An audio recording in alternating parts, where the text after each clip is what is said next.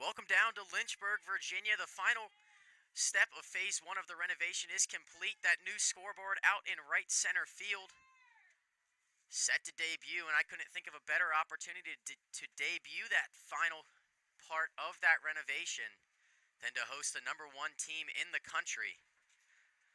Lynchburg, however, no slouches themselves, ranked 16th in the country for the first time this year. Their first time being ranked since 2022. Kaylee Dorsis gets the start in the circle this afternoon for the Hornets in game one of this doubleheader. Leading off for Salisbury is Natalie Paoli. Swings and misses on a pitch on the outside edge, and she's quickly behind 0-2.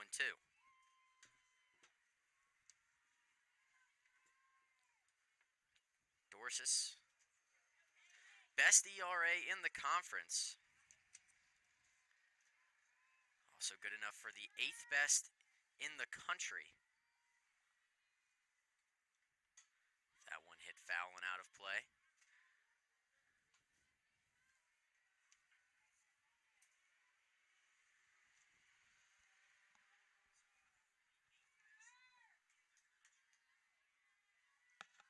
(0-2) still the count here. No outs in the top of the first.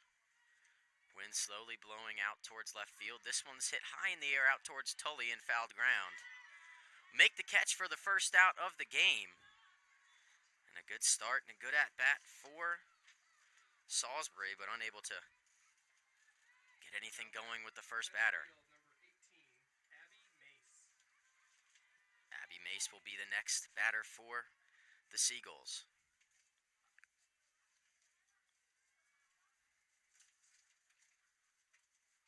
First pitch from Dorsis taken. Called strike one.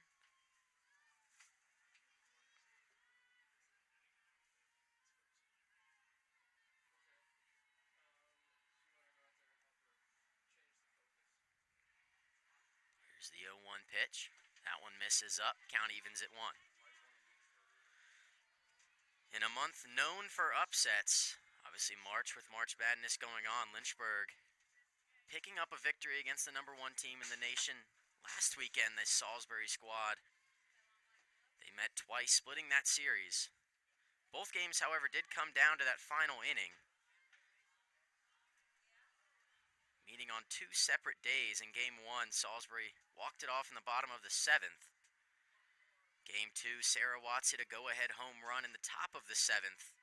Give Lynchburg that 3-2 win, their first victory over a number one team since that 2019 regional, where Lynchburg took down Virginia Wesleyan twice.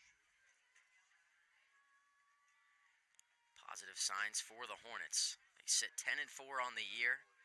Salisbury comes into this game 19-1. That lone loss obviously coming to the Hornets, but Lynchburg kind of entering a gauntlet of their schedule here. Hosting number 1 Salisbury for 2 games today. They'll host Virginia Wesleyan, the number 6 team in the country, on Saturday. It'll be the code red game for Lynchburg. Here's the payoff pitch from Dorsis. Hit high in the air out towards right field and foul ground. Powell coming on, unable to make that diving catch. Mace does well to stay alive here in this long at-bat.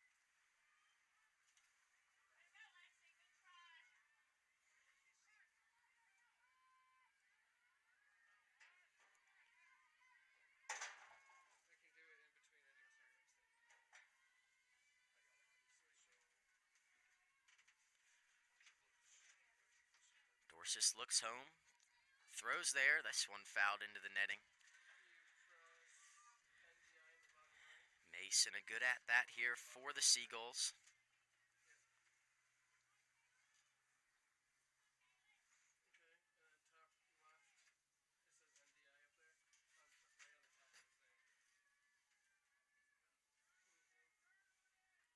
(3-2) pitch lined out towards left field. That one's going to get down for a base hit, get all the way to the wall. Mace rounds first, heads to second. She'll be in standing.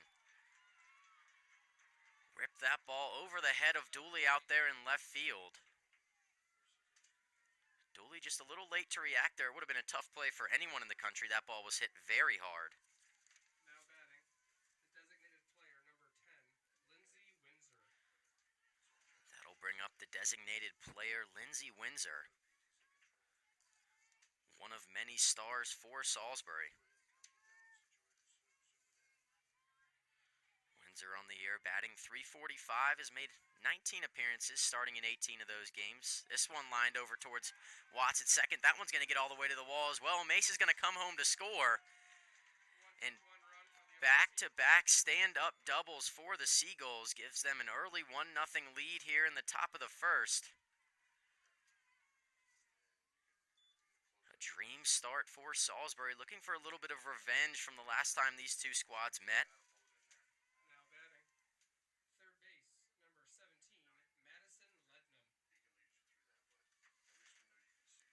That'll bring up Madison Lednam for the Seagulls. A little mound meeting here between Herman and Dorsis.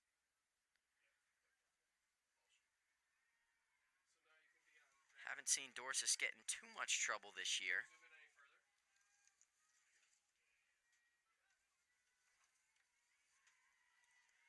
Maybe a little bit of a wake-up call, and only their third home game.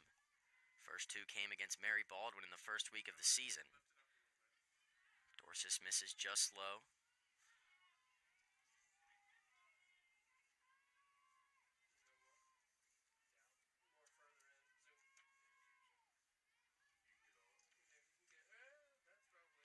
Lednam leads the team in batting average, batting .417. Takes that pitch high, does well to lay off.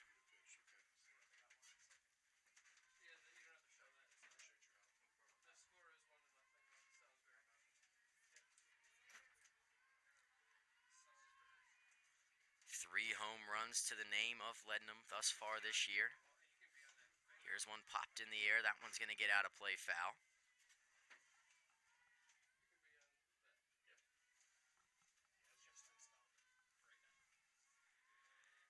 Checking out that new center field camera there.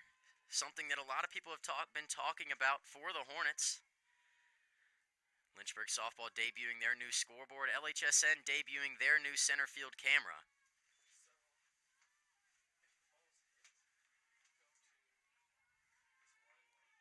A lot of renovations here on Moon Field.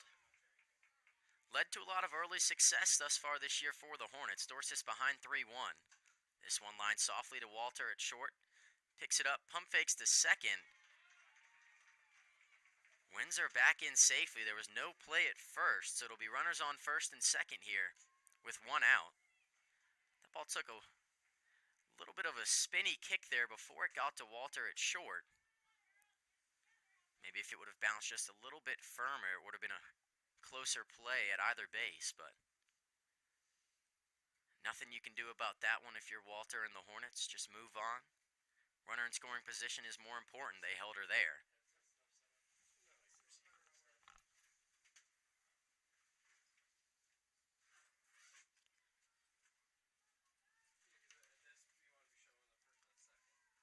The last time these two teams met, Hornets obviously pulled off that victory. Sarah Watts earning National Player of the Week. Angela Sparandeo earning National Pitcher of the Week. Clean sweep for the Hornets in that category.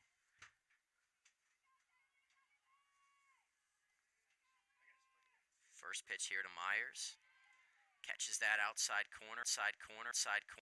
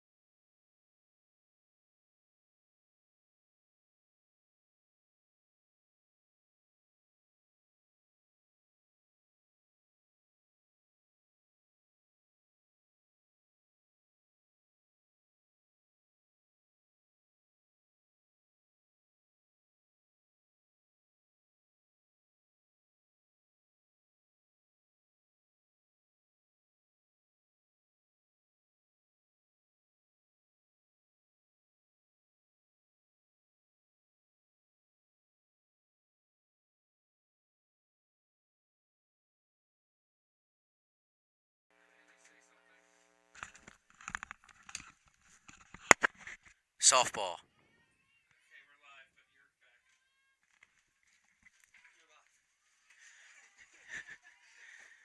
Welcome back to Moonfield. A little bit of audio troubles there in the bottom half of the first. Lynchburg goes 1-2-3 anyway. Shout out Tim LaDuca. Some quick audio and camera handyman work there. This one softly flown out towards Walter. Shading back into that left field grass makes the catch. But you know, this mobile LHSN press box here behind home plate. In between renovations here at Moonfield. However, even though we're just in the mobile press box back here, still one of the nicer ones in the division, able to put on a lot of very quality broadcasts here on LHSN. There's going to be quite a few today. Baseball over on Fox Field at 3 o'clock, and women's lacrosse playing tonight as well. It's a busy day for LHSN. It's a busy day for Tim LaDuca, so hopefully doesn't have to fix too many more cameras. Charlton ahead 1-0. This is that one just low. One strike. Are you in the second inning now as well? Yes. No, I was talking around. 2-1 is the count. Here's that pitch home. This one flown out towards left field. It's going to be a tough play for Dooley, especially because it went out of play. That count's going to even at 2. Good fight here from Charlton. Right fielder at the plate for the Seagulls, Jillian Dawson. This is one of those lineups that is just about as deep as you can get it.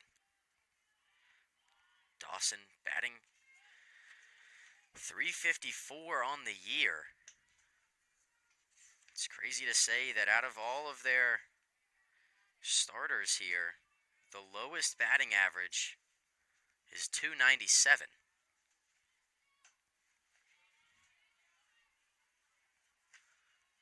Still early season, but Salisbury playing 20 games. Scoring at one of the highest clips in the country. Just short of 7 at 6.95 runs per game.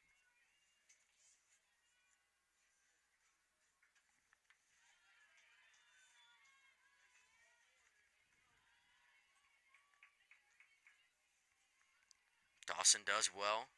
Stay alive in this count. Count moves 3-2. Seagulls moving. Having a lot of deep counts. This one staying alive once again. Fouled right over that home dugout of the Hornets.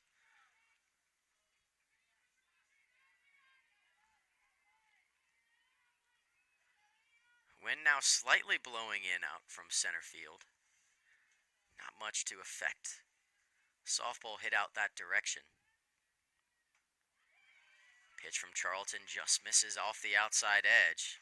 And a one-out walk here from Dawson and the Seagulls. Now batting, shortstop number 5, Natalie Paoli. That'll bring up Natalie Paoli, the shortstop. Made a nice catch on that line drive that was hit out to her at short to end that bottom of the first inning for the Hornets. Ryan, give me a home hit +1 to get it to 0.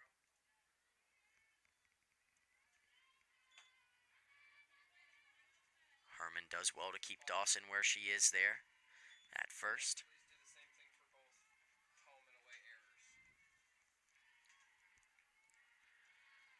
Lynchburg debuting that new scoreboard. Edit, error 0. Charlton misses just off the outside edge. Another ball. Count moves to 2-0.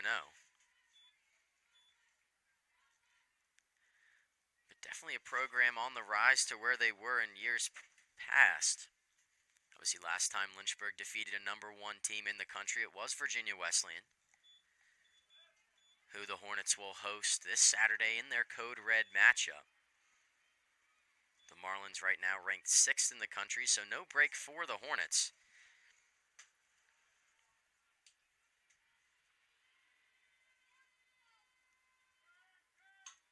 well, grounded to Walter at short. She'll throw it on to second. And a 6-4-3 double play taking away there from that first base umpire. Looked like it might have been beaten out. Good stretch by Tully, just not in time on that throw from Watts. That'll get the second out of the inning. Now batting, center fielder, number 18, Abby Mace. Walter did well to make that play a little bit closer than it should have been, and Watts, a great turn and throw on to first, but nothing doing, and you don't really want to give Salisbury extra opportunities if you can put them away. That's something you'd love to do, considering that they take advantage of those opportunities quite often. Mace takes that pitch just high, gets ahead in the count 2-0.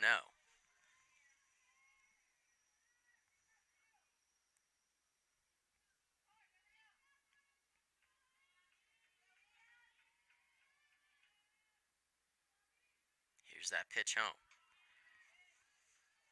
That one chopped back into that new padding behind home plate.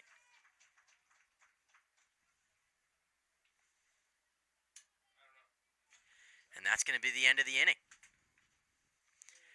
3 outs there in the top of the second. It's 3-0 Salisbury leads. Lynchburg maybe catches a break. We'll head to the bottom of the second inning. 3-0 is our score on LHSN.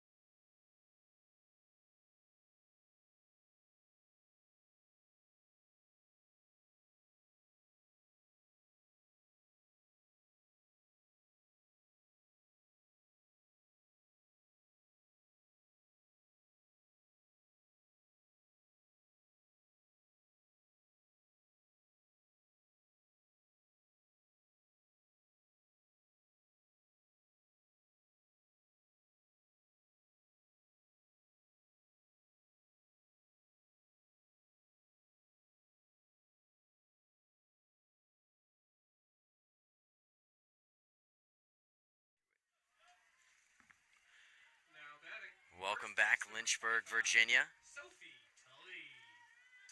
Top of the second confirmation from that home plate umpire was the runner on first left early.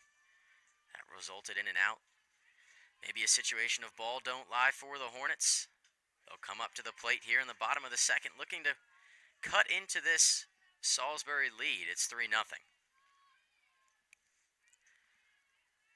Sophie Tully, first baseman, comes up to the plate. Behind in the count, 0-1.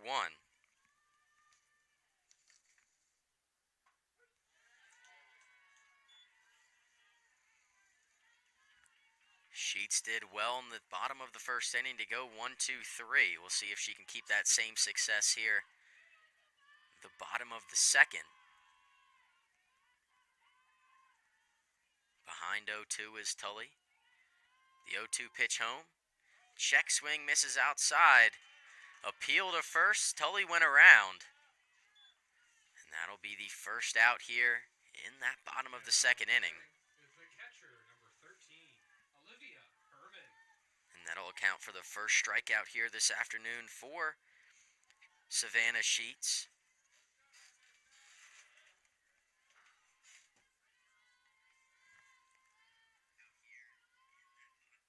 This one hit high in the air out towards center field. It's Mace. Makes the catch in that left-handed glove, and that'll be the second out here. So, 2 quick outs to start the inning for Salisbury. And maybe a good matchup here for the Hornets, someone who started out really hot to start the year.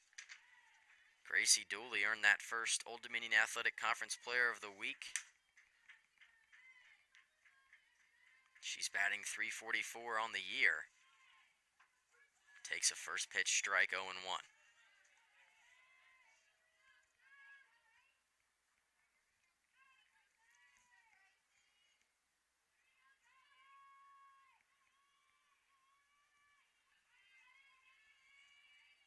Sheets taking a little bit longer on this pitch. Throws the 0-1 home, swinging and missing on an inside pitch is Dooley. Will quickly move that count to 0-2. Lynchburg struggling a little bit on the offensive side thus far.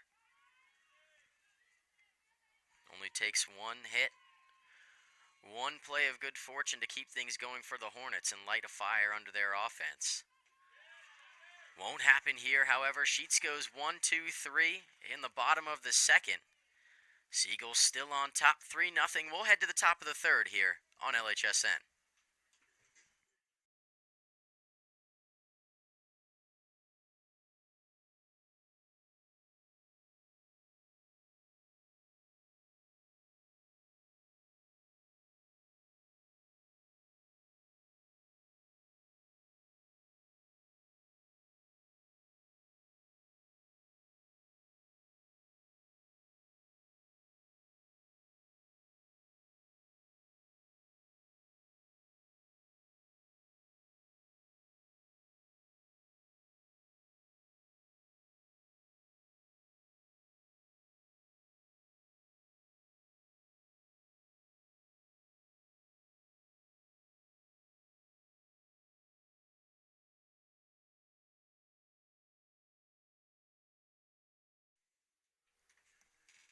Now batting for Salisbury, the center fielder, number 18, Abby Mace.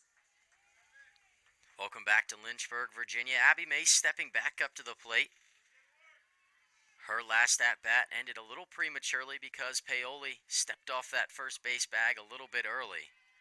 Resulted in that third out in the top of the second inning, but Salisbury looking pretty good to this point. 3 runs in the top of the first. 3 hits in that same inning. Looking like the number 1 team in the country coming out, getting a really hot start here on Moon Field. Charlton still in the circle for the Hornets. Gets ahead 0-2 here.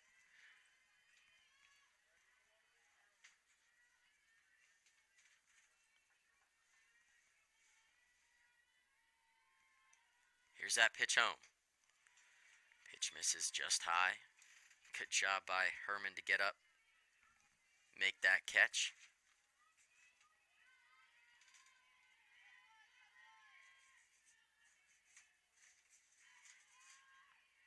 This one hit high in the air out towards Powell in right field. That one off the base of the wall on a bounce. It's going to be rounding second as Mace into third safely. Abby Mace showing off her speed. And a dream start to the inning for the Seagulls. Get a runner on third base in scoring position with no outs.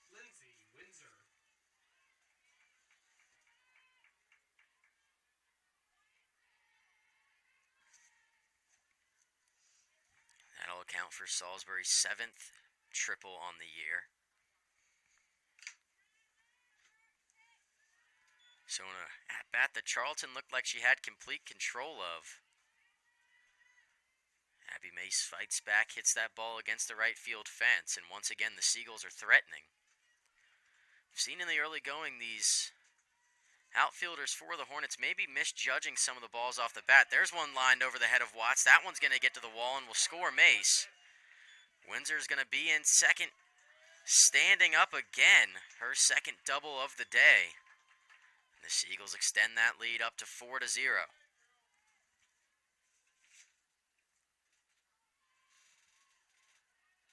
Now batting, third baseman number 17, Madison Lednum. That'll bring Madison Lednum up to the plate.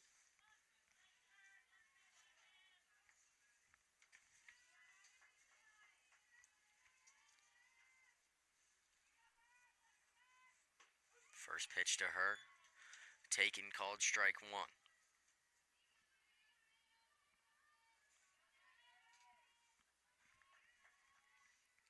Lednum on the year, leading the team in batting average at .417. Good off-speed pitch there from Charlton, locates it. Gets that called strike, moves the count to 0-2. Lynchburg looking to grab a little bit of momentum, maybe getting out of this jam. Runner in scoring position, no outs here in the top of the third. One runner has already come across.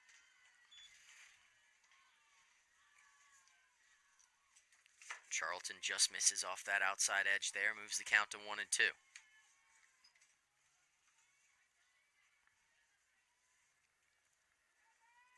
The pitch home. Lined out towards center field. It's going to be Hackett fielding. Rounding third is Windsor. She'll come home. The throw, not in time. And Salisbury will extend that lead up to 5-0. A good piece of hitting there from Madison Lednam. Moves her to 2 and 2 for 2 on the day. Both of those being singles. Salisbury off to a very good start. Dawn Simmons is going to come out, have another conversation with that home plate umpire. We're going to see another pitching change. It's Charlton out, Bree Carter in for the Hornets. When we come back on LHSN, we'll see the remainder of the top of the third inning here from Moon Field.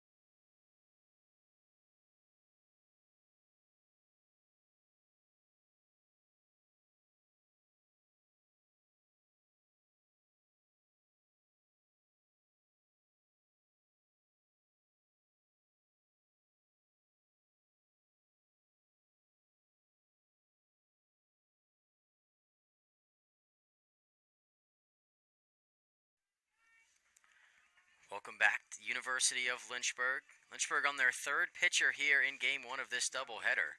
First base, number 6, Lauren Myers. Dorsis was taken out in the top of the first after getting only one out. Charlton removed here in the top of the third. Bree Carter gets a soft hit ball out towards Walter. A good diving catch there for the first out. Good start there for Carter in the circle.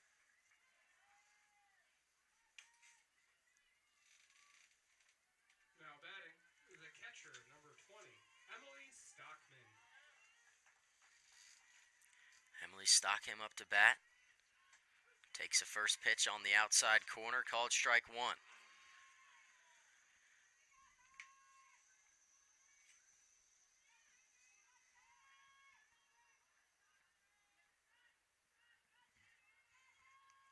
Salisbury enters this game with a 19-1 record.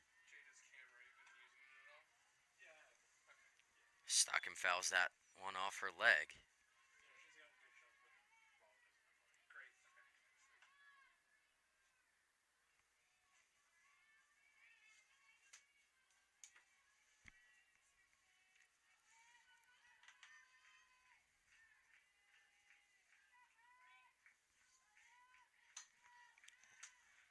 The 0-2 fouled out a play over the netting.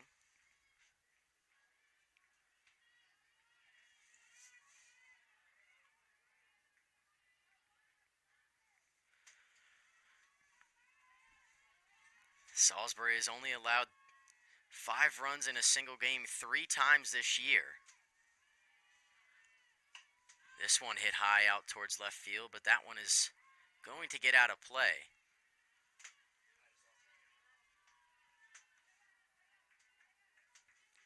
Dooley was giving chase in left field into foul territory, but nothing doing there for Dooley. If Lynchburg is going to win this game, they're going to need to do something that no team has done against Salisbury this year. As there's a ground ball over towards Walter at short. She'll throw it on to first. Not in time, however. Tough play is going to be ruled as a hit for the Seagulls. Would have been a tough throw to make regardless. But the pace there of Emily Stockham got her over to first base, advanced that runner over to second. Madison Lednam standing in scoring position.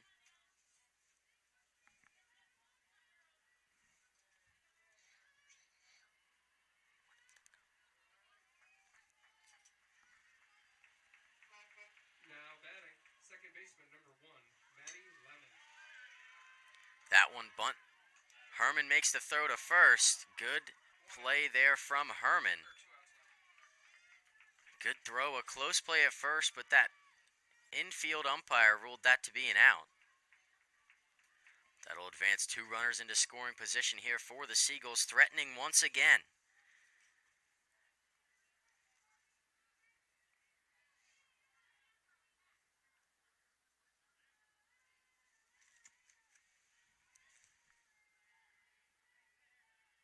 It'll bring Sam Flowers to the plate. First pitch catches the outside corner. Now batting, left fielder number 8, Sam Flowers.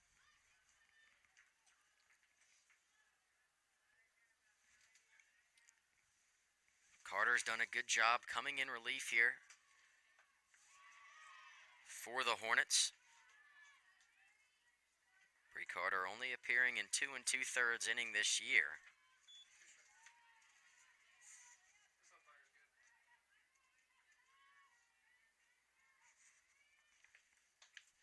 That one just misses up and away. Maybe trying to get the batter to chase a little bit there is Carter, but good to lay off that outside pitch. Here's the 1-2. Hit high and out of play behind home plate.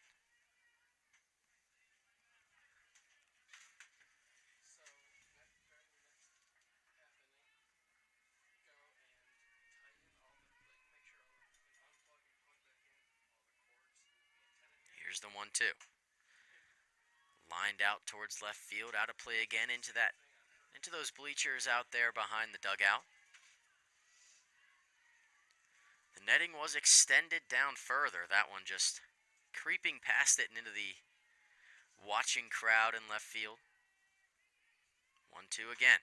This one hits softly out towards center field. Coming in is Hackett. Calls for it, makes the catch for the 3rd out of the inning, and only 2 come across for the Seagulls, who were threatening once again. However, that extends that lead up to 5-0 for the visiting Salisbury. We'll be back with the bottom of the 3rd inning on LHSN.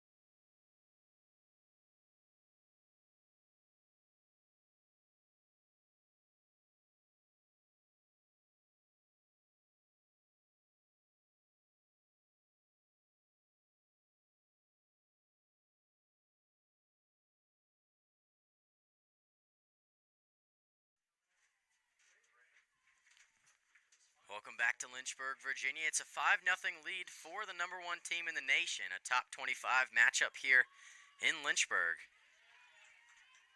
Cundiff swings, maybe fouls that one back behind home plate, but it's been 6 up, 6 down for the Hornets through the first 2 innings.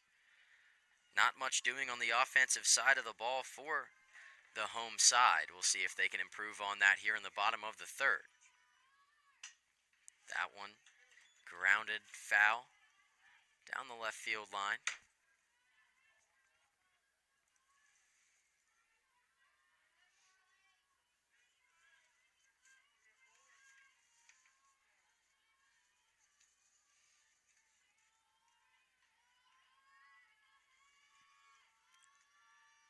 Here's the 0-2. That one shot back towards Sheets. She'll pick it up, throw it on to first in time to retire Cundiff. Now batting, center fielder number 19,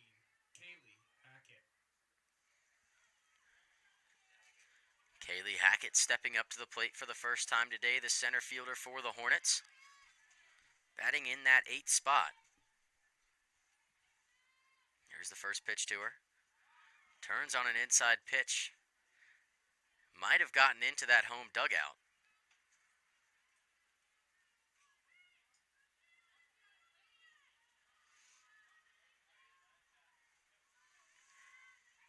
Lynchburg behind 5-0 here in the bottom of the 3rd.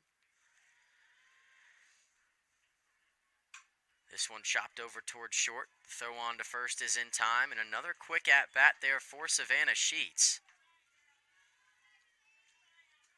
Lynchburg has done a better job of putting the ball in play. Number 10, Lexi Powell.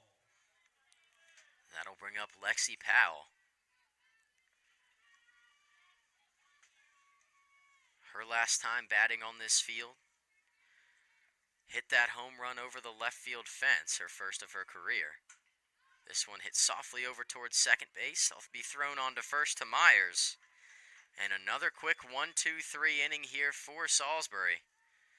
They'll get their bats back up to the plate here in the top of the 4th when we return on LHSN.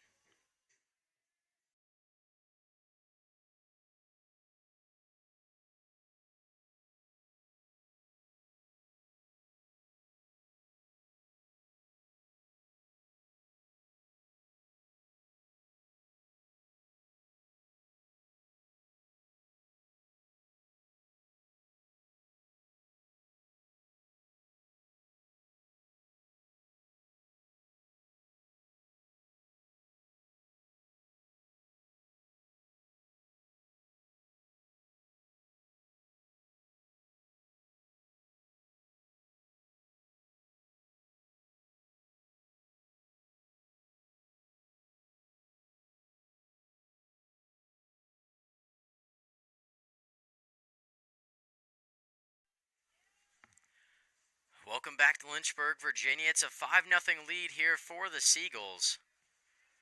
As we head into the top of the 4th inning, it's still Bree Carter in the circle for the Hornets. And stepping up to the plate for Salisbury is going to be number 2, Jillian Dawson.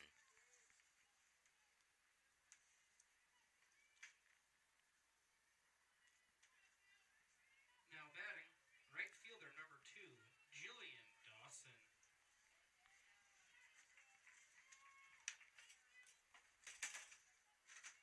First pitch from Carter misses off the outside edge. Dawson batting .354, started in every game she's appeared in. Bring it this way. Yeah, you gotta plug into it. All 20 for the Seagulls. She'll slap that one into the netting behind home plate, foul.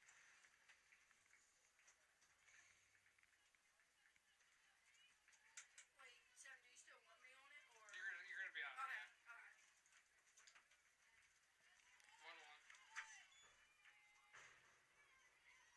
Here's the 1-1 pitch.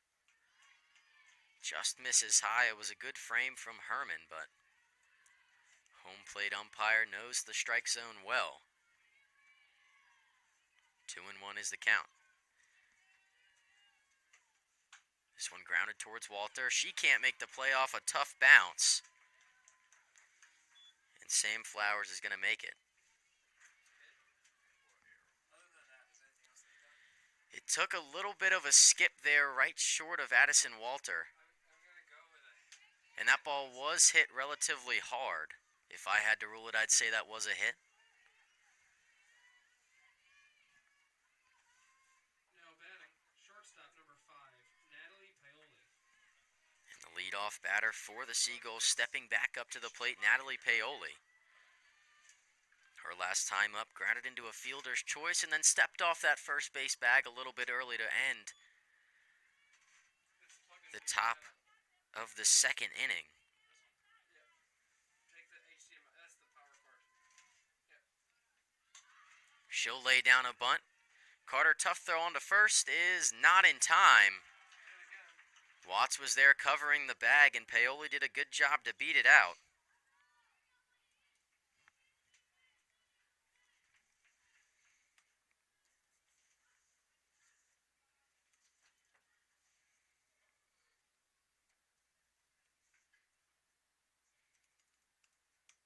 So back-to-back no-out hits here for the Seagulls in the top of the 4th inning.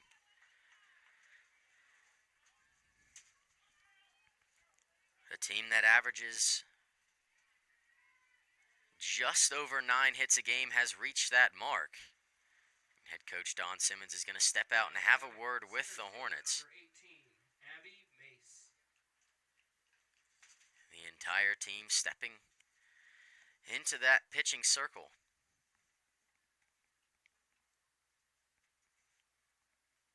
And with the Seagulls threatening 2 runners on right now with no outs.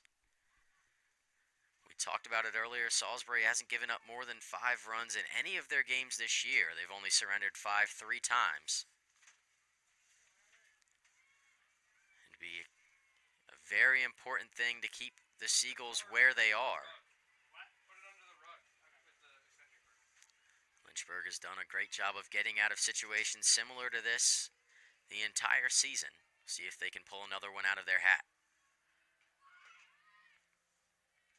Abby Mace showed bunt on the first pitch, but pulls it back.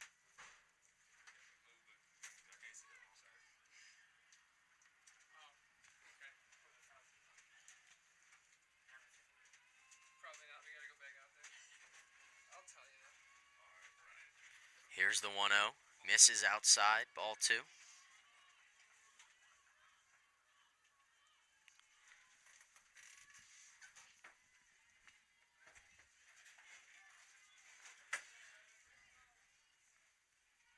Lynchburg searching for something on the defensive end. And a good pitch there from Carter. Off speed catches the bottom quarter of that zone.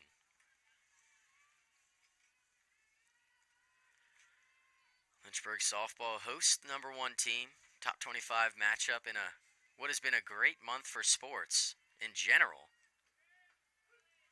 Carter gets that second one across, 2-2. Last night, World Baseball Classic finished up. Baseball fans' dream scenario to finish the Classic, Shohei Ohtani pitching against Mike Trout.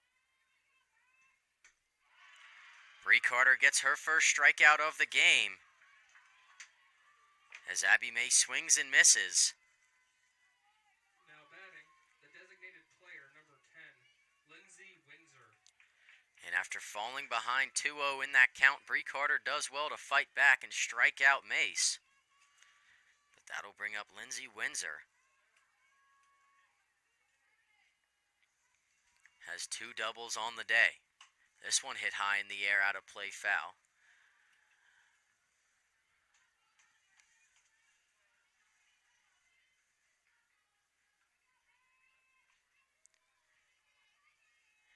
Mace has the power, and Salisbury has the power as well. And what is a relatively strong conference, the Coast to Coast Conference. Throw on to third there, not on target. It'll be a stolen base, and then Jillian Dawson comes home to score. Olivia Herman had to stand up and maybe try to make that throw avoid the batter, Lindsay Windsor, but throw was a little low, didn't take the high bounce that Cundiff expected. And that double steal there from first and second works to perfection.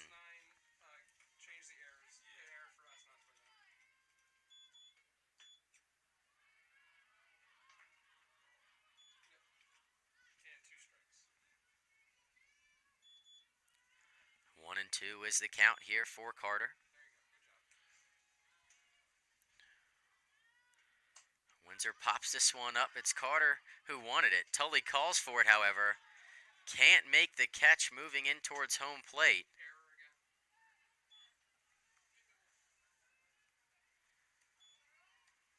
Was very adamant about calling for that ball. Had it in her glove for a split second and then bobbled it just a little bit.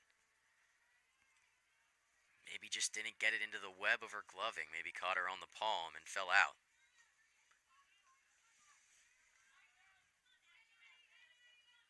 So 2 runners on for the Seagulls, just 1 out.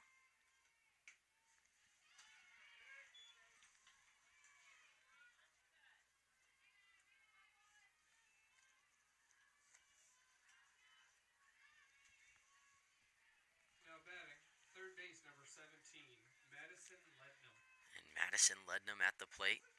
Takes a pitch on the inside corner for a called strike one, evening the count at one.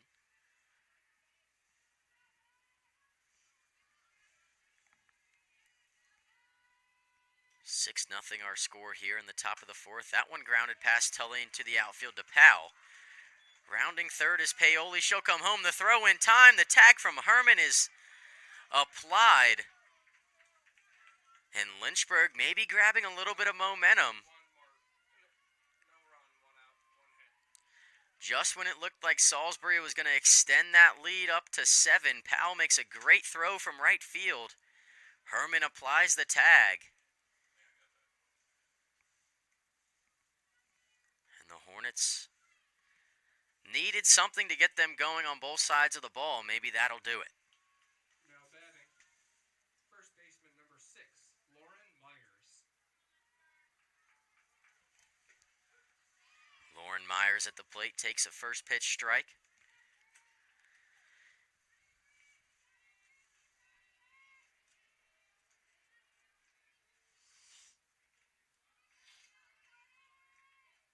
Here's the 0-1 pitch.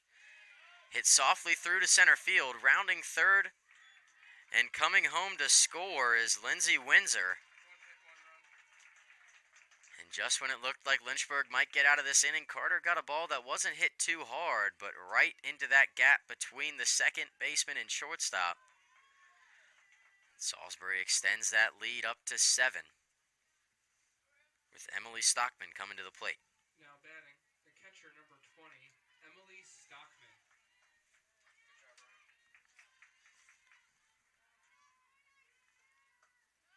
Stockman swings and misses at an inside pitch. Carter's done well to get ahead in many of her at-bats today. Just Salisbury, after seeing a few pitches, is very comfortable, especially fighting back.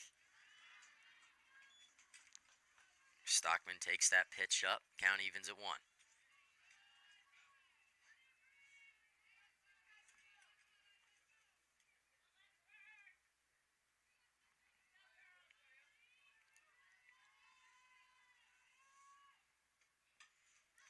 That one fouled back into the netting. Brings that count to 1-2. An important pitch here for Carter. With 2 runners on here, 2 outs in the top of the fourth, could grab a little bit of momentum.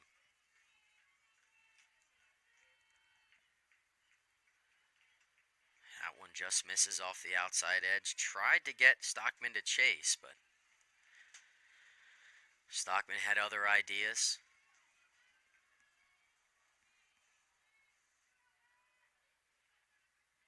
The 2-2 pitch.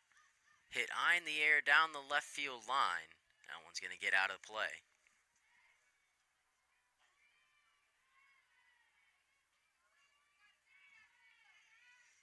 Standing on second for the Seagulls is Madison Lednam.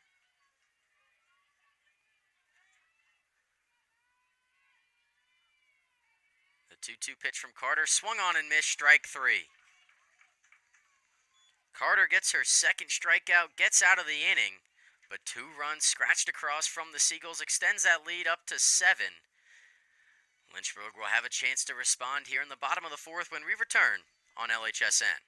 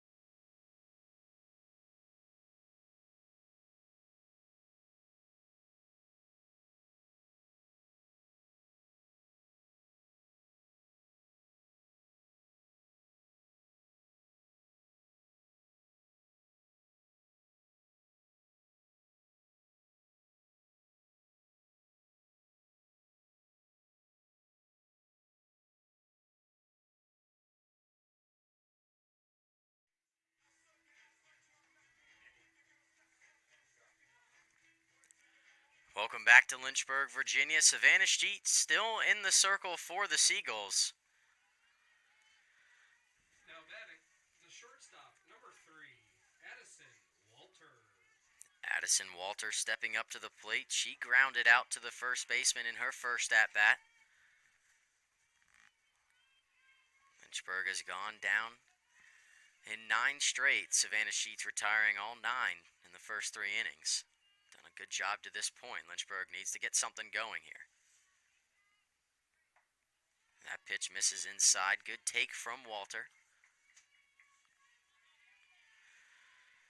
We've seen Walter bat in a couple different spots this year. Last time the Hornets were here almost a month ago, she batted back in that 8th and 9th spot. That one hit softly, and a foul ball is called. Almost reminiscent of the first at-bat that Walter had.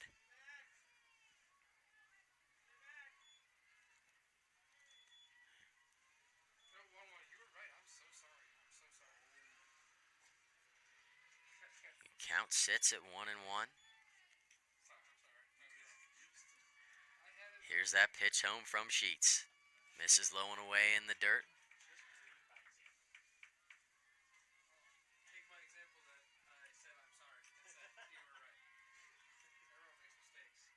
You gotta see the first inning. I was in that.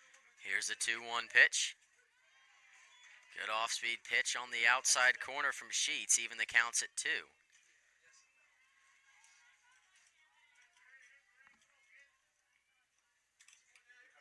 Wind blowing in softly from right field. Here's the 2-2 pitch. Hit high in the air out towards the second baseman. Calls for it, makes the catch. There is Lemon. And that's 10 straight retired here for Savannah Sheets. Now batting, designated player number 6, Carly Hudnall. Carly Hudnall steps up to the plate.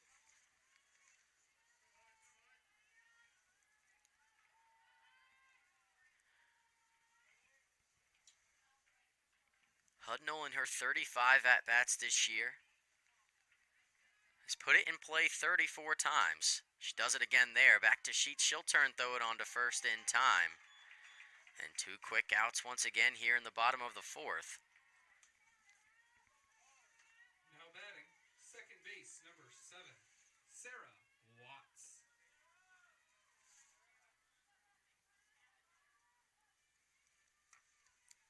Sheets has done a good job of fielding her position there in the circle today.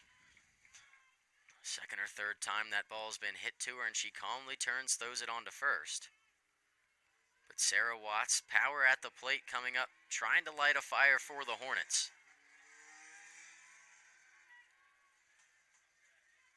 The National Player of the Week had a great showing at that Seagull Classic up in Salisbury.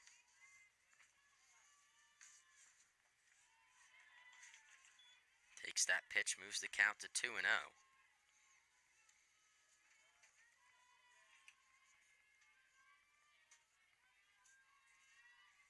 When these teams last met, when Lynchburg took that victory, Watts went 3 for 4. Scored twice. Had 2 RBIs. One of which was that go-ahead home run. The top of the 7th inning.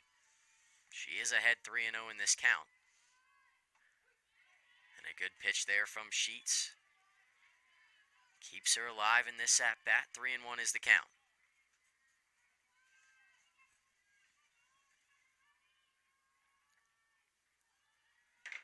Lynchburg searching for their first base runner. Watts lays off. They'll earn that first base runner off a pitch just off the outside corner. Watts gets a walk. First base, number 25, Sophie Tully. And maybe that'll start something here for the Hornets, their first base runner. But positive thing for Salisbury is that it comes with 2 outs in the inning.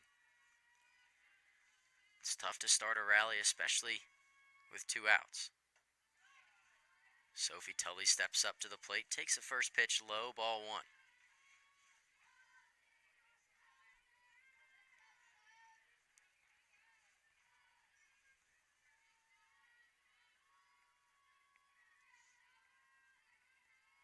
Here's that 1-0 pitch to Tully.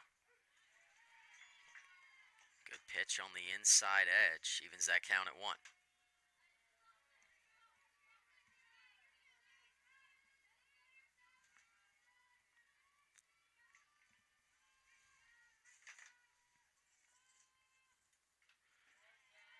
Tully fouls a pitch off the outside corner. Move the count to 1-2. Tully batting .353 on the year. Didn't appear in the first series of the year against William Peace, but since then has started at first base in every single game.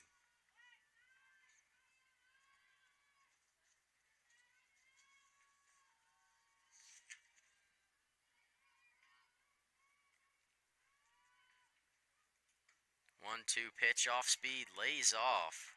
Just misses off the outside corner.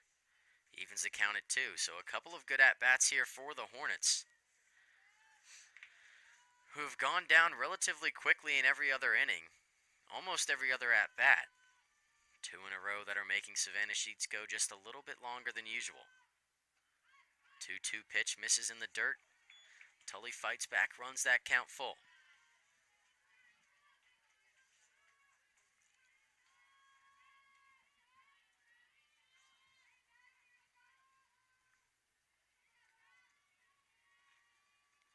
The payoff pitch misses low and inside. It looked like it was located well. Home plate umpire thinks otherwise, and for the first time today, Lynchburg is going to have a runner in scoring position. And we'll see a pinch runner here. It's going to be Skylar Sams. Ladies and gentlemen, your attention please. Now pinch running at first base, number 28, Skylar Sams. And in the box for Lynchburg, the catcher, number 13, Olivia Herman. We've seen Sams in this position a couple times this year. She has the pace. And Watts, standing in scoring position at second, also has the pace as well. You have to think anything hit into the outfield here from Olivia Herman is going to at least make a play at the plate. Herman lays off that pitch. It just catches the inside corner.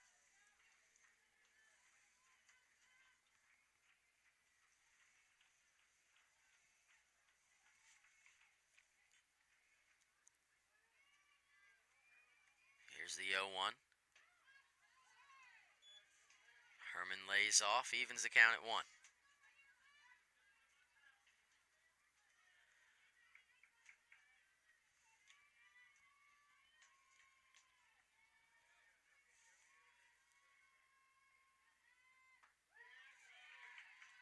Savannah Sheets painting that inside corner once again.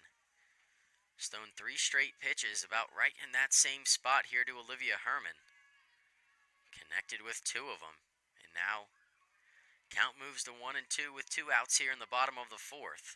Sheets looking to shut down the pressure from the Hornets. Herman lines one over the head of the third baseman. That one just foul.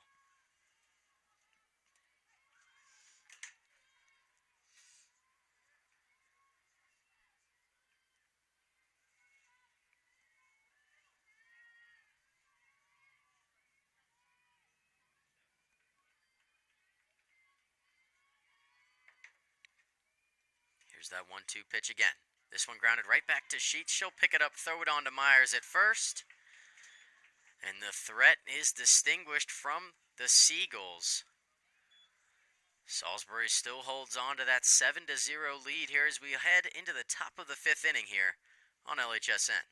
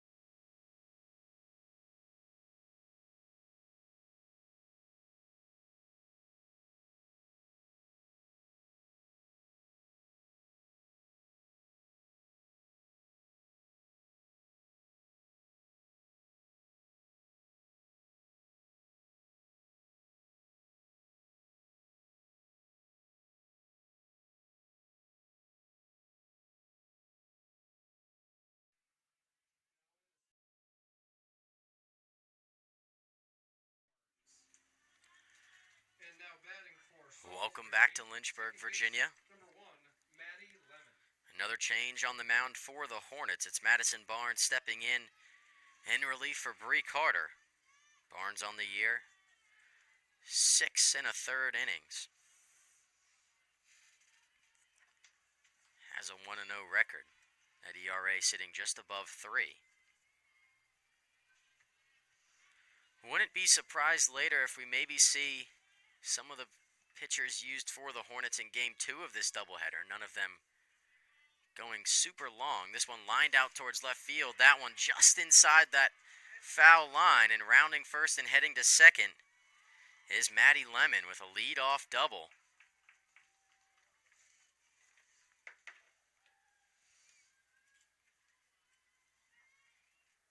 Now batting, left field, number 8, Sam Flowers.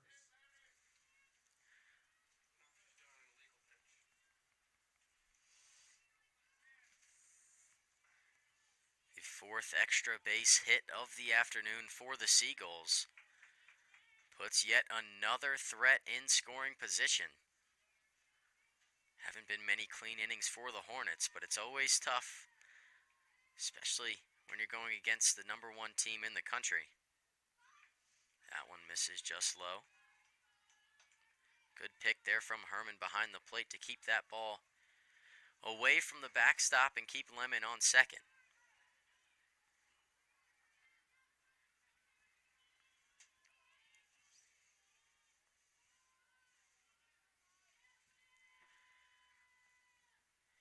Here's the 1-0 pitch. That one misses just outside. Count moves to 2-0.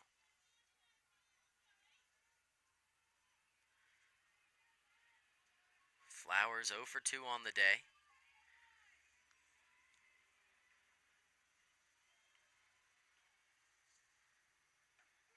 The 2-0 pitch gets across there from Barnes.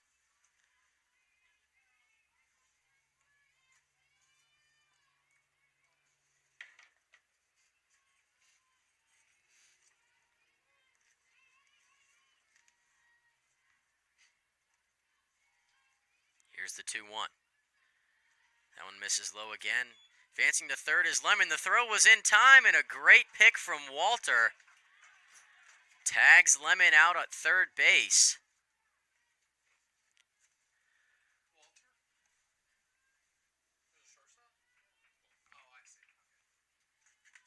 Addison Walter did well to step over and cover the third base bag.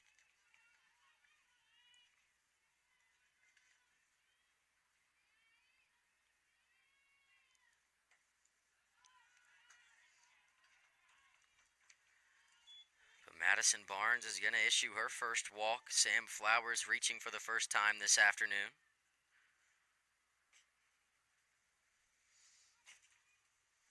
Now batting, right fielder number 2, Jillian Dawson.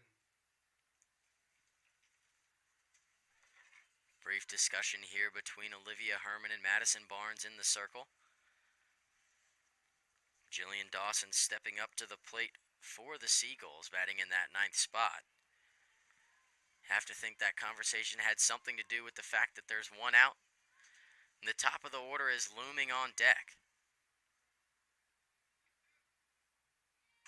There's a pitch popped up in the air. It's Walter making the catch in her position at short.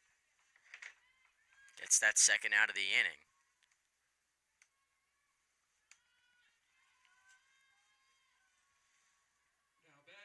Shortstop, number 5, Natalie Paoli. And that'll bring up Natalie Paoli to the plate. 1 for 3 on the day, singled in the 4th. Later scored. First pitch to her, grounded foul.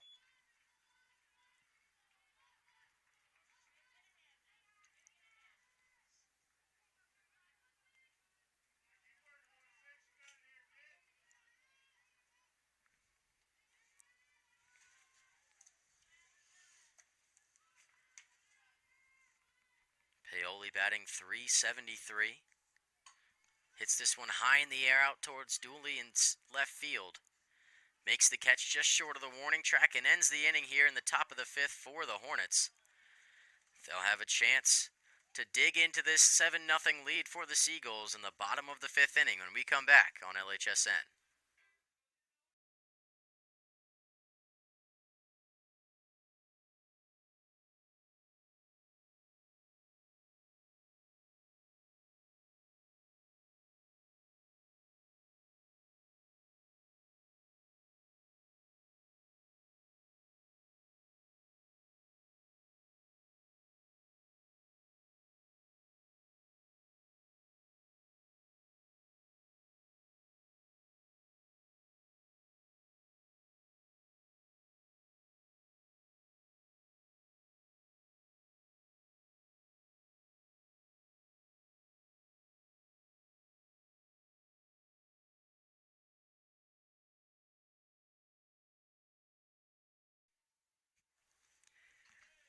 Welcome back to Lynchburg, Virginia. Savannah Sheets still in the circle for Salisbury. Gracie Dooley stepping up to the plate for the Hornets. Lynchburg got 2 base runners courtesy of 2 walks in the last inning. Weren't able to capitalize. It was Watts and Tully reaching. Now some power coming to the plate, and Gracie Dooley made that catch to end the top half of this inning. This one lined down the left field line. That one is just going to creep foul. Landed about 1.5 to 2 feet in foul territory, just on the edge of the warning track in left field.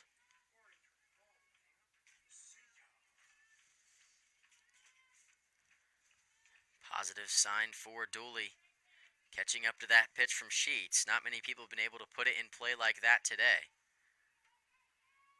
Here's the 0-1. Lays off a pitch in the dirt. Evens the count at 1.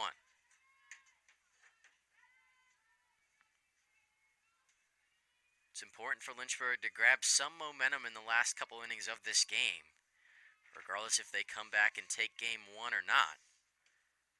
Obviously, these double headers, more of a marathon than a sprint. And if you split with the number 1 team in the country, especially being ranked number 16, you have to imagine that's going to raise some eyebrows around the country, especially in the Old Dominion Athletic Conference. This one ripped down the right field line, heading back to the right fielder, but that ball is out of here. Gracie Dooley, the first hit of the game for the Hornets, is a home run over the right field fence. And Savannah Sheets looks human. Gracie Dooley picks up yet another home run this year. That one her second, first one coming in the opening series.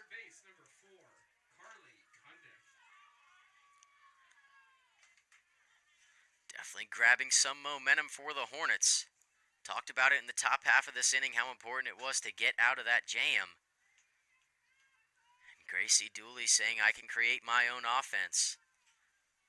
Brings that lead back to 7-1 for the Seagulls. Cundiff lays off a pitch up and in.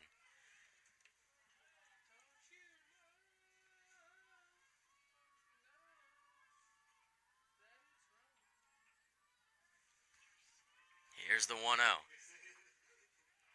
Cundiff lays off a very similar pitch. That one called for a strike, however, evens the count at 1.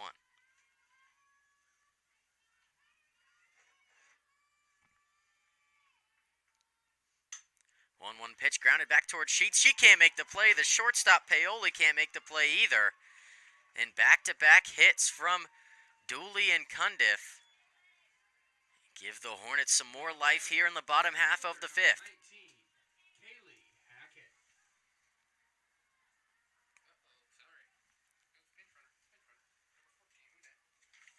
Georgia Thompson is going to be the pinch runner here for Carly Cundiff. Ladies and gentlemen, your attention, please. Now pinch running at first base, number 14, Georgia Thompson. Freshman from Chesapeake, Virginia. We might see another change here, but on the side of the Seagulls.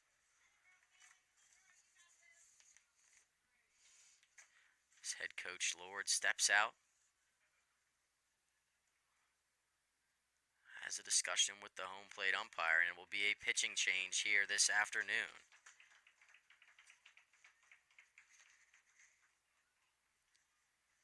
So Savannah Sheets' day is over. Lindsey Windsor is going to take over on the mound for the Seagulls. We'll see how she fares when we come back on LHSN.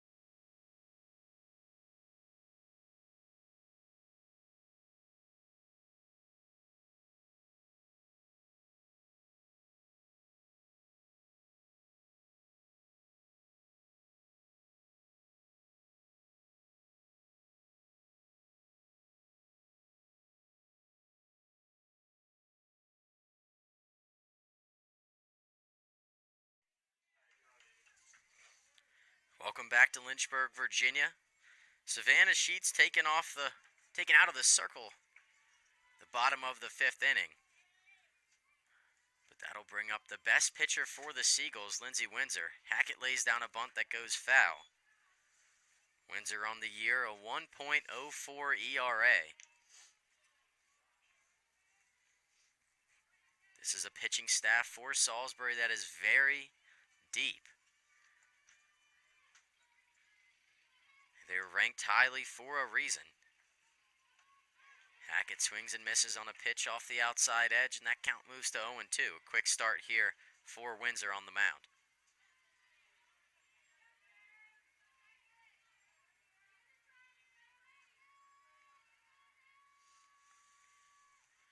The 0-2 pitch to Hackett. Lays down a bunt. That one goes foul. And that's going to be the first out here in the bottom of the 5th inning for the Hornets.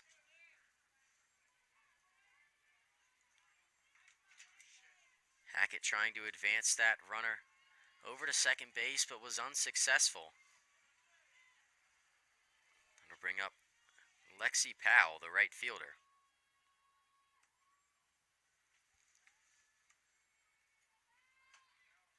She looks to lay down a bunt as well.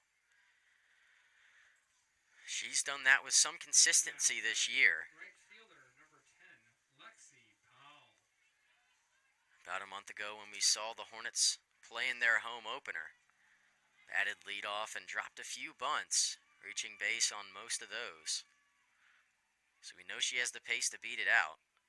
Playing in a little bit shallow is the first baseman, Myers.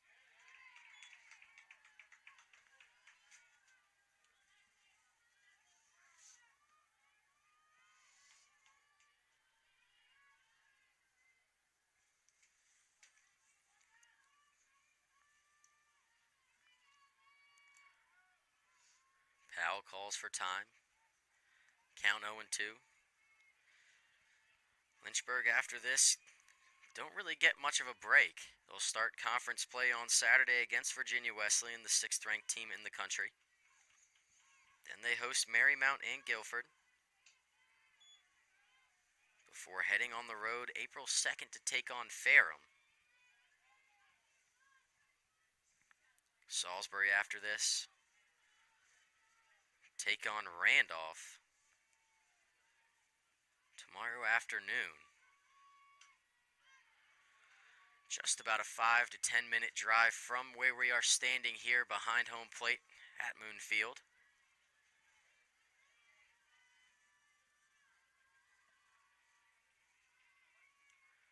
Powell fighting back, evens the count at 2. Here's that pitch. Swung on and missed on a pitch up in the zone. Good job there from Windsor on the mound. And we'll see a pinch hitter here. Pinch hitting for the Hornets, number 15, Ruby Stewart. I shouldn't have announced it before. Ruby Stewart's going to be that pinch hitter.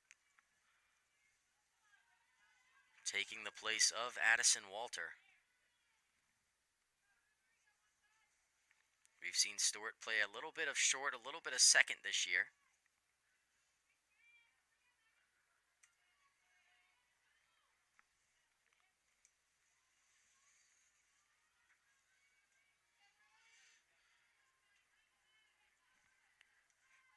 First pitch fouled back into the netting.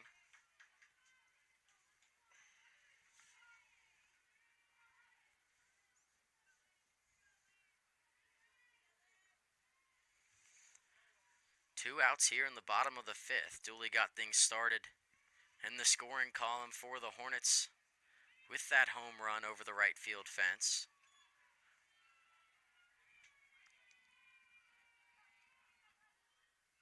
And then it was Carly Cundiff reaching on a single. Got them their second hit of the game. Georgia Thompson, the pinch runner, stands on first. The 1-1 just catches the inside corner on Stewart. Moves that count to 1-2.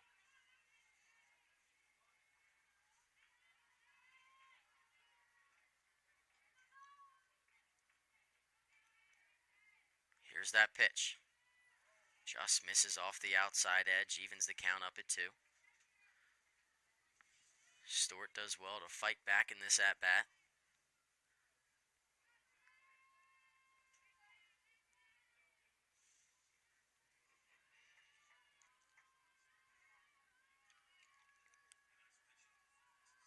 The 2-2 pitch from Windsor. Called strike 3. And once again, that fire from the Hornets distinguished just a little bit, but they do scrape across one, courtesy of a Gracie Dooley home run. Lynchburg trails 7-1. We'll head to the top of the 6th inning here on LHSN.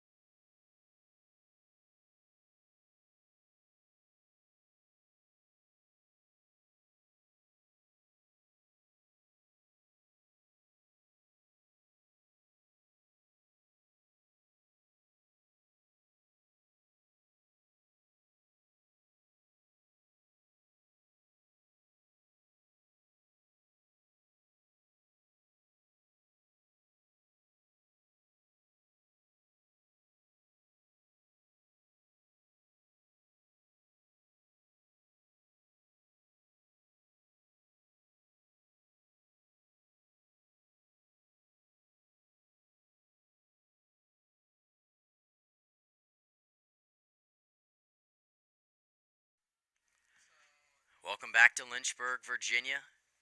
Madison Barnes still on the mound for the Hornets. An infield change. Addison Walter, who was pinch hit for by Ruby Stewart, is going to step out and play short for the Hornets. Everything else staying the same for the home side.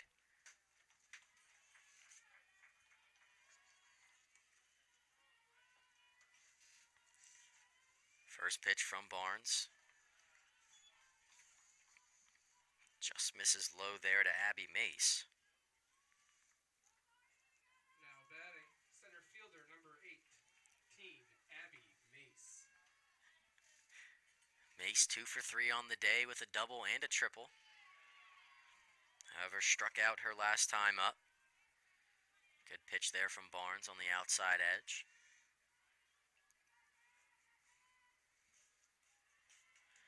Lynchburg baseball underway across campus. Barnes misses just high. Conference play starting for the Hornets as the baseball team takes on Virginia Wesleyan.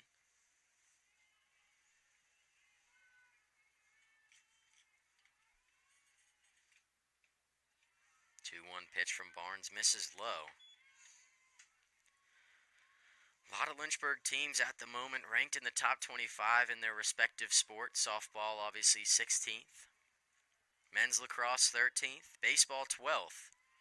And Entering the top 25 this week, men's golf at 23rd. Abby Mace is going to reach on a walk there.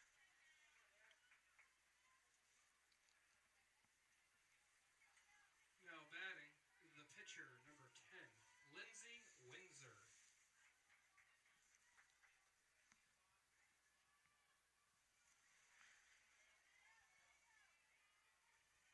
Windsor stepping up to the plate.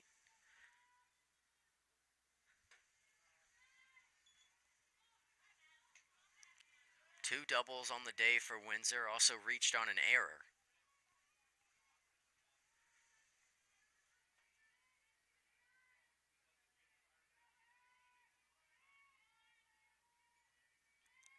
Here's the 1-0 from Barnes. Misses low in the dirt, stealing his Mace. No throw from Herman. Puts another runner in scoring position for the Seagulls with no outs here in the top of the 6th.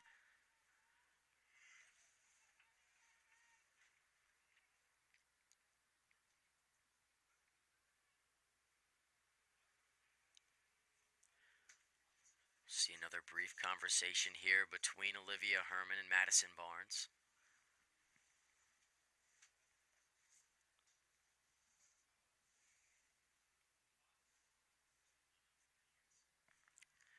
Graduate student to freshman. Herman obviously has a lot of experience playing for this side. Barnes just stepping into this role in her first year. That pitch to Windsor fouled off the hand of Herman. She's shaking that off.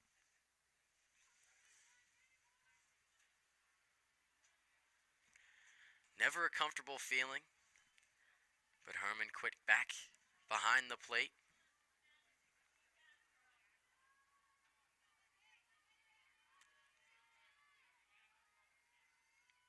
Two-one is the count. Mace stands on second. Here's the pitch home. Hit high out of play behind home plate.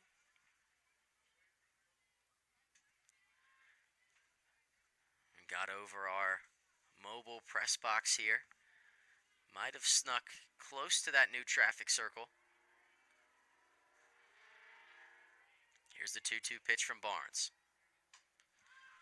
Hit high in the air, in foul territory. Tully calls for it, makes the grab. Mace faked that tag like she was heading to third. Instead, she'll retreat back to second base, and Tully maybe avenging that catch from earlier. Asserting that she wanted to make that grab and does. Third base, number 17, Madison Lednum.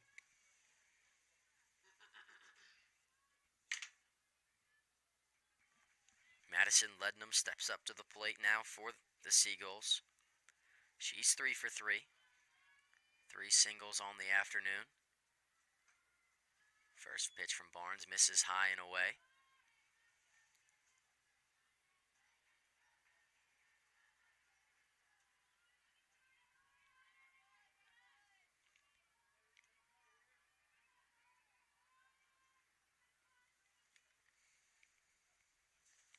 Here's the 1-0. Misses just low. He brings that count to 2-0.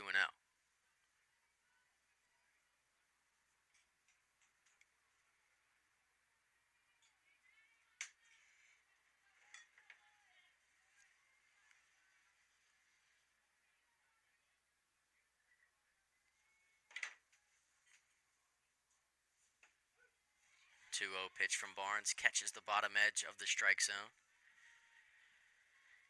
In a game that was moving relatively quickly through the first few innings, has come to a screeching halt here in the bottom of the 5th and top of the 6th.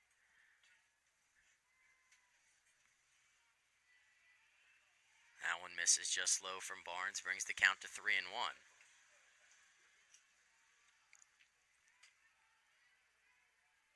Talked about these doubleheaders being a marathon as opposed to a sprint, and both these teams really showing that at the moment.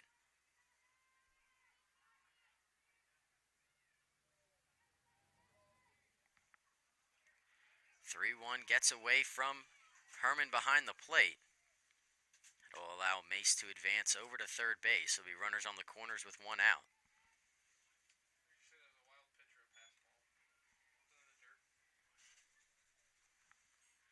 And we will see another change here for the Hornets. Madison Barnes out.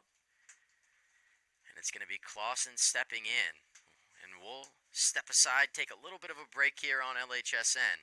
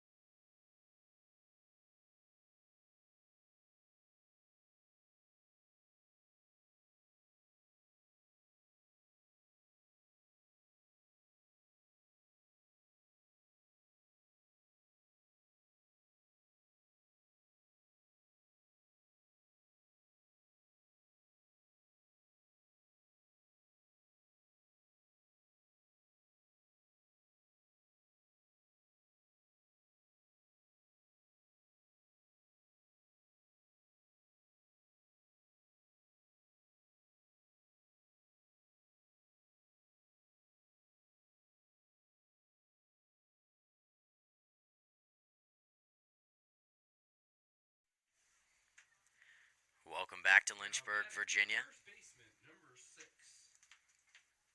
Lauren Myers. Lauren Myers at the plate, and Amala Clausen stepping in to pitch for the Hornets. Has not seen much action in the circle for the Hornets. Only one inning pitched, but in that inning gave up 1 hit, no runs, so the lowest ERA on the team. Getting some experience in that circle this afternoon. Runners on the corners here. First pitch from the left, he catches the outside corner, 0-1.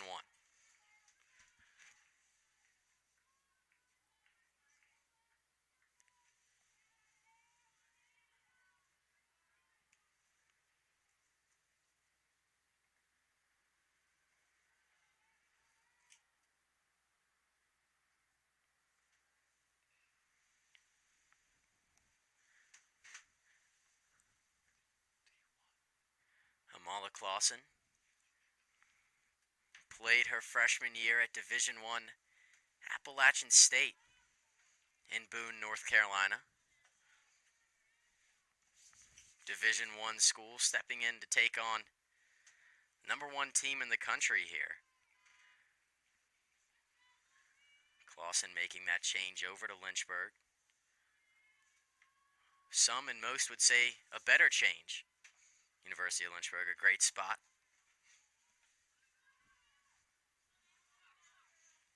Throw home there. Tried to get the double steal. Herman applied the tag. A play that we've seen work quite often for the Hornets. Backfires there for the Seagulls, and yet another play at the plate. A great tag from Herman. Without her, a couple of throws over, getting some steals, making some tags at home, this game could be a lot different. So instead of runners on the corners, 1 out, it's runner on second with 2 outs. 1-1 from Amala misses high.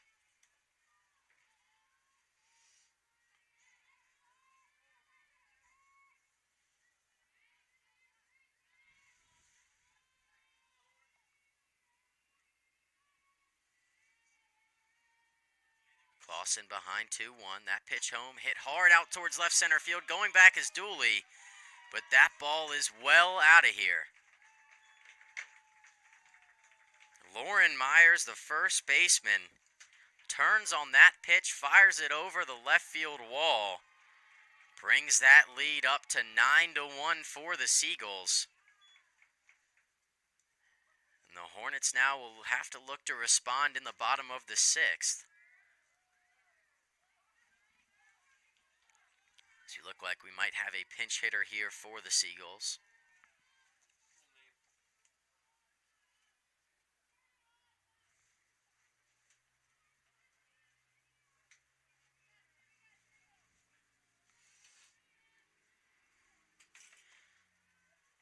pinch hitting for Salisbury, number 25, Emma Cold Snow.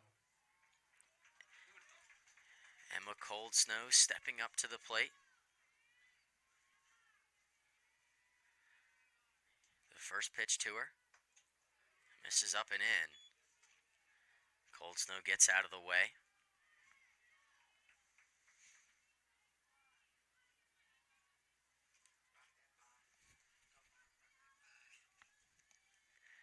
Here's the 1-0 pitch from Clausen.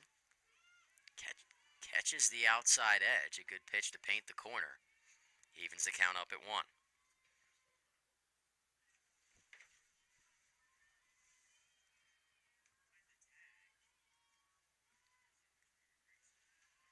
1-1 pitch from Clausen, just a bit short.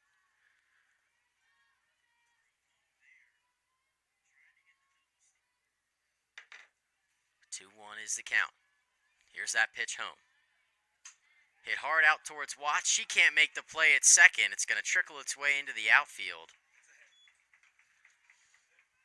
That ball was hit relatively hard at Sarah Watts there at second. Not much time to react.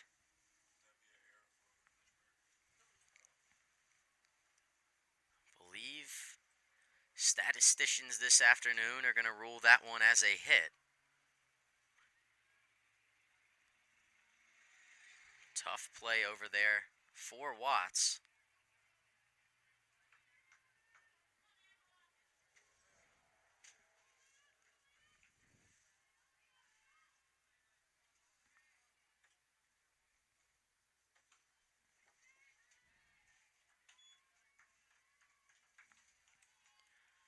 So we'll see a pinch hitter here for the Seagulls with a runner on first. Clausen misses just high. That pinch hitter, Elena Gigliotti.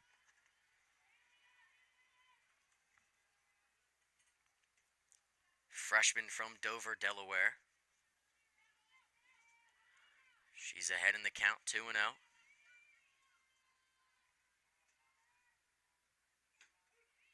Clausen paints the outside corner again, brings that count to 2-1.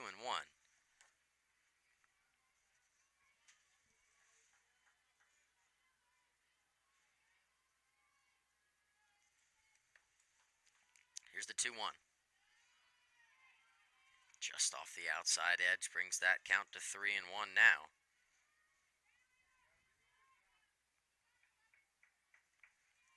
Salisbury leads 9-1 here. Top of the 6th inning, they've scratched across 2. Gigliotti fouls that one back into the netting. Brings that count full. Clausen looking to get out of this inning with only 2 coming across. Here's the payoff pitch. Hit high down the right field line and out of play.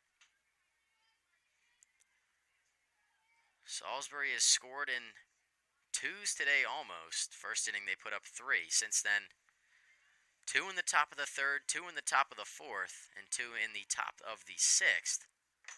This one's popped up in the air. Watts ranging back, makes the catch for the 3rd out of the top of the 6th inning. But 2 come across for the Seagulls. They're up 9-1 here. We'll see the bottom of the 6th when we come back on LHSN.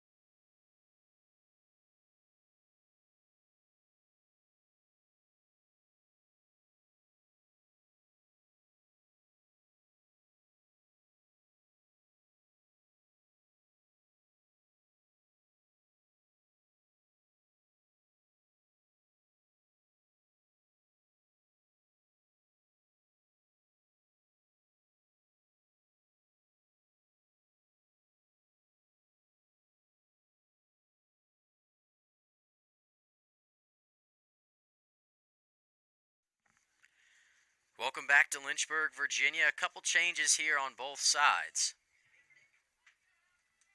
Pinch hitting for Lynchburg. Elena Gigliotti's going to step over, DiNardo. take over the reins from Maddie Lemon at second base. And Cold Snow's going to step in behind the plate for the Seagulls. And on the other side for the Hornets, designated player Carly Hudnall is going to step out. And Alex DiNardo is going to step in. Behind 0-1 here. Here's that pitch home. Swung on and missed. A good pitch from Windsor. Got DiNardo to chase that one up in the zone.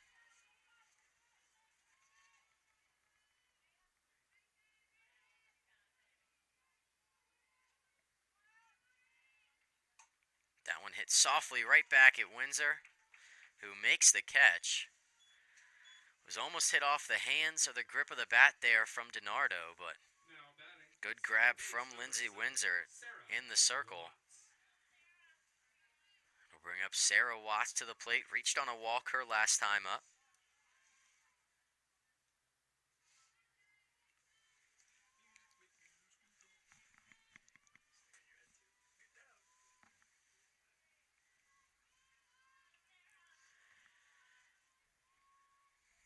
Sarah Watts looking to start some magic for the Hornets. That one misses low from Windsor.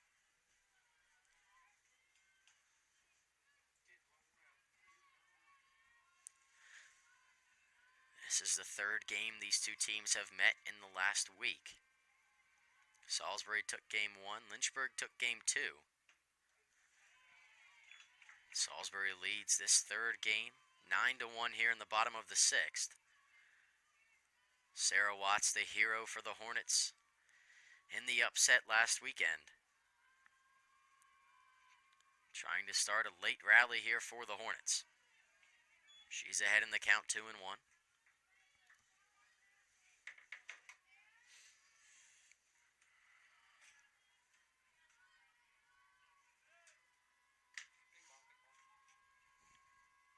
Here's the 2-1 pitch. Windsor paints the outside corner, evens the count up at 2.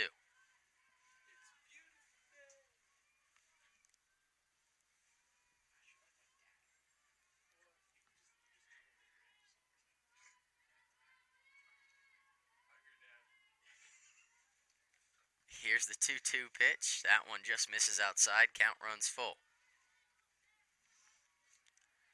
Thus far, Lynchburg only able to scratch across 2 hits. Salisbury, on the other hand, 14 hits.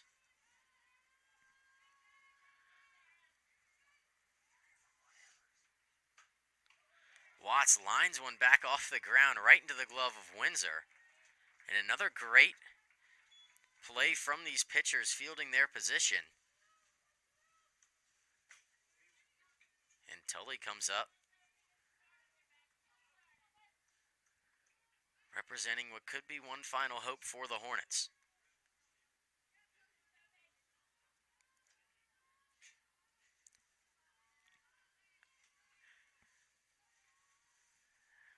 Windsor's first pitch to Tully. Hit softly down the left field line and out of play. Now batting. First base number 25, Sophie Tully. Tully reached on a walk her last time up.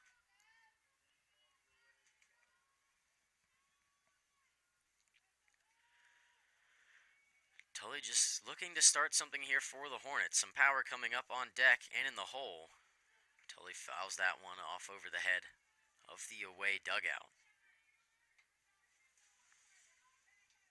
Tully behind 0-2.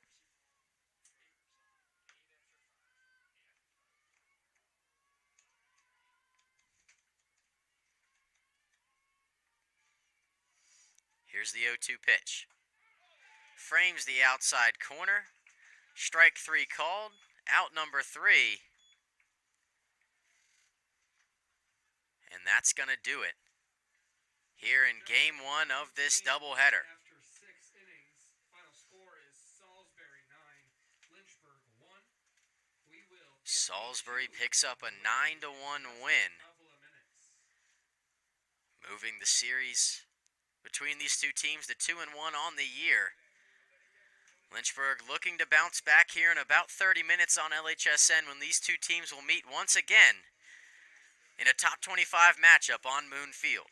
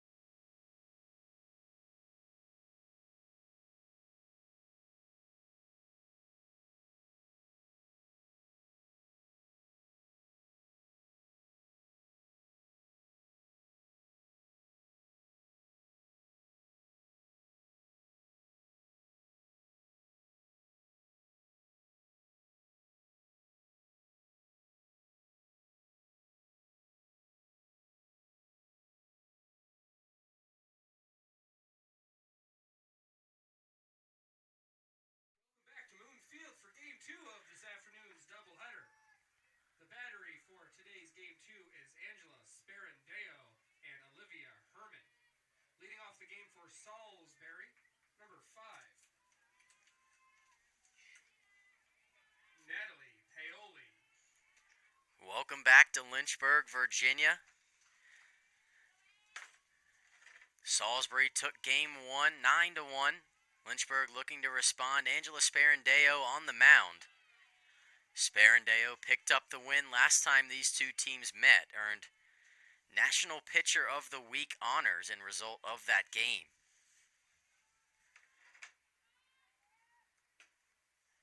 Quickly behind 0-2 here to 2-0 to Natalie Paoli. Paoli playing short. Paoli leading off. Abby Mace out in center field batting second. Lindsay Windsor ended in the circle for Salisbury last game.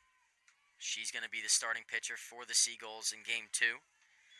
Madison Lednam playing third base, batting fourth. Lauren Myers back over at first base. She'll be batting fifth. That one hit hard over to Walter at short. Doesn't even have to move. Puts her glove up in the air and makes the catch. And then it'll be Carrie Jacoby batting seventh. Catching Maddie Lemon playing second.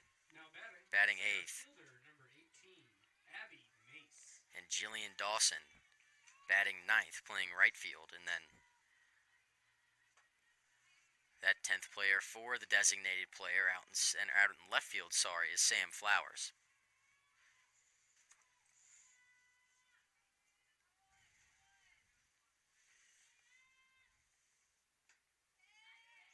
From Sperandeo, misses outside, 2-0.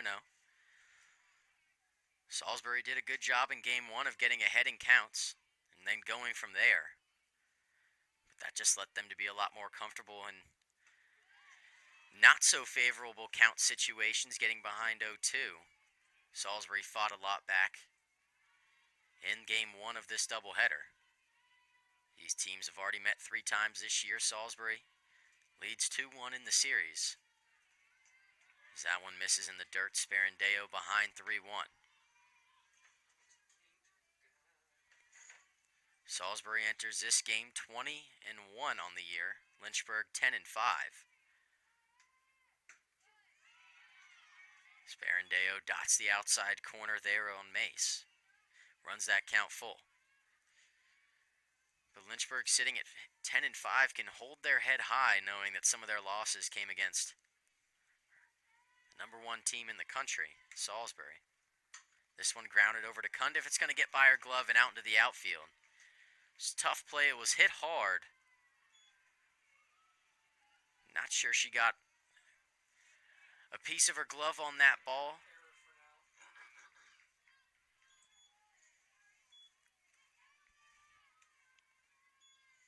That ball was hit pretty hard towards the hot corner. Lindsay Windsor stepping up. First pitch to her, misses outside. Windsor, the starting pitcher this afternoon in game 2 for the Seagulls.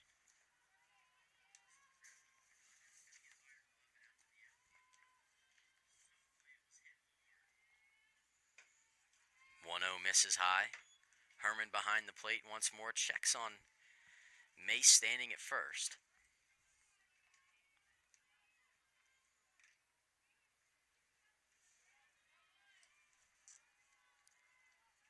Here's the 2-0. That one misses outside as well, runs that count to 3-0. Sperandeo on the year, a 1.47 ERA through 19 innings of work.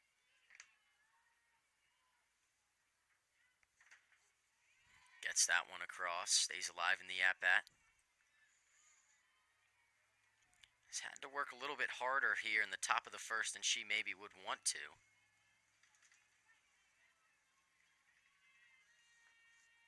Salisbury doing a good job of laying off some early pitches. Here's the 3-1. That one chopped, fair ball. Herman chasing, throw on to first to Tully in time. Good hustle there from Olivia Herman to make the throw, and good stretch from Sophie Tully. to complete the catch for the out.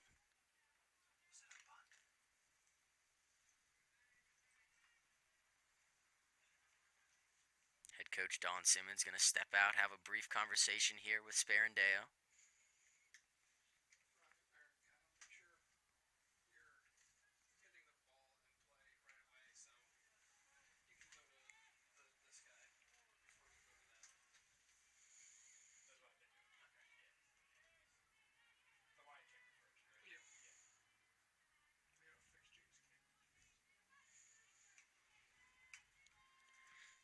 Up to the plate now for the Seagulls, Madison Lednam. Takes a pitch on the outside corner, strike one. Now batting, number 17, Madison Lednam.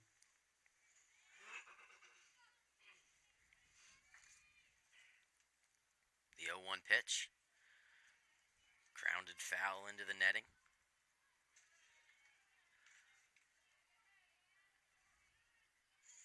Lynchburg looking to get off to a little bit of a better start than they did in game one of this doubleheader. Madison Lednam leading the team in batting average coming into this series. This one lined out to Powell in right field. Makes the catch, and Lynchburg is going to have a chance in the bottom of the first inning to maybe grab an early lead. It's 0-0 here on LHSN.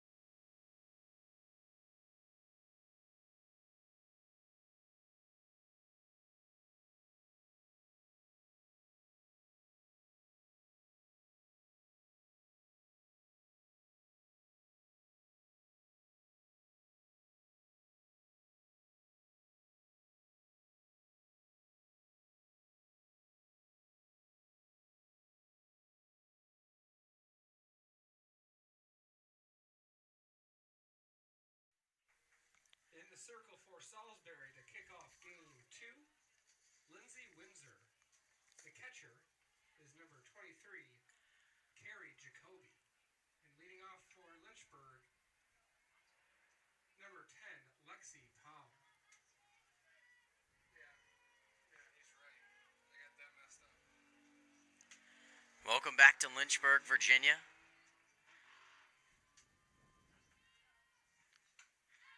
Powell, the first batter of the game for the Hornets.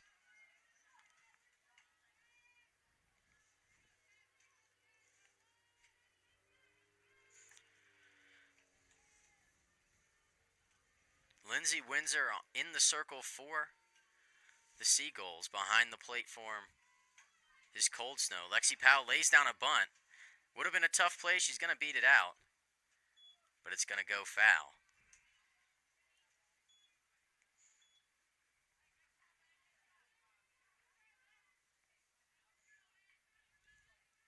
Powell behind 0-2.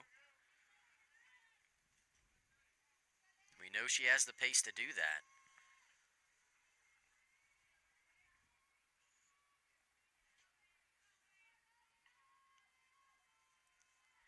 Here's the 0-2 pitch. Just misses the outside corner. Good take from Powell, 1-2.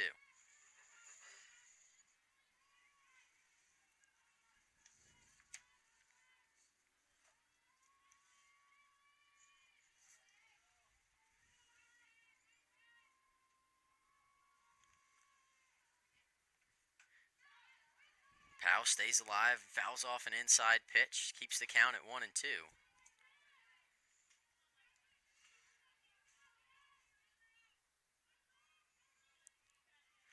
Lexi Powell, who batted down in the order in Game 1, moved back to the top of the order in Game 2. Fouls off another one into the netting. Maybe Lynchburg getting a better eye of Windsor's pitches here in Game 2.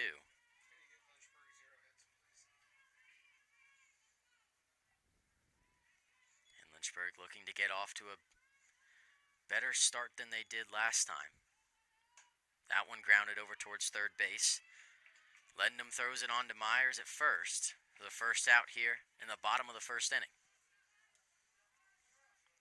Now batting, second base, number 7, Sarah Watts. Sarah Watts stepping up to the plate for the Hornets, batting in that second spot.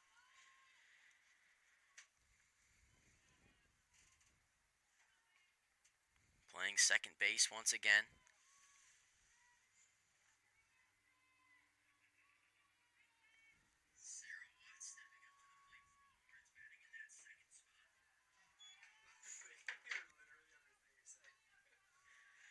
That one just misses 1-0.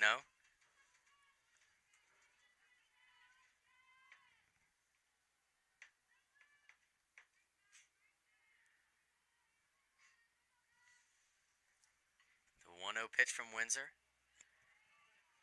Misses low as well, brings that count to 2-0. Salisbury familiar with Watts. Hit that go-ahead home run in the 7th inning last time these two teams met. Gave Lynchburg their first win over a number 1 team in the country since 2019. Lynchburg looking to play spoiler once again.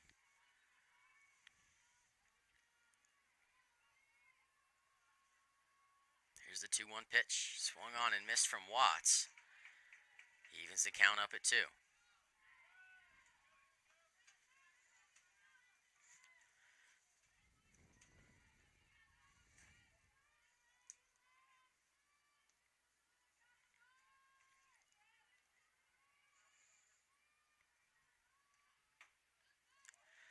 2-2 misses outside, runs that count full.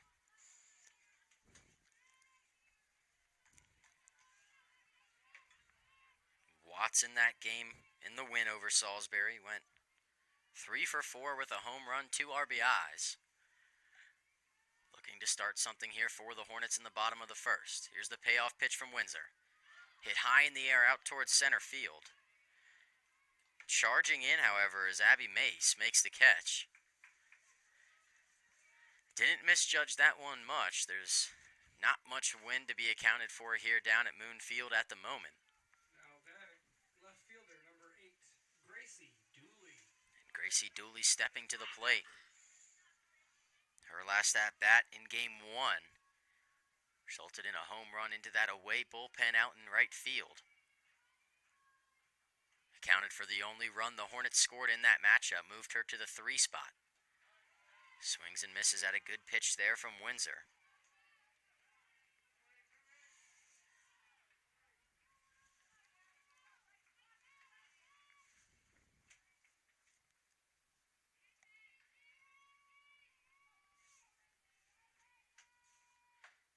A 1 pitch misses just high, evens the count at 1. Prior to this doubleheader, Salisbury took on Roanoke.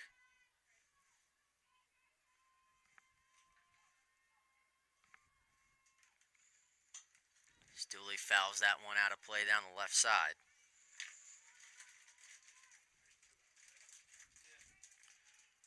Salisbury took that sweep of Roanoke. Windsor pulled off the win in Game 1 of that doubleheader. Gave up 7 hits, only 1 run. Obtained 4 strikeouts in that matchup. Dooley lines one out towards left field. It'll be a tough play for the left fielder. It's going to get down and 1 hop off the wall. Flowers couldn't make the catch. Not really a misjudge of the wind or the ball out there in left field. It was just hit a little bit harder than what you'd normally see going the opposite way. And Gracie Dooley in scoring position here with 2 outs in the bottom of the first.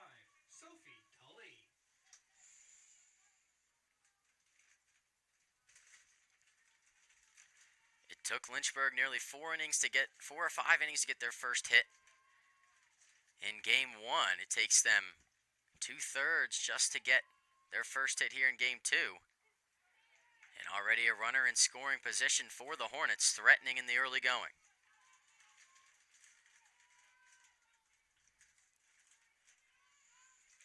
It's Sophie Tully at the plate, the first baseman.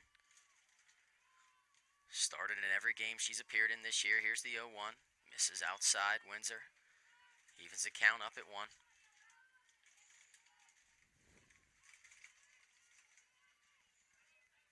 Tully on the year, batting .353.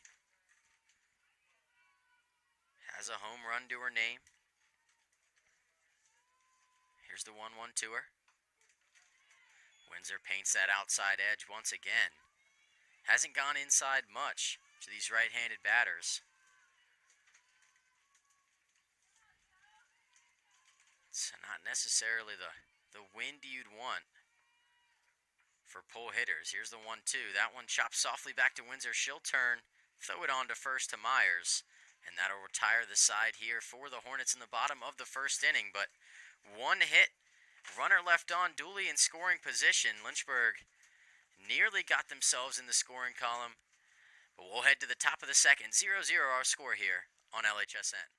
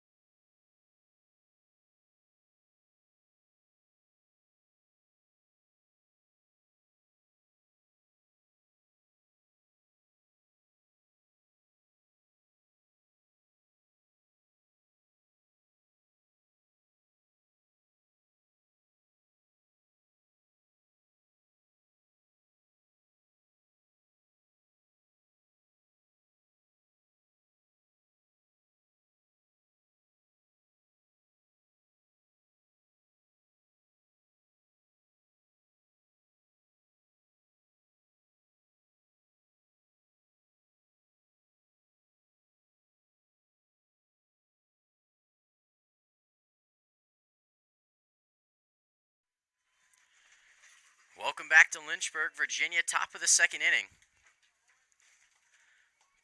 Both teams got a base runner in the top of the first and the bottom of the first, but nothing doing in the scoring column. Sparandeo back in the circle for the Hornets here in the top of the second inning.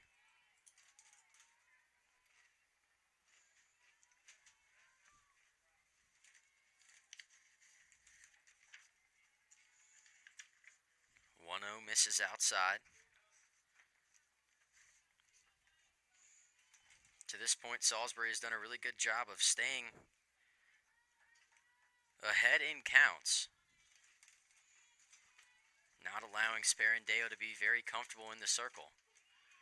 Gets that one across, however, brings the count to 2-1.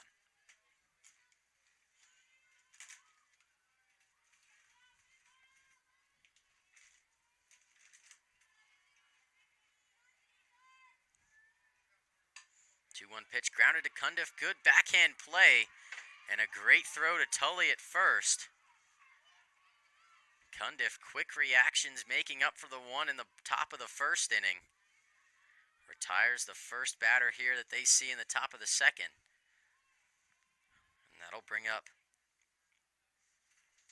number 25, Emma Coldsnow. The catcher, number 25, Emma Coldsnow.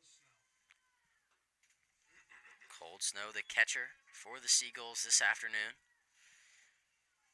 Came in as a pinch hitter in game 1.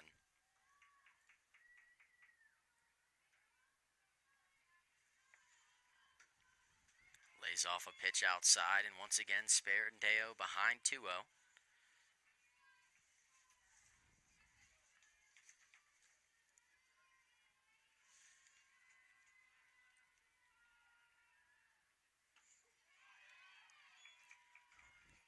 Pitch gets across, brings the count to 2-1.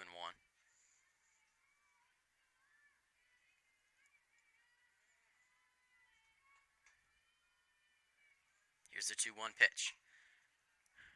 Noted down the left field line foul. Evens the count at 2. Good fight from Sparandeo to get back in this count.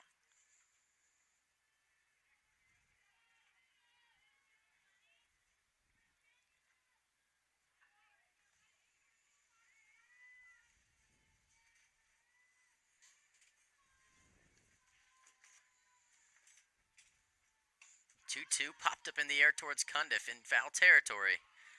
Makes the catch for the second out of the inning.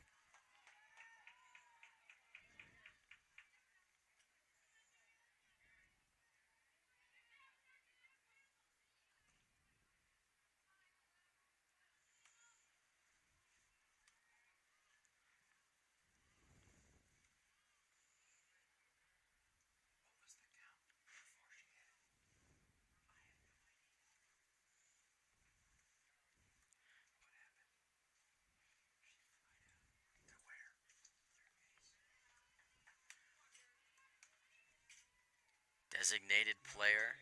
The designated player, number 23, Kerry Jacoby coming up to the plate for the Seagulls. After a brief conversation with the head coach for Salisbury, Coach Lord, in her third season.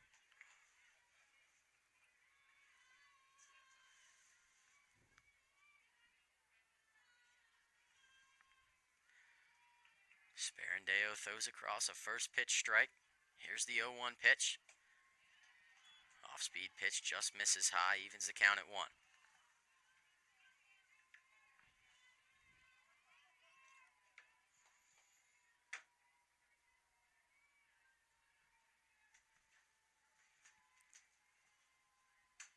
One hit hard out towards center. Going back is Hackett at the wall, but that ball is out of here.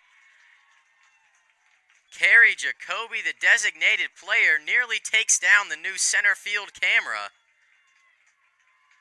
And Salisbury on top 1-0 here in the top of the second.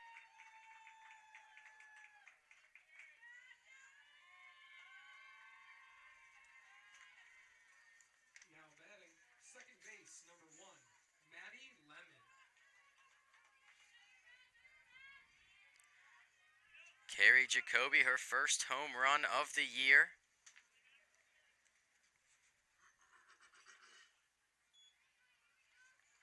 The sophomore from Lusby, Maryland.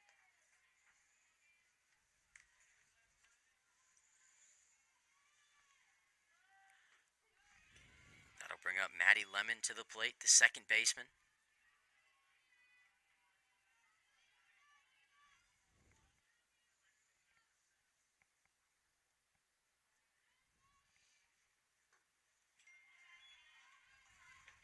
Pitch misses low there from Sparandeo.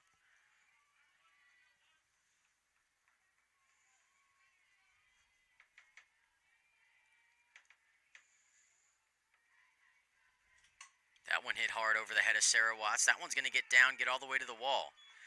Powell sliding, can't make the play. It's Hackett out there picking it up, throwing it in.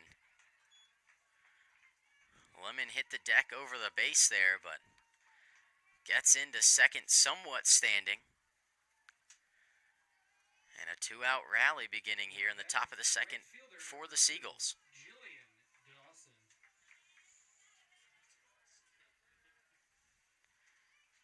After game 1 where we saw 5 or 6 extra base hits from the Seagulls, 2 back-to-back here.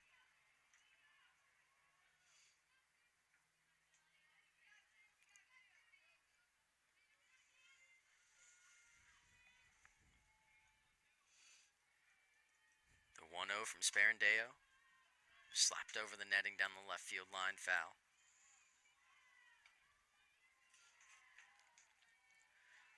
Jillian Dawson out in right field from Middletown, Delaware.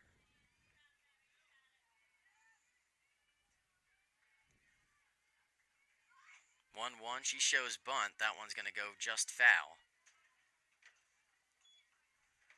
1-2 is the count.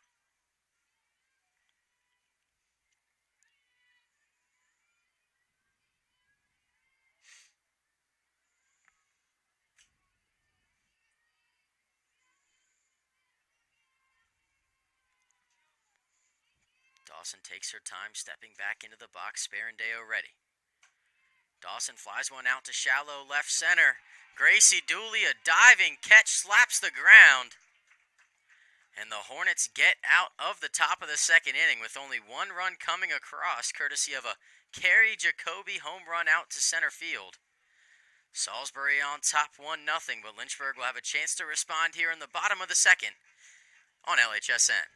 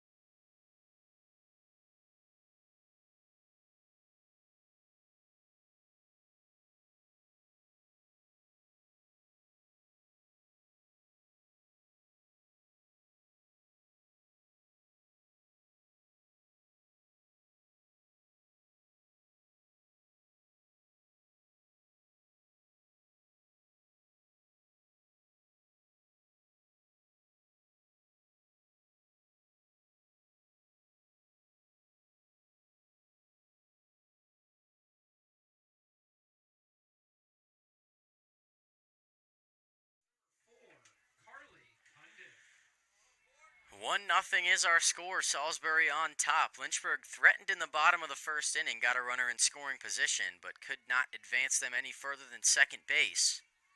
Salisbury takes advantage of that in the top of the second. Cundiff fouls that one off. Sorry, that one's going to stay fair. And the tag applied there from Cold Snow. Definitely a tough play to make there. It looked like it was going to stay foul. Ended up staying in fair ground, just about 2 or 3 feet from home plate. That'll bring up Olivia Herman.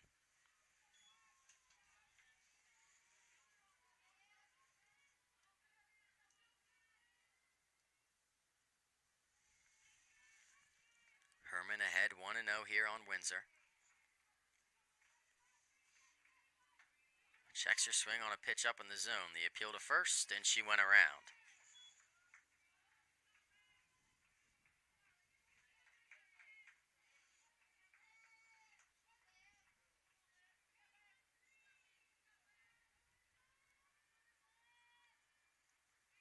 The 1-1.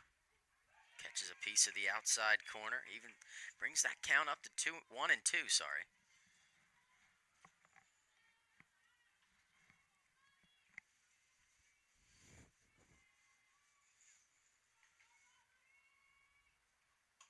Two pitch from Herman, fouled back into the netting behind home plate.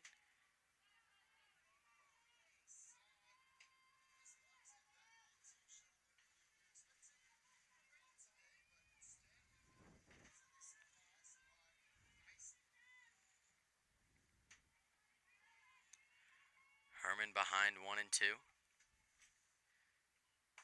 Swings and misses on a pitch on the outside corner. For the second out of the inning, Windsor gets her first strikeout of the game.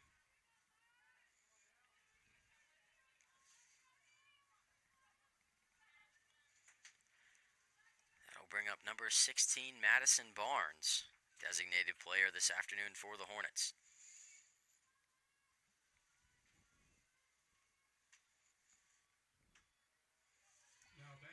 Takes a pitch just off the outside corner.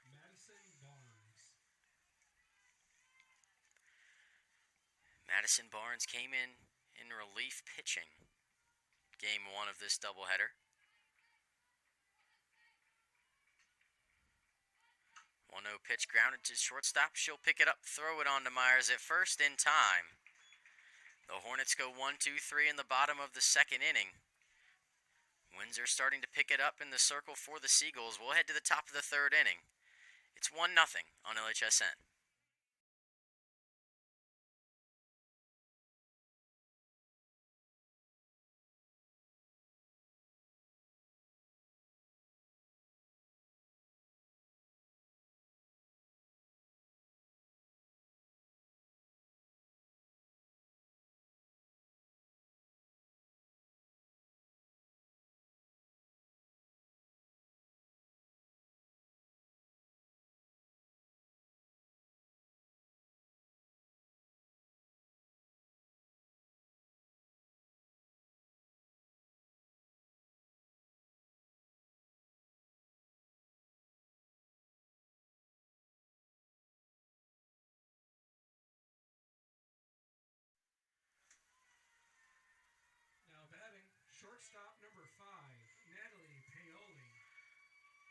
Welcome back to Lynchburg, Virginia. Top of the order up for the Seagulls in the form of Natalie Paoli, the shortstop. Made the throw on to first in the bottom of the second inning.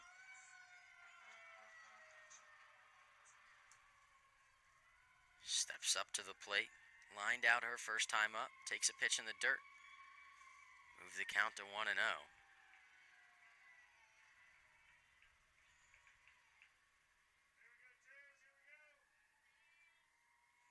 Just a 1-0 pitch. Lays off another one in the same spot. 2-0.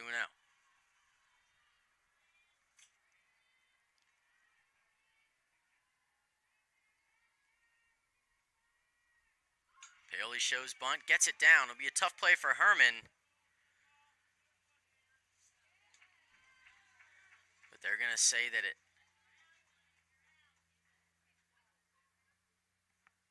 believe they're going to say it hit the foot of Natalie Paoli. And that's going to result in an out.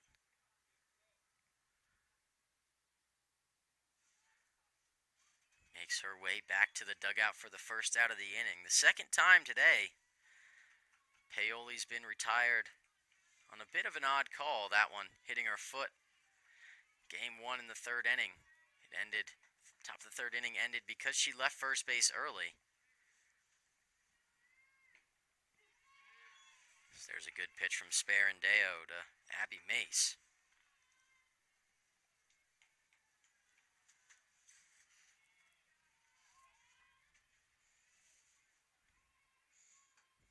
Mace lays off the 0-1, gets it in there for a called strike, and the count moves to 0-2.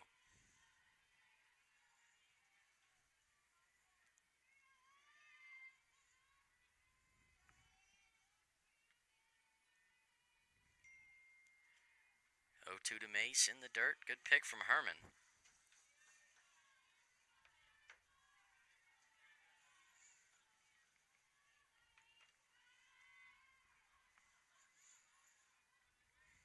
Mace, a senior outfielder for the Seagulls. Swings and grounds one out towards Walter at short. Tough play, long throw to first. And Mace beats it out. Go down as an infield single there for Abby Mace.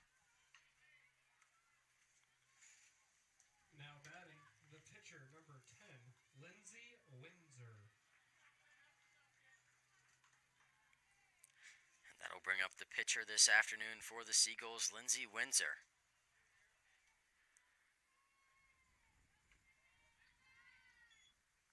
Mace dances off first just a little bit, maybe trying to get in the head of Herman behind the plate. But we've seen Herman calm in those situations all day. Especially making tags, covering her base.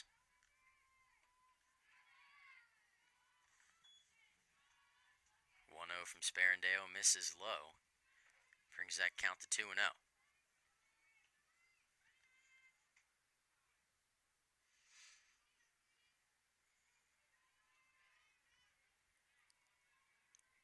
Here's that 2-0 pitch.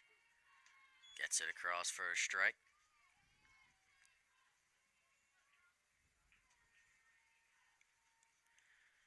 We'll see a brief meeting here between the infielders of Lynchburg.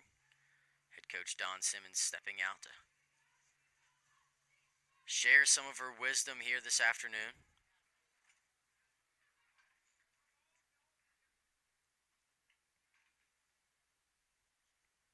Like we said in game 1, tough when you go behind Salisbury, one of the best ERAs in the country.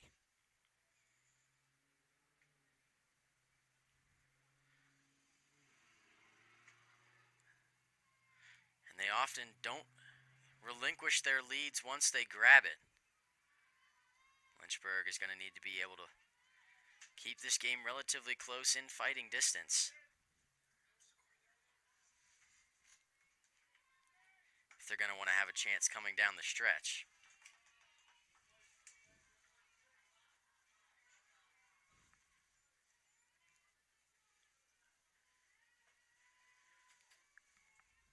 Windsor ahead in the count, 3-1. Here's a pitch from Sparandeo. Grounded to Cundiff at third. She dives. The long throw to first is not going to be made. Once again, another one of those tough plays. Just an infield single that was fielded by the infielder.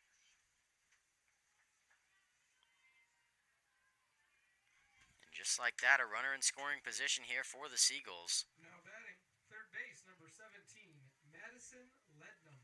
Madison Lednum steps to the plate. I got 1-4-0 and then 0-1-1. Pitch from Sparandeo misses high. Ball.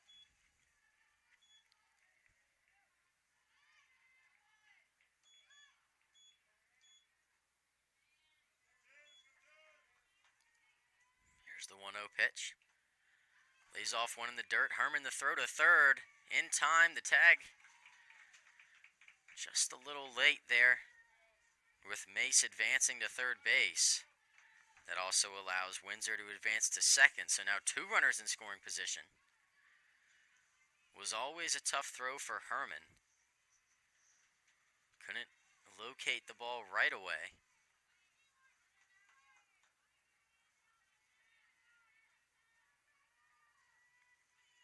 The 2-0 pitch. Laid off a pitch on the outside corner, 2-1.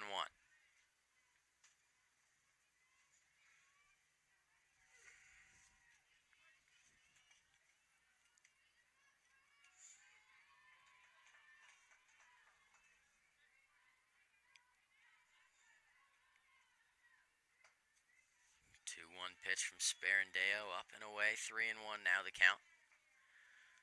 Salisbury threatening once again. 2 runners in scoring position. It's Mace on third, Windsor on second.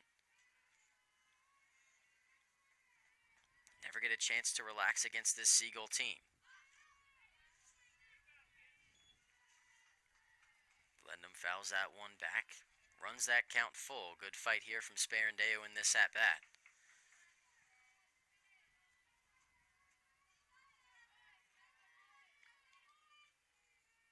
The payoff pitch. Lined over the head of Watts. That one's going to get down, get all the way to the wall. Mace scores. Coming home to score as well as Windsor. And heading all the way to third as Madison Lednum, a diving triple there. She'll head home and score on a bad throw.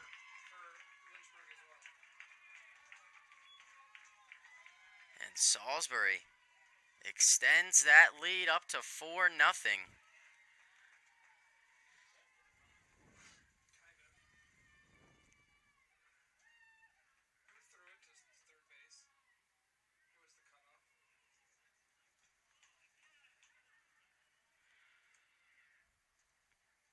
Powell tried to make a sliding stop out there short of the warning track in right field. I think regardless, it would have been tough to keep that runner from second from scoring on that play. And then the throw to third just got away from Cundiff, which allowed Madison Lednum to come home and score on that throw.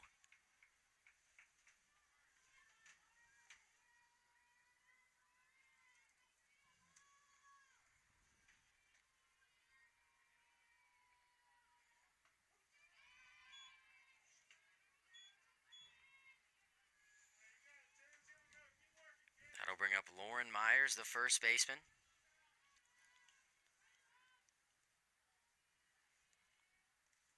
Here's the 0-1 pitch. Dots the outside corner with an off-speed pitch there from Sparandeo. She's ahead in the count, 0-2.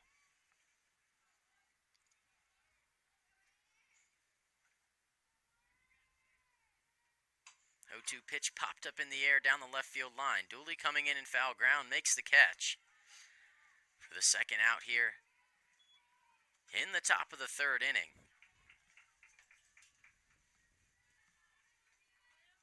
Now batting, the catcher, number 25, Emma Coldsnow. We'll bring up Emma Coldsnow, the catcher, to the plate for the Seagulls. She'll lay off a pitch on the outside corner, strike 1.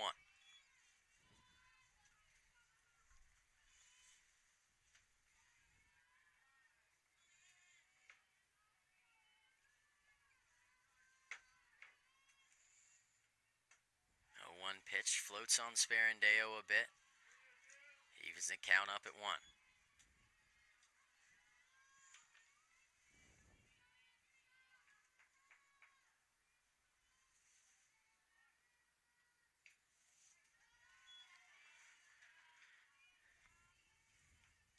Cold Snow does well to lay off those 2 pitches there.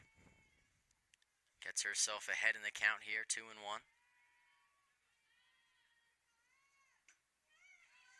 And Sparandeo just misses off that outside edge, a pitch she's gotten a couple times in this game. Not on that pitch there. She's behind in the count, 3-1. Here's that pitch from Sparandeo. Hit hard down the left field line, but that one's going to get out of play.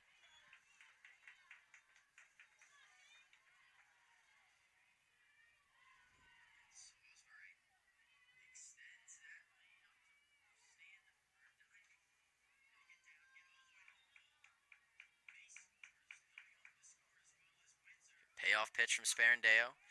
Lined out towards Palin right. She dives, makes the catch.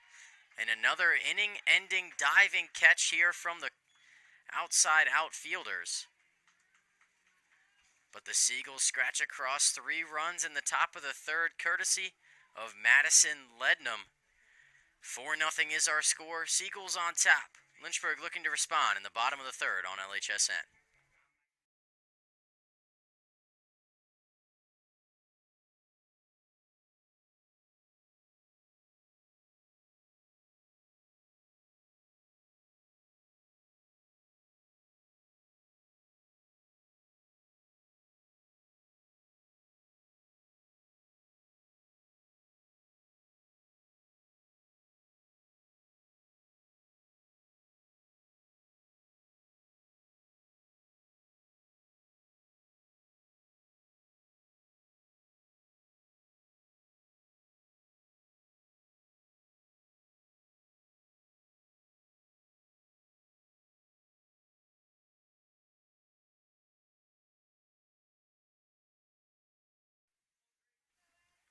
Leading off the 3rd inning for Lynchburg, the shortstop, number 3, Addison Walter. Welcome back to Lynchburg, Virginia. It's Addison Walter leading off the bottom of the 3rd inning for the Hornets. Lynchburg to this point, 1 hit. Came from Gracie Dooley, who got aboard with a double in the bottom of the 1st. Since then, nothing doing for the Hornets. Addison Walter looking to get things started here in the bottom of the 3rd. She'll foul that one back into the netting.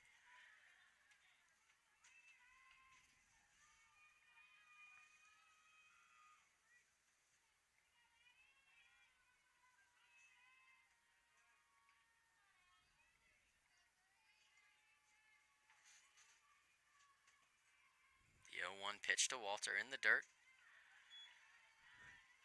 Lays off. Evens that count up at 1.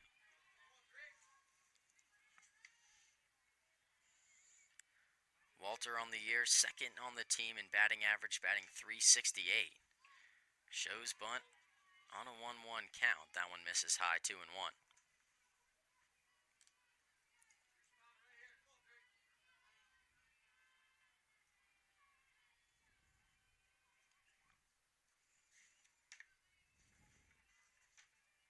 The 2-1 pitch to Walter, lays off a pitch in the dirt, gets ahead 3-1.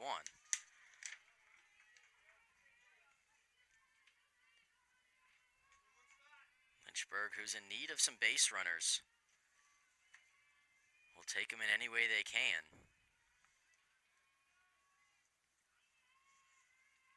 3-1 pitch to Walter, fouled back into the netting. Windsor just threw that one in on the hands of Walter, couldn't catch up to the pace of it. Runs that count full, 3-2.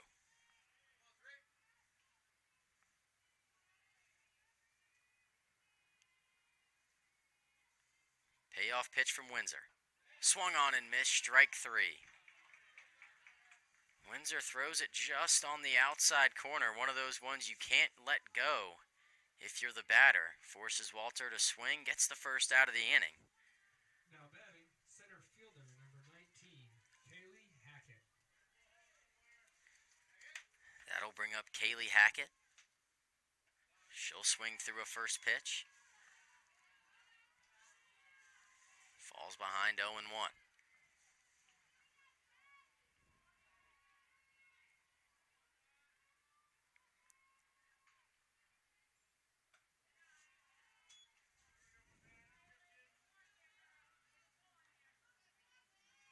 Hackett lays off that one, evens the count at 1. Hackett, the only outfielder in this game thus far not to make a diving catch.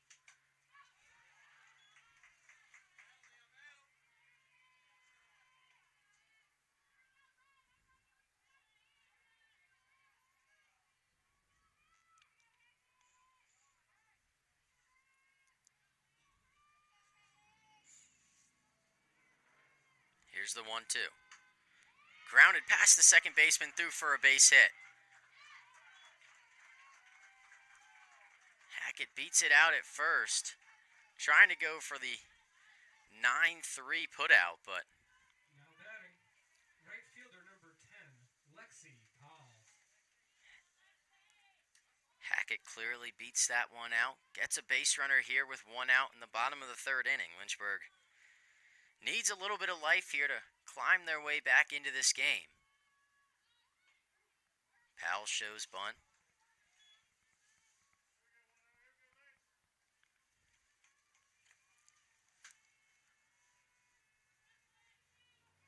Powell grounded out to the 3rd baseman. Her first at-bat of this game.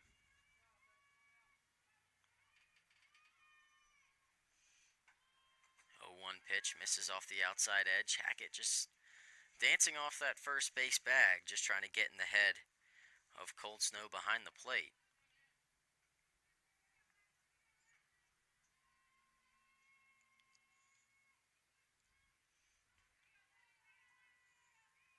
Powell calls for time.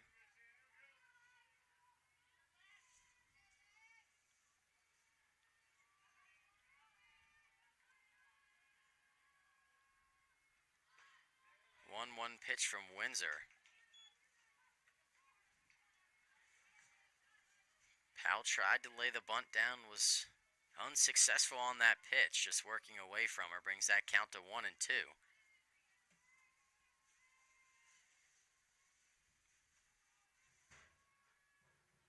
1-2 popped up in the air into shallow right field. Second baseman is there to make the catch. That's Maddie Lemon. And Kaylee Hackett retreats back to first base. Now batting, second base, number 7, Sarah Watts. Sarah Watts coming to the plate for the Hornets.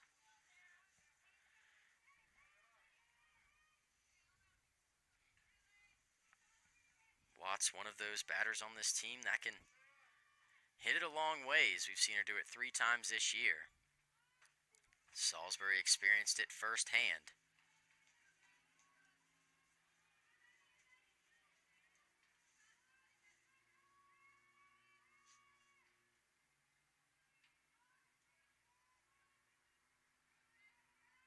The 0-1 pitch to Watts, swung on and missed off the outside edge. Off-speed pitch there, just got Watts out ahead of it. Brings the count to 0-2 here.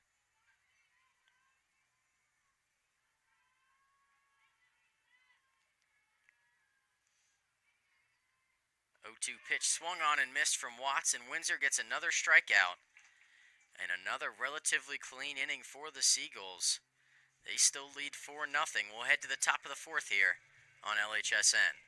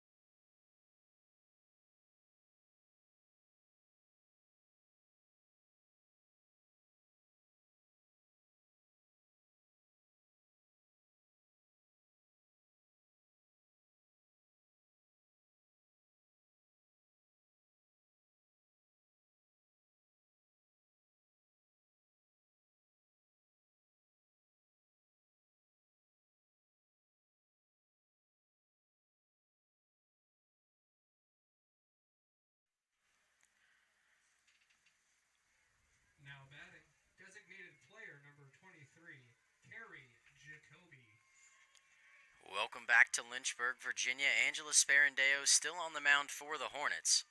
And Carrie Jacoby stepping up to the plate for the Seagulls. Hit a home run over the center field wall in her first at-bat.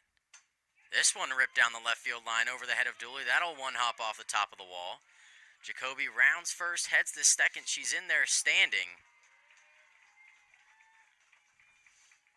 And Carrie Jacoby taking her opportunity in that designated player role and running with it. Now batting second base, number 1, Maddie Lemon.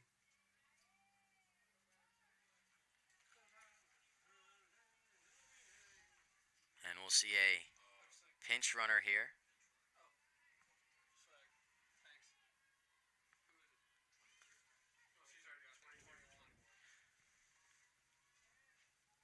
Taylor Scott is going to be that pinch runner out at second base for Carrie Jacoby.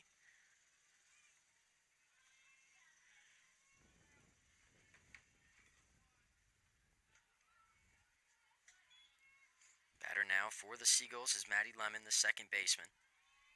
Doubled her first time up.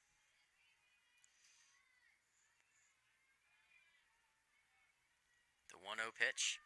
Lemon shows bunt, gets it down. Cundiff the throw on to first in time. But that advances that runner over to third base.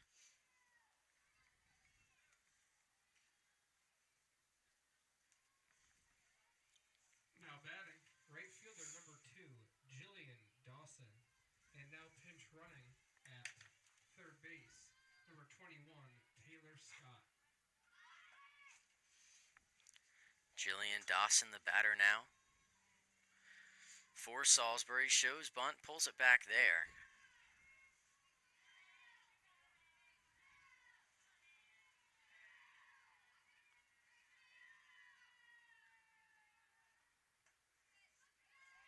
One 1-0 pitch just misses outside.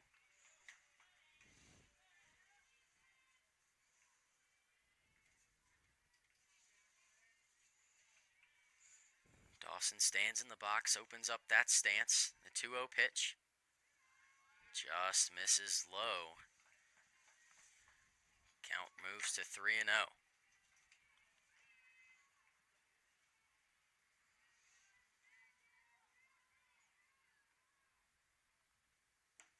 3-0 pitch taken for a strike.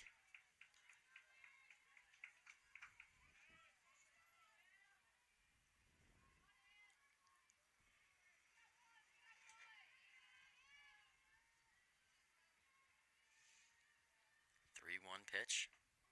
Catches the bottom half of the zone. Sperandeo brings that count back to full, 3-2.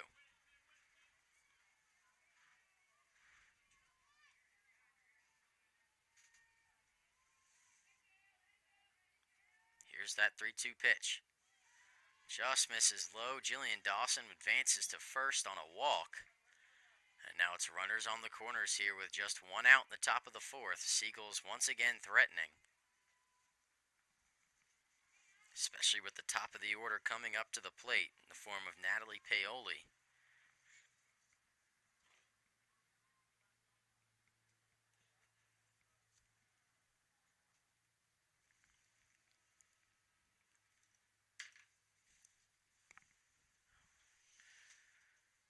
And I believe that's going to be the end of the day for Angela Sperandeo. It'll be Emily Charlton to the circle for the Hornets, her second appearance of the day.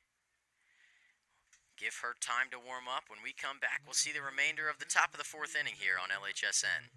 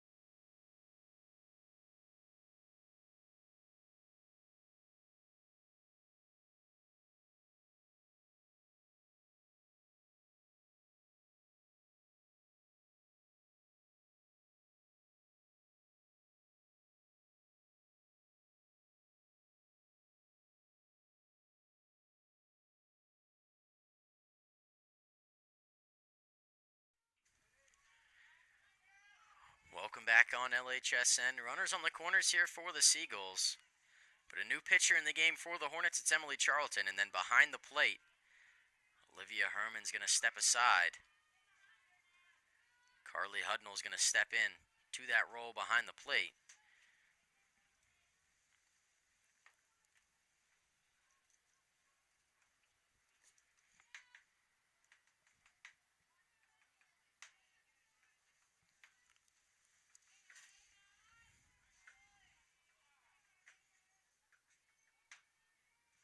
The 0-1 from Charlton.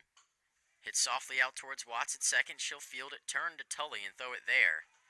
In time to get one, but it's enough to allow one run to come across for the Seagulls. Extend that lead up to 5-0 here in the top of the fourth inning. However, now runner in scoring position at second with 2 outs in the inning.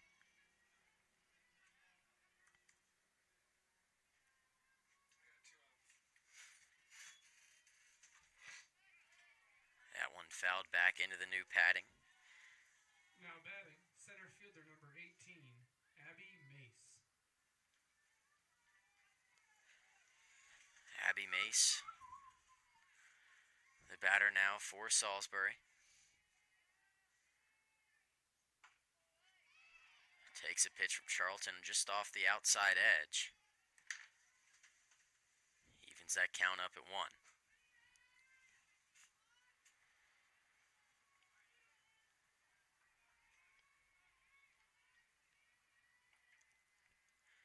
The 1-1 pitch from Charlton, laid off high, 2-1.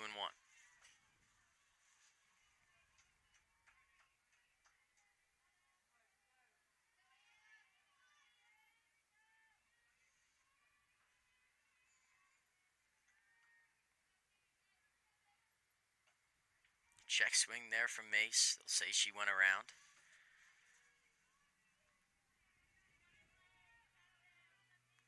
That evens the count at 2. A big pitch here for Charlton. Just to let the 1 run come across in the top of the fourth. Keep Lynchburg within striking distance. 2-2 just misses off the outside edge. And once again, these Salisbury hitters, long at-bats running that count full.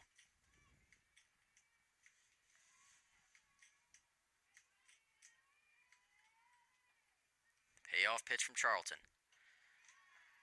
Misses just high, and that's going to be another walk here for the Hornets. Abby Mace earned that one. Now batting, the pitcher number 10, Lindsay Windsor. And Lindsay Windsor is going to step up to the plate now for Salisbury. Batting .345 on the season.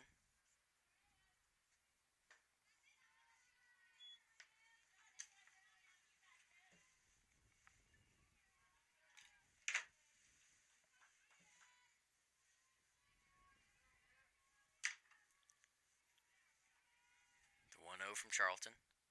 Hit high in the air in foul territory, coming over as Cundiff, but that ball hit pretty high up on the net.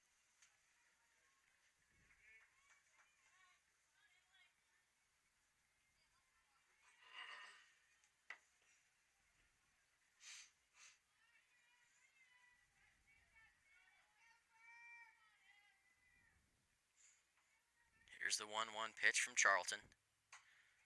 Line the opposite direction, but foul.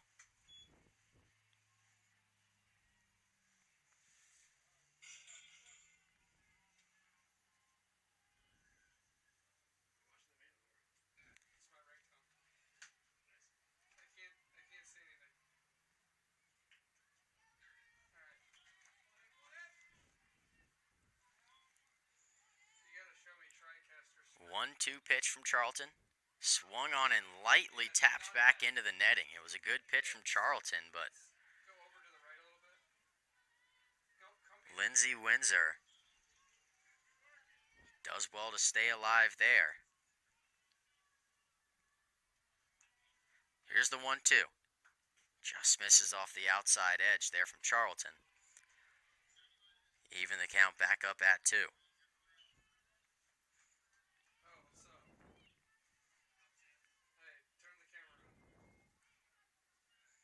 Here's the 2-2 pitch. Grounded over towards Watts at second. She'll throw it on to first in time to retire Lindsey Windsor. But 1 run scratched across here in the top of the 4th inning. 5-0 our score here at Moon Field. Lynchburg looking to respond in the bottom of the 4th when we return on LHSN.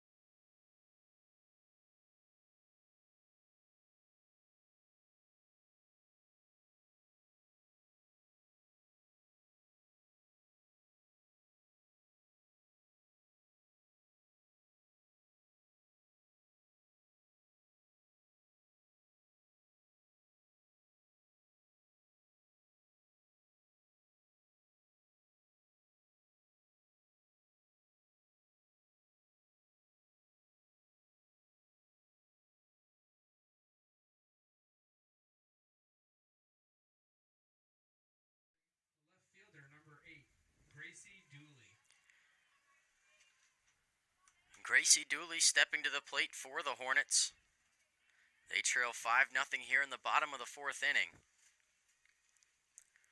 Like we said in Game 1, only 3 teams all season able to scratch across 5 runs against the Seagulls, and Lynchburg's going to have to do that in order to tie this game back up. It'll all start here with Gracie Dooley. First pitch to her is fouled back into the netting.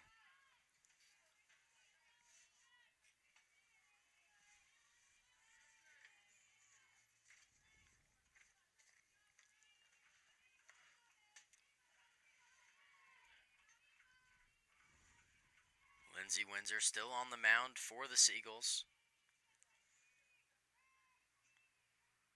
0-1 pitch to Dooley, laid off high, evens the count at 1.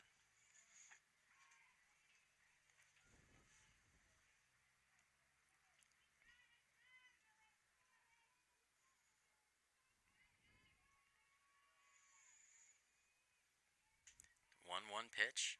Just misses on the outside corner there. Good job by Dooley to lay off that one. Brings that count to 2-1.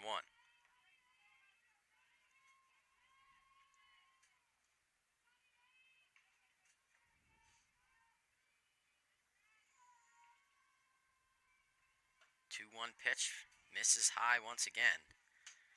Dooley staying composed in this at-bat. 3-1 is the count.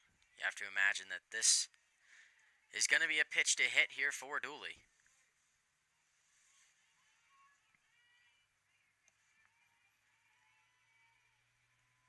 3-1 pitch.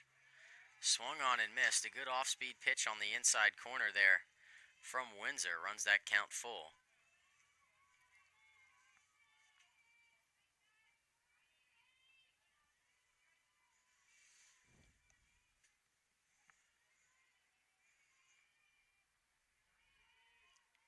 Payoff pitch. Hit hard past the second baseman through to the outfielder. Throw on to first, not in time. Gracie Dooley gets aboard here with a leadoff single. The bottom of the 4th inning, and maybe a late rally starting here for the Hornets. Now batting, first base, number 25, Sophie Tully. Jillian Dawson out there in right field has tried to throw out a couple of different Hornets advancing to first base. So we're going to see a pinch hitter here.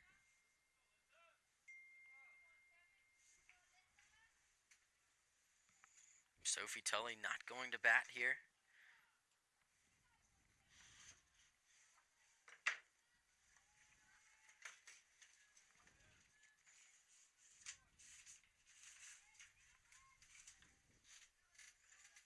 Pinch hitting for Lynchburg. for number 17, Alyssa Teliuptua.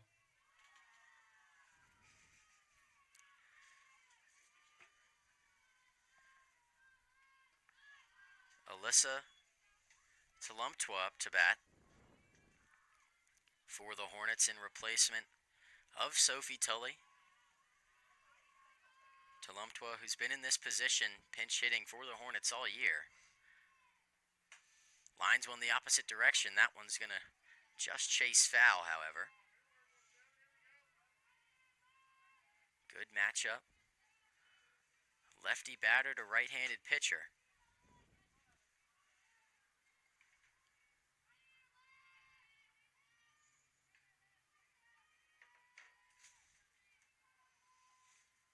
Here's the 1-1 pitch. That one grounded over towards the Salisbury dugout. Count moves to 1-2.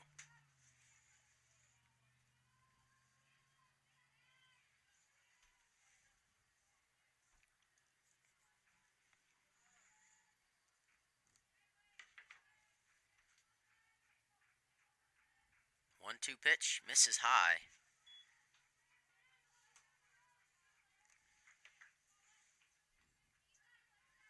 Evens that count back up at 2.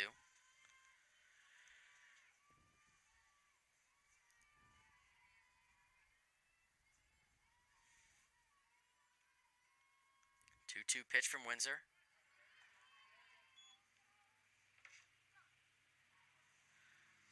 Just misses low. They appeal over to that umpire, who I'm not sure would have the best angle of it, standing in that gap between first and second base, but they'll say Tlumptwa didn't go around, and count runs full. Payoff pitch from Windsor. Check swing again.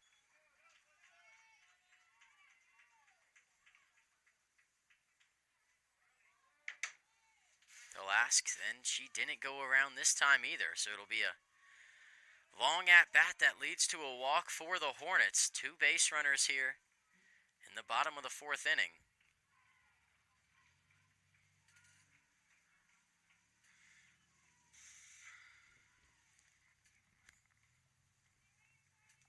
So we'll see a brief meeting between the infielders here for Salisbury.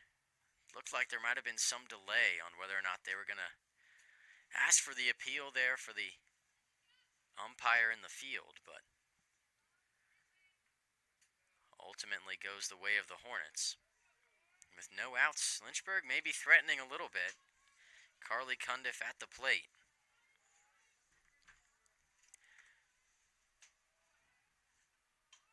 That one fouled back into the netting.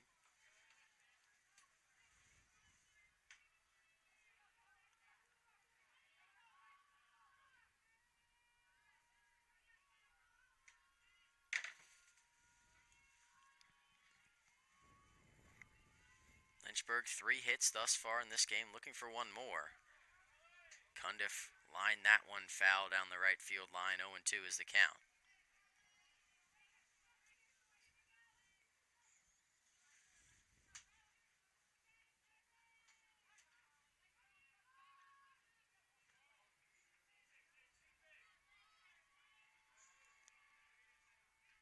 Cundiff steps into the box.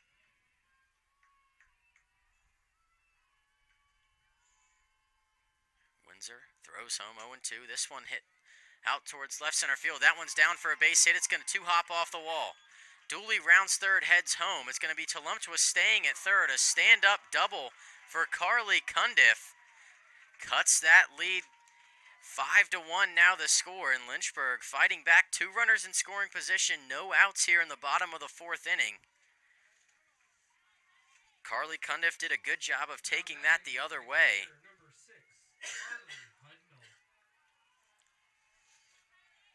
Dooley hesitated a little bit at second base. Wasn't sure whether that ball was going to get down or not.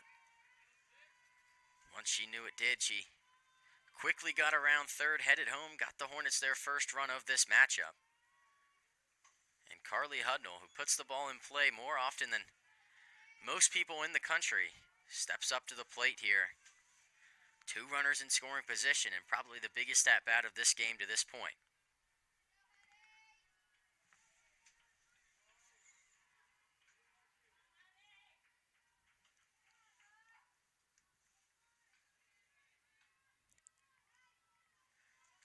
Windsor will ask for a change of softball there.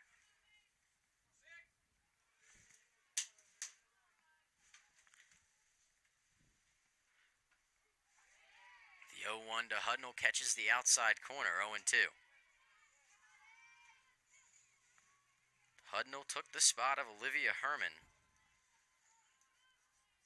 This her first at-bat of this game. The 0-2 pitch misses off the outside edge.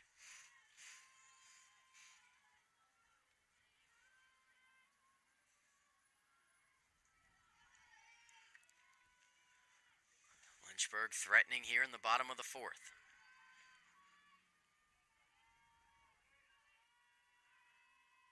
One-two from Windsor. Laid off, low and away. Count evens back up at 2. Good job by Hudnall to fight back in this at-bat. Seen a lot of people step into these moments today, in which they haven't played much coming up to it, especially at the plate. Tulumptua earned that long at-bat, earned that walk. She stands on third. Hudnall lines one down the third base line. That one foul.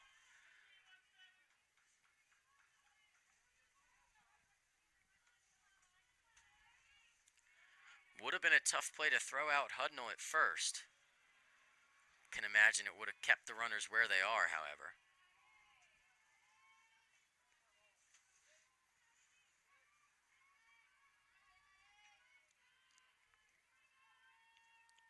Here's the 2-2 pitch. Laid off a pitch high. Count runs full 3-2. And Hudnall having a great at-bat here, fighting all the way back from being down 0-2.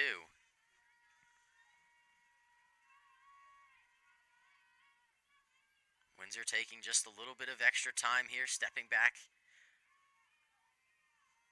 Payoff pitch, lined right to the second baseman, who makes a great jumping catch. Maddie Lemon.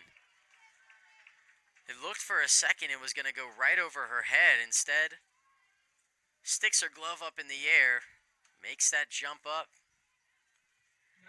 Denies Carly Hudnall of a hit. Number 16, Madison Barnes.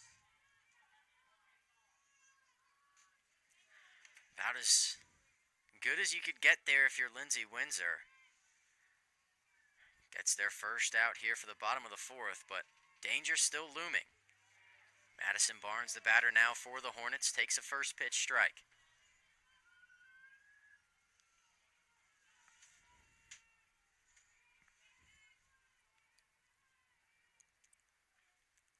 Here's the 0-1.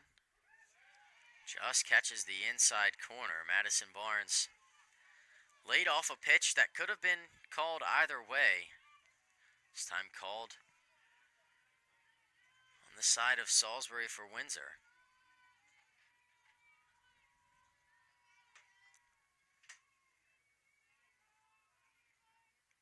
The 0-2 pitch to Barnes.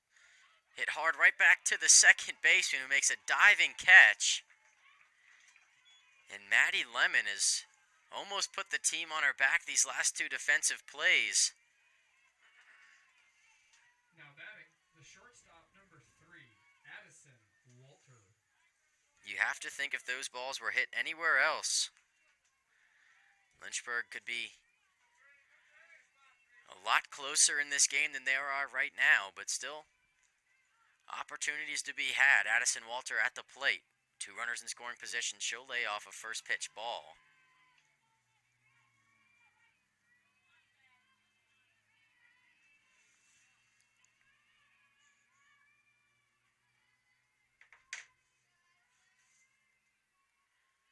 One 0 pitch to Walter. Swung on and missed. Good pitch there from Windsor.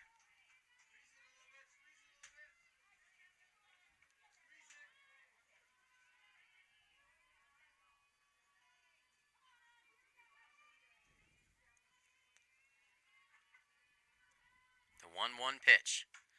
Hit high in the air down the right field line. That one's just going to sneak out of play.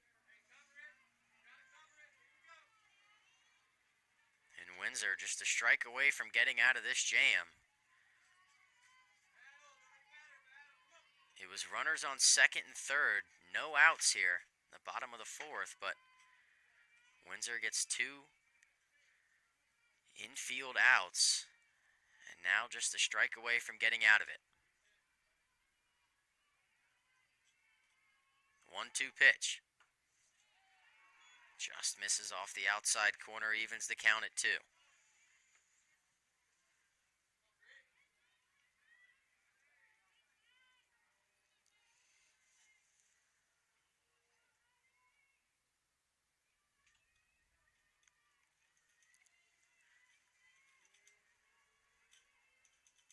2-2 pitch. Swung on and missed, strike 3.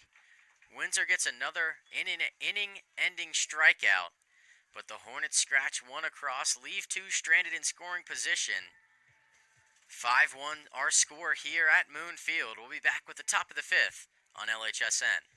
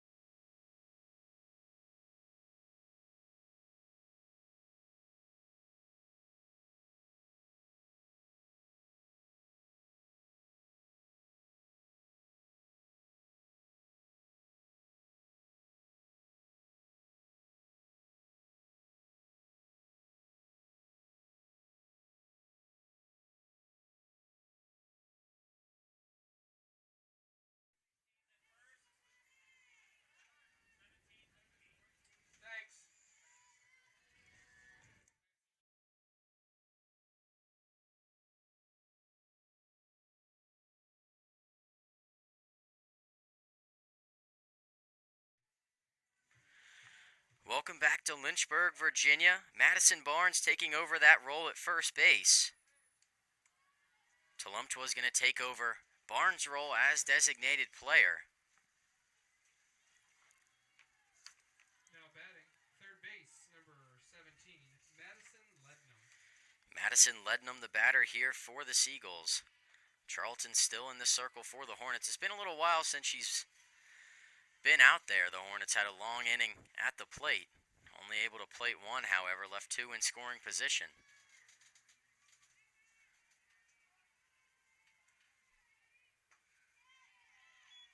Lednum lays off an outside pitch there, moves the count to 2-0.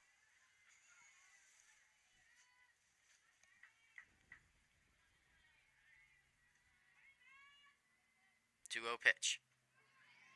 Off-speed pitch, just had the bottom fall off of it. Misses low. Sorry, just catches the bottom of the strike zone.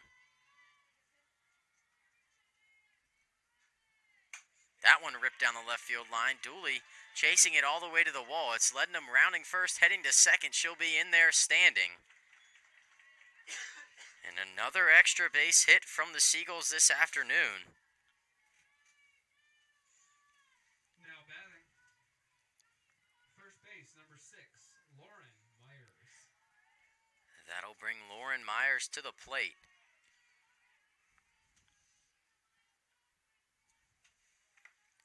Myers 0 for 2 on the day. But another leadoff extra base hit for the Seagulls gives them another runner in scoring position. Myers lays off that pitch in there for a strike.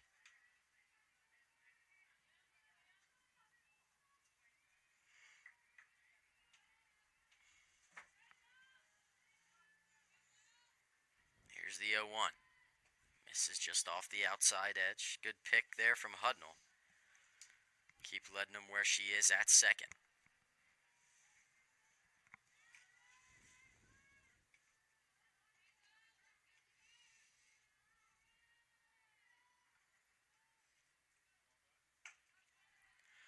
1-1 pitch from Charlton just misses high, brings that count to 2-1.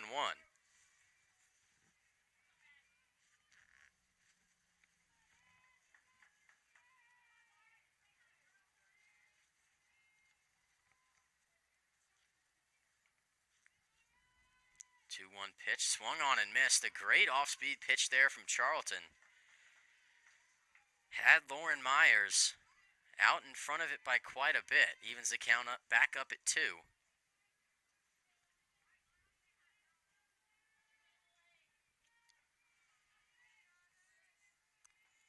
Here's that 2-2 pitch.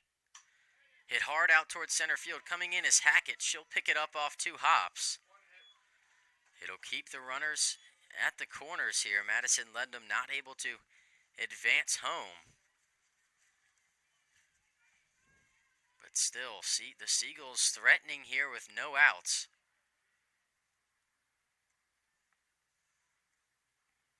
As we'll see some sort of change here. Believe it'll be a pinch runner. Pinch running for Salisbury at first base. Number 11, Lexi Del Colo. Lexi Del Colo is going to step over there and pinch run for Lauren Myers. The catcher, number 25, Emma Coldstone. And Cold Snow will step to the plate with a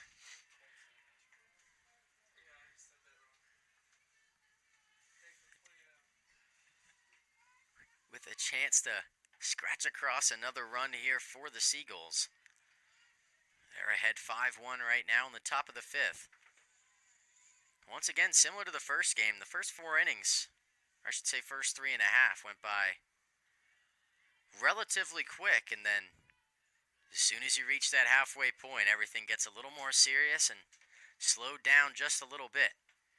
Good off-speed pitch from Charlton brings that count to 0-2.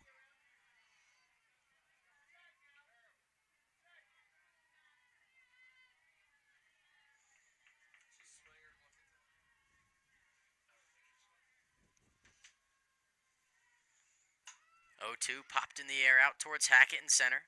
She'll make the catch just short of the warning track, but tagging is Lednam.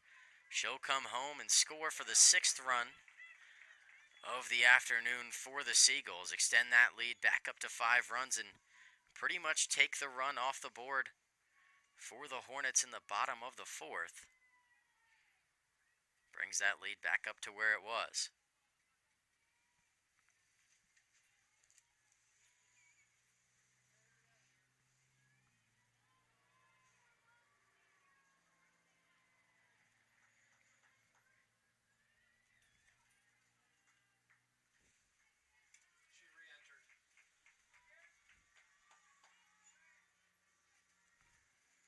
Carrie Jacoby stepping up to the plate for the Seagulls.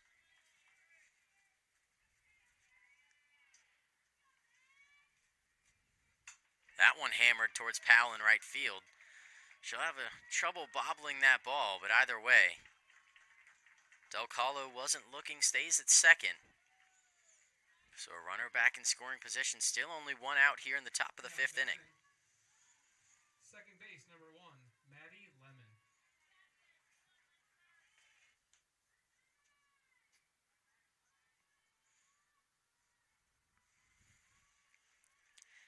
And Maddie Lemon, who put on a defensive showcase in the bottom of the 4th, steps to the plate to try her hand on the offensive end. Takes a first pitch down the middle there, 0-1.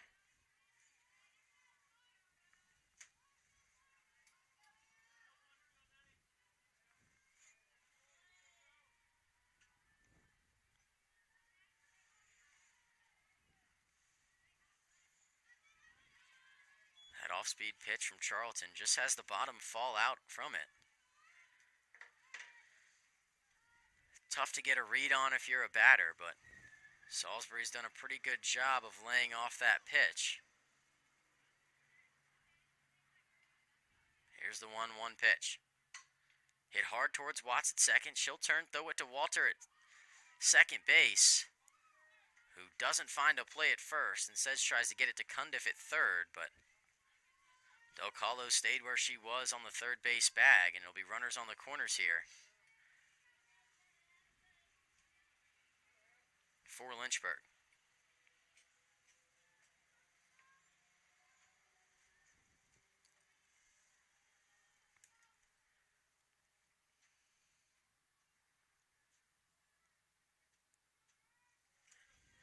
And we're going to see a pinch hitter here.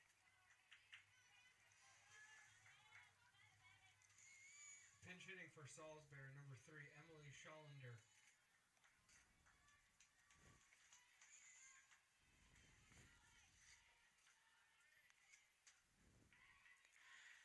Emily Schallander at the plate for the Seagulls. Takes the first pitch ball. Hitting in the place of Jillian Dawson out in right field.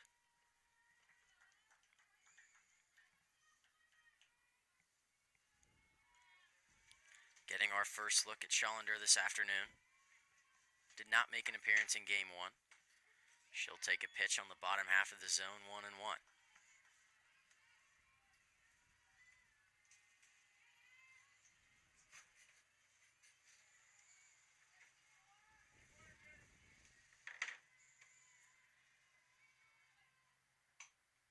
Softly hit back towards Charlton. She'll throw it over to Barnes at first, who makes the stretch and completes the out.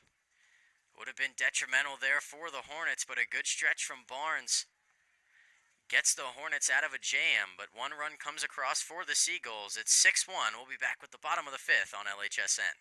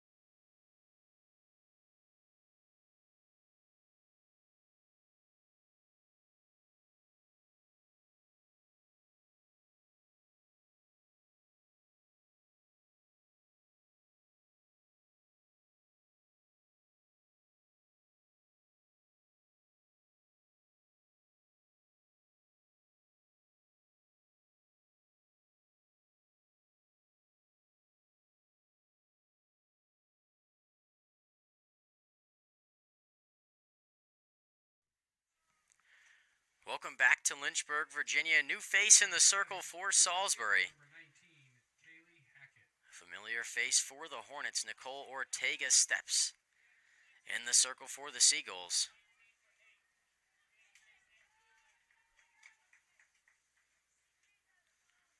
Ortega was the one in the circle when Lynchburg took down the Seagulls, giving them their only loss of the year.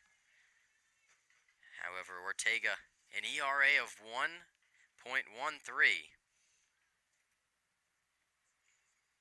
and a record of 7-1. Just one more piece in this deep pitching staff for the Seagulls.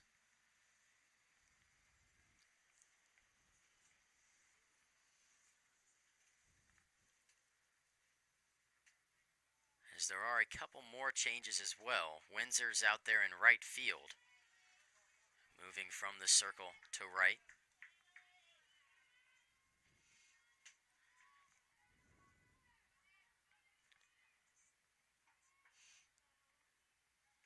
First pitch from Ortega's line down the left field line and down for a base hit from Kaylee Hackett. Hackett wastes no time, takes the first pitch she sees from Ortega and lines it over the head of the shortstop for a base hit. And maybe Lynchburg once again with no outs threatening, with Lexi Powell coming to the plate.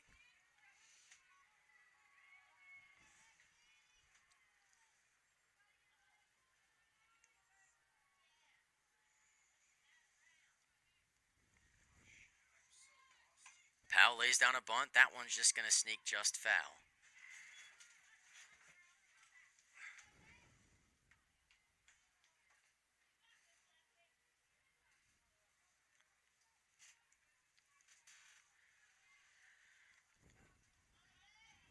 Powell 0 for 2 on the day in that leadoff spot. Top of the order is a positive place for the Hornets. Sarah Watts looms on deck. The 0-1 pitch here to Powell. Shows bunt again, fouls it once more. And Powell falls behind 0-2 here.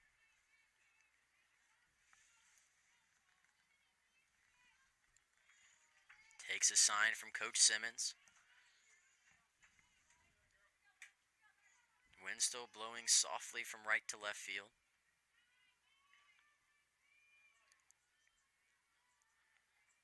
Here's the 0-2 pitch from Ortega. Dots the outside corner, called strike 3.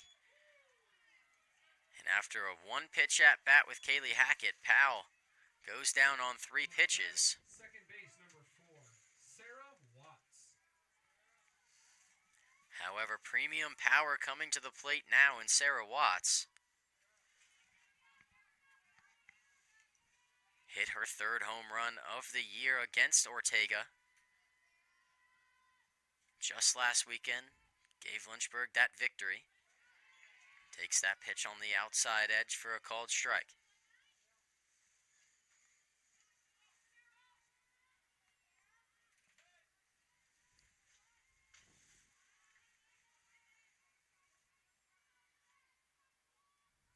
Here's the 0-1 pitch to Watts. Grounds it right back up the middle. That one's through for a base hit. Watts does well to take that ball back where it was pitched, just right down the middle. And once again, the Hornets threatening with a runner in scoring position. And Gracie Dooley coming to the plate. Already has 1 home run on the day. Would be a positive sign to see her put one in play here for the Hornets.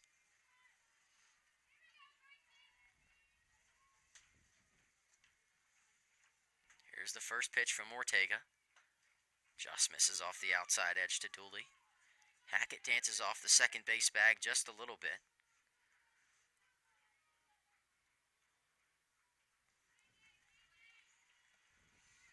Lynchburg has gotten some meaningful at-bats in the last 2 innings. See if they can take advantage. Dooley takes that pitch off the outside edge once more.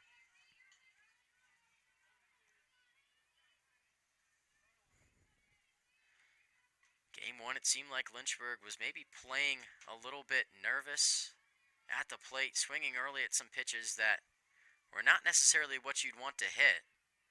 Game 2, they've settled in. 2-0 to Dooley, line the other way, that one slicing and just foul.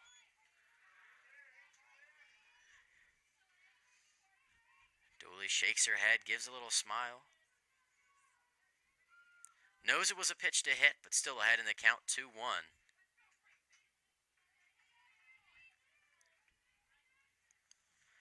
Lynchburg threatening here in the bottom of the 5th inning would be important if they can advance that runner into scoring position on first. Good pitch from Ortega, just misses high. Asks where it missed, and home umpire nods his head, says yes, it was high. Count moves to 3-1.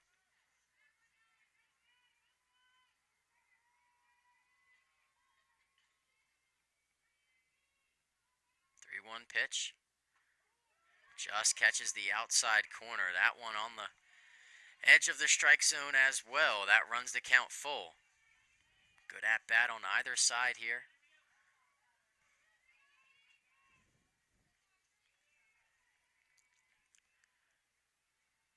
The payoff pitch from Ortega. Swung on, fouled back into the netting behind home plate. Dooley stays alive.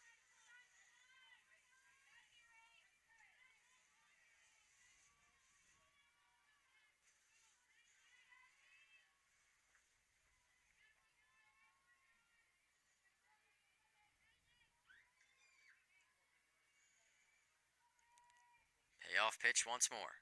That one catches the inside corner, and Dooley goes down looking. Ortega gets her 2nd strikeout of the inning, both of them looking. Now batting, number 17, Alyssa Alyssa Telumtwa stepping up to the plate here. Is that designated player? Swings and misses at a first pitch.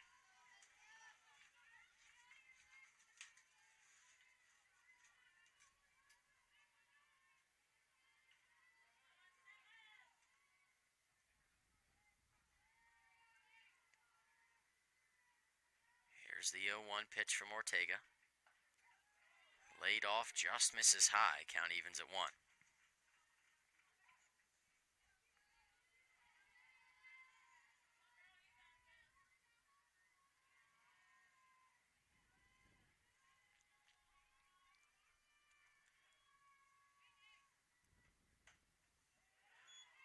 One pitch misses off the outside corner. Good job from Telumtwa to fight back after getting that first pitch strike.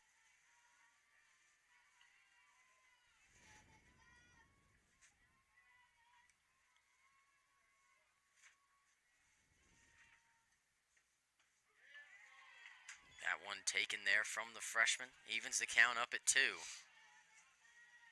And Salisbury once again looking to get out of a situation where the Hornets looked like they were threatening. Ortega just a strike away from doing it. The 2-2 pitch just misses off the inside corner. The Salisbury fans wanted it,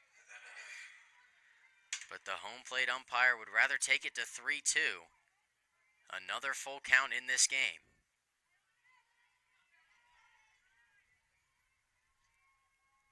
Here's the payoff pitch.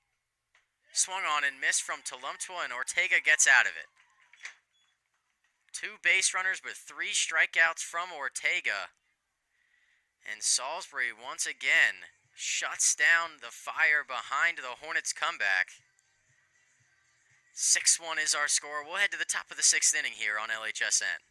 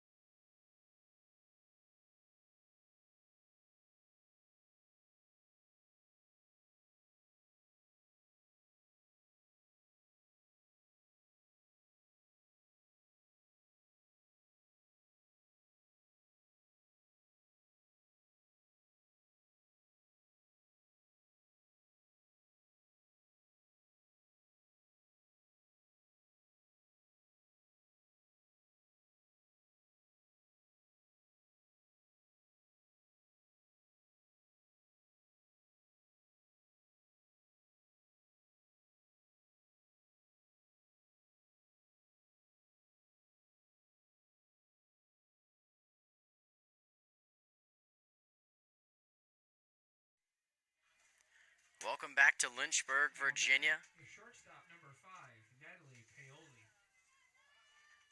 Natalie Paoli stepping to the plate here for the Seagulls with a 6-1 lead. Lynchburg is threatened in the last 2 bottom halves of the innings, but unable to scratch more than 1 run across, and Salisbury still sitting comfortably with that 5-run lead. Paoli takes a pitch off the outside edge, 2-0. But Salisbury sits at that line and what they haven't given up all year. They've only lost 1 game, so saying if they score 6 runs they win doesn't mean much, but the fact that they haven't given up more than 5 throughout the season is a tall task for the Hornets with only 2 innings remaining. 2-1 pitch from Charlton. Foul ball.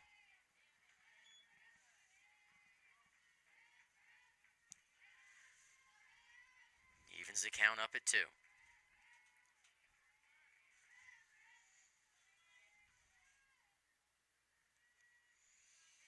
That one laid off as well. Paoli wanted to go around, instead saw it was hitting the dirt and checked that swing, and Yet another at-bat's going to run that count full, 3-2.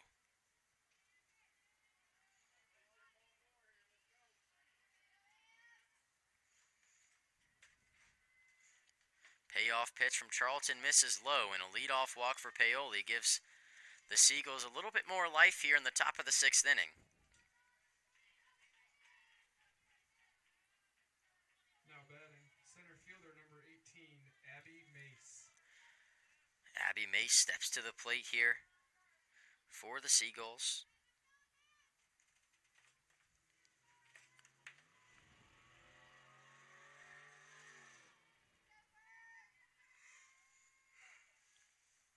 First pitch to Mace, misses outside.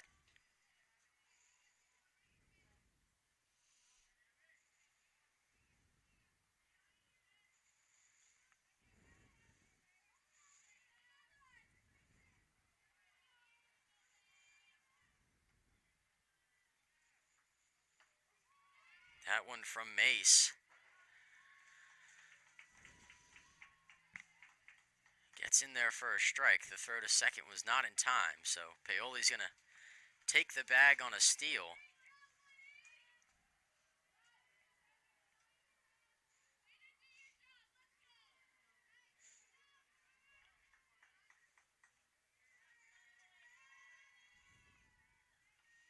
Here's the 1-1 pitch.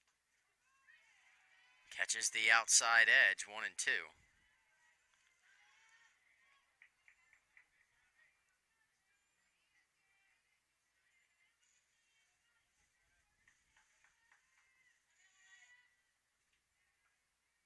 Here's that 1-2 pitch, hit high in the air out towards center field. It's Hackett ranging back towards the warning track, but tagging is Paoli. Throw into the cutoff to Walter, but no throw over to third. That'll advance Paoli to third base with one out here in the top of the 6th inning. Around the university today, Right fielder number 10, Lindsay Windsor. Lynchburg baseball hosted Virginia Wesleyan, picked up a big conference win today, 11-8. Lynchburg women's lacrosse playing on Schellenberger, just a couple hundred yards away from where we stand here behind home plate at Moon Field. They trail 6-5 in the third quarter of that game. Sam Graham on the call. Charlton behind 1-0. Here's that pitch. Bunt there is Windsor. The throw to first is not on target. It's going to get away. It's going to allow Windsor to advance all the way to second base on a bunt. One run comes across, and it's a 6-run lead now for the Seagulls.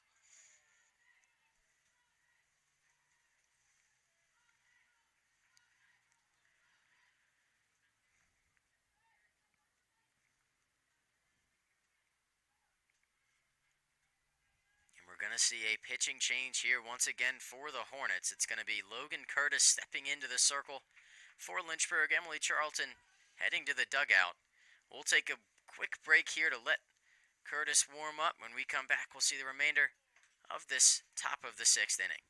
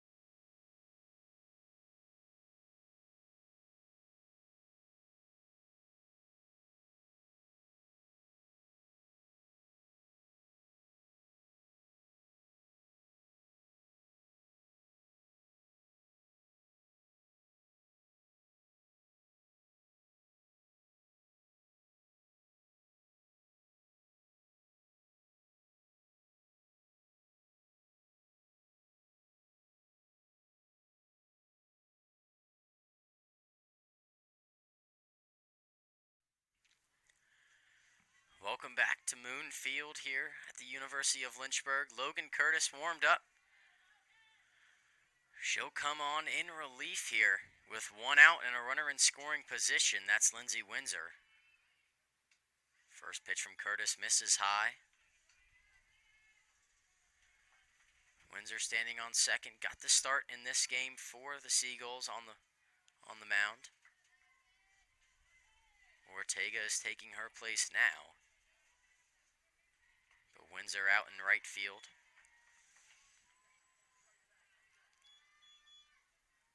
Madison Lednam at the plate here for the Seagulls.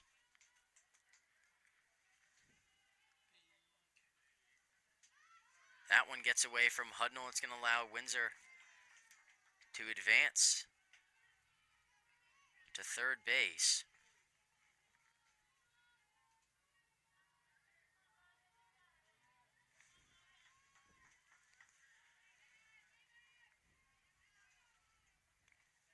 Here's a 2-1 pitch.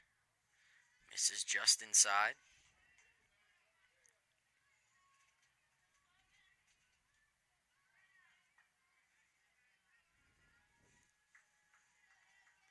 Three and one is the count. Here's that pitch from Curtis. That one fouled back into the netting.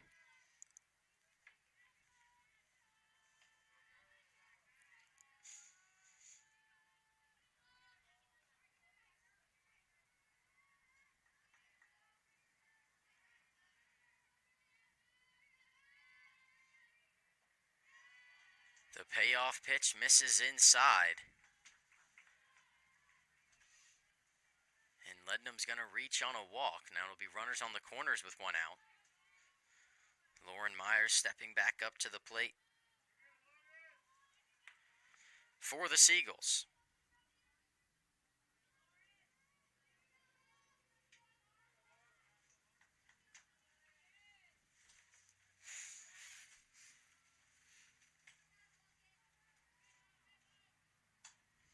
Myers lines that one into the netting above her own dugout. 0-1 is the count.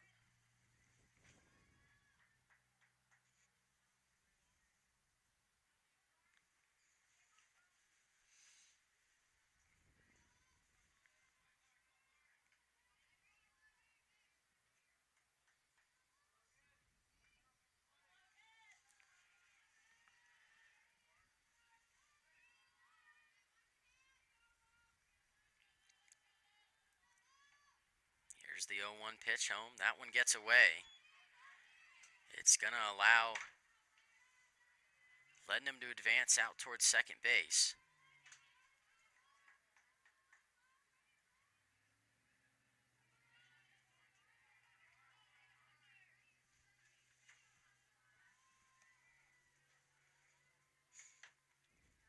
The 1-1 pitch from Curtis. Check swing, but Myers went around.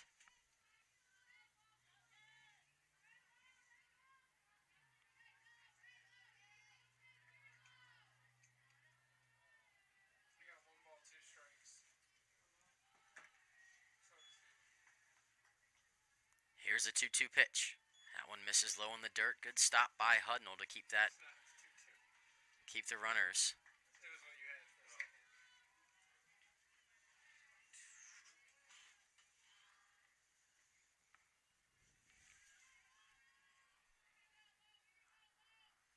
Curtis, off-speed pitch, popped up in the air over towards Barnes in foul territory. She'll make the catch and then turn around quick to make sure that there was no one trying to tag from their base.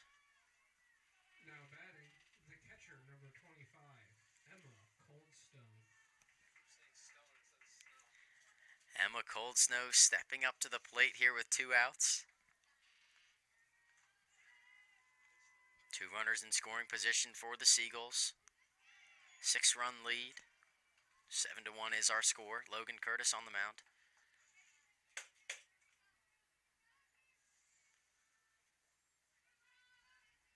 Curtis ahead 0-1. Swung on, foul tipped into the glove of Carly Hudnall, and Coldsnow quickly behind 0-2.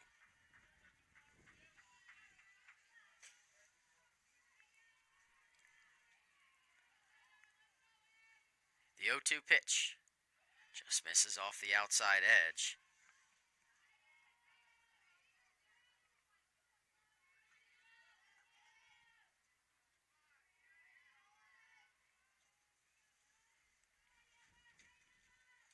One, two from Curtis. This is up and away. Good job by Cold Snow to fight back.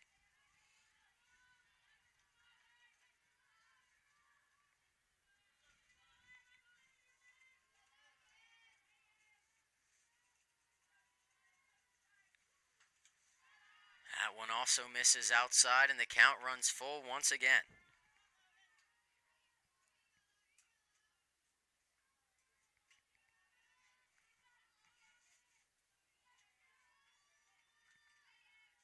Payoff pitch from Curtis misses in the dirt, and the bases are now loaded with Kerry Jacoby coming up to the plate for the Seagulls. Jacoby, a home run, a double, and a single in this game. Now batting, number 23, Kerry Jacoby. Just a triple shy of that elusive cycle.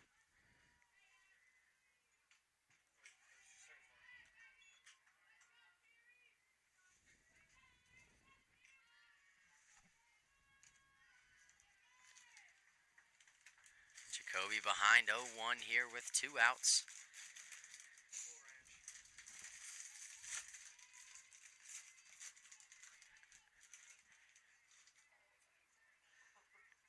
The 0-1 pitch from Curtis. Misses up and away. Evens that count at 1. Lynchburg once again in a little bit of trouble with the bases loaded. You have to think that they'd want to extend this game, and a out here would go a long way. 1-1 from Curtis, misses low, 2-1.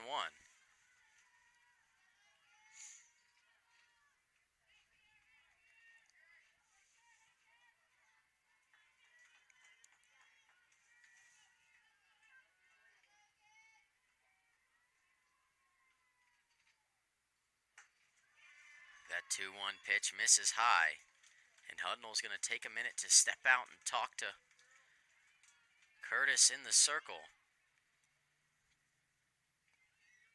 Curtis right now behind 3-1 in the count, in a scary position with the bases loaded and nowhere to put the batter if there was a walk.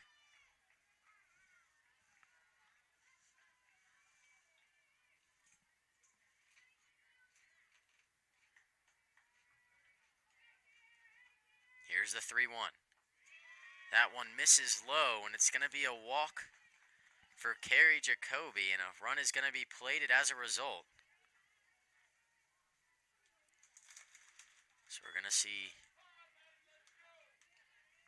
a bit of a change here for Salisbury. Not sure where it's going to come right now.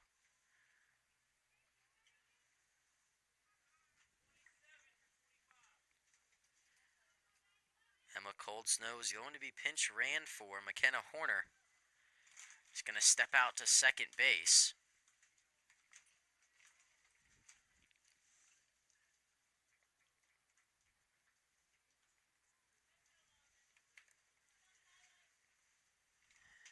Maddie Lemon, the batter here.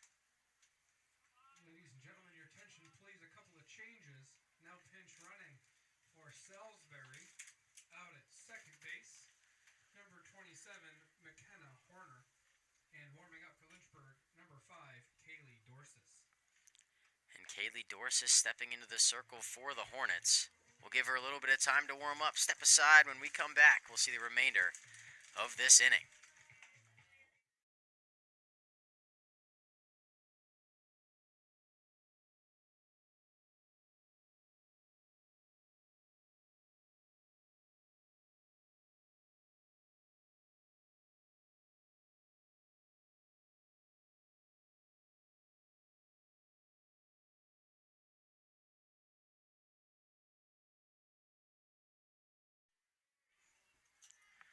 Welcome back to Moonfield. Kaylee Dorsis ready to go in the circle for the Hornets. Eighth best ERA coming into this series was pulled in the first inning of Game 1 of this doubleheader. Gonna look to come in and finish the game here for the Hornets. Be important to keep this lead where it is at 8-1.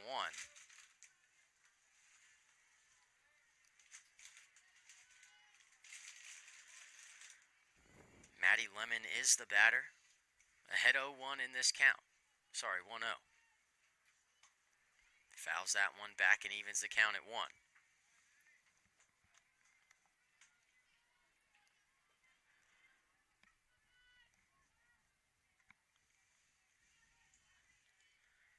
After this game, Salisbury taking on Randolph tomorrow across the city here on a brief ODAC road trip for Salisbury in the Coast to Coast Conference. Conference that is relatively top heavy. Mary Washington making improvements, but defending national champions Christopher Newport also in that conference.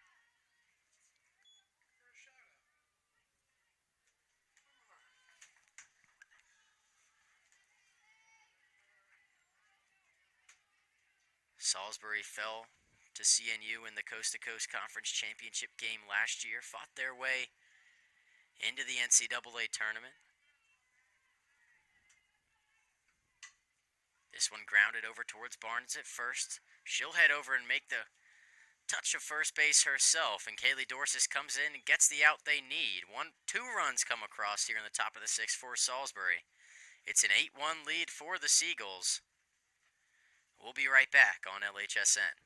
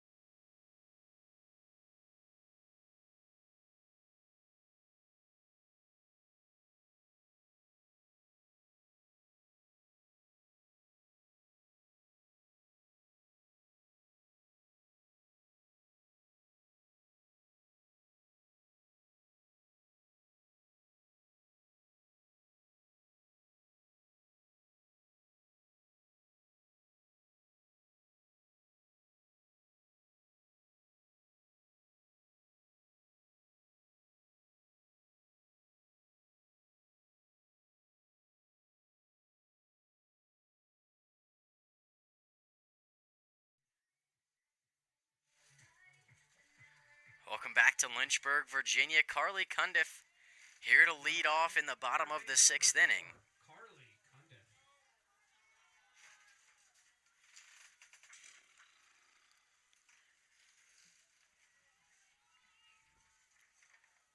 Cundiff in this game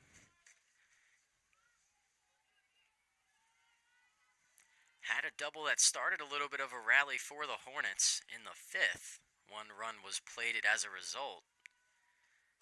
This one lined over the head of the second baseman. That one's also down for a base hit. Trying to field it is the center fielder. Just hop over her glove, but no advance from Cundiff to second. She's in with a lead-off single here in the bottom of the 6th inning.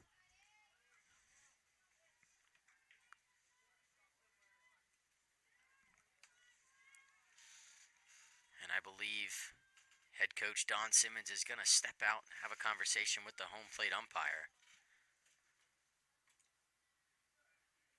I believe it's going to be a pinch runner.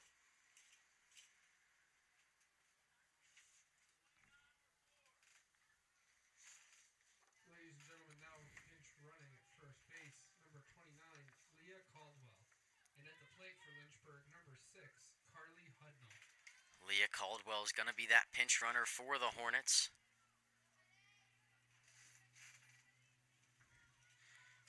Carly Hudnall at the plate for Lynchburg.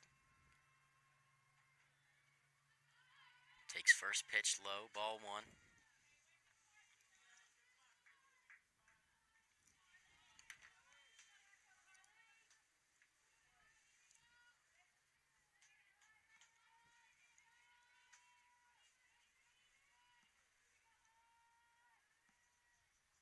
Here's the 1-0 pitch. Hudnall lines it towards the right fielder who makes the catch. She was playing really shallow.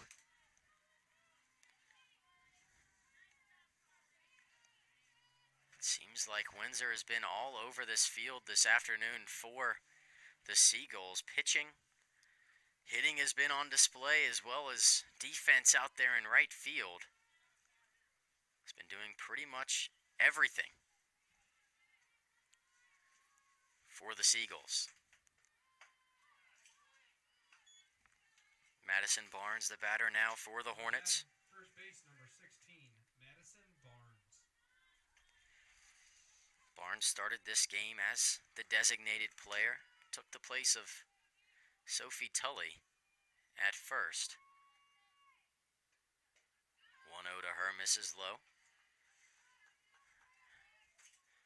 We talked about how long Charlton's wait was coming back from that inning in which Lynchburg took a while to get their 3 outs, but Ortega, it seems like we haven't seen her on the mound here in about 25 to 30 minutes. 2 pitching changes and a couple of base hits will do that for you. We'll see if she settles back in. Had 3 strikeouts in her first inning of work. 2 looking, 1 swinging.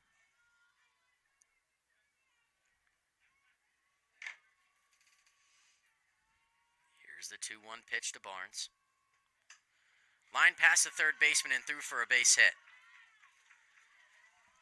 Caldwell advances the second base, and we'll see another pinch hitting situation here. This one for the Hornets. It's going to be Bree Hodges coming up to the plate. Now pinch hitting, number 26, Bree Hodges. Addison Walter is going to step out, and Bree Hodges is going to bring that power to the plate. With 1 out here in the bottom of the 6th inning, Lynchburg just 5 outs left in this game to climb their way back in it. Here's the first pitch to Hodges. Hit high in the air but foul down the right field line.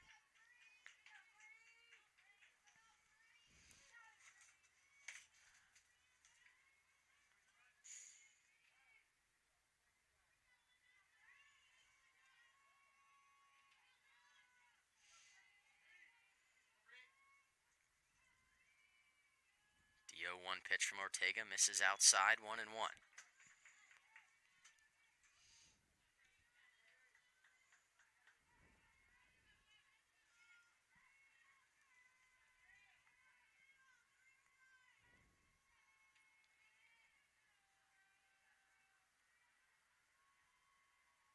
Here's that 1-1 pitch from Ortega. It's grounded right back up the middle. That one's through for a base hit. Caldwell rounds third, heads home. The throw in time to Cold Snow, and she applies the tag to Caldwell.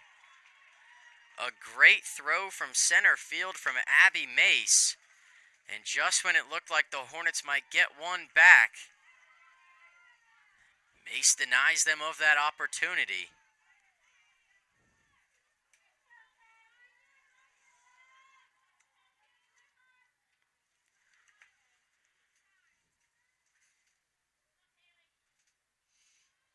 I believe Salisbury might be making a little bit of a change here as well.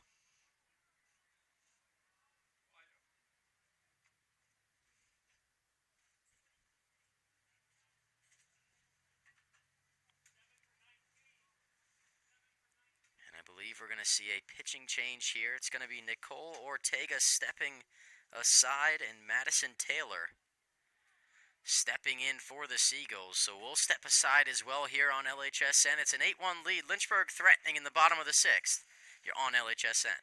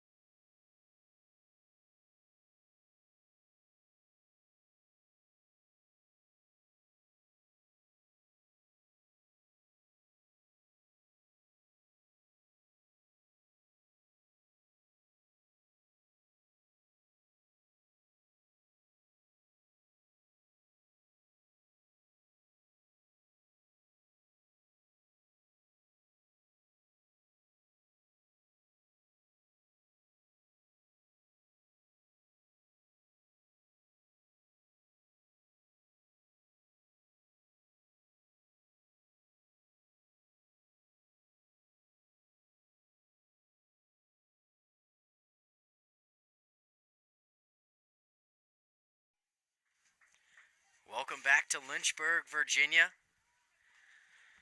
Great throw there from center field. Abby Mace denied Lynchburg the opportunity of scoring their second run of the game. And that'll bring up Kaylee Hackett to the plate. Hackett 2 for 2 on the day, 2 singles.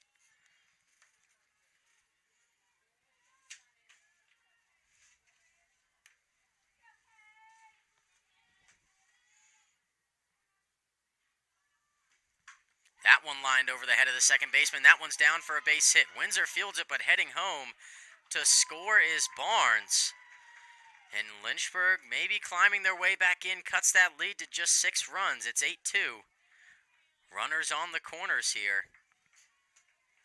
As we'll see another pinch hitting opportunity. It's Anna Grace Terrell stepping into to the plate for the Hornets. I believe will be for Lexi Powell.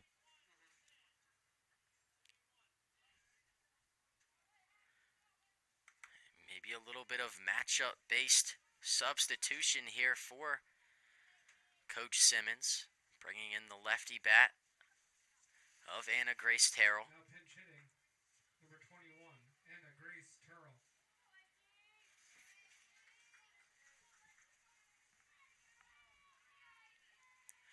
Runners on the corners. 2 outs here in the bottom of the 6th inning.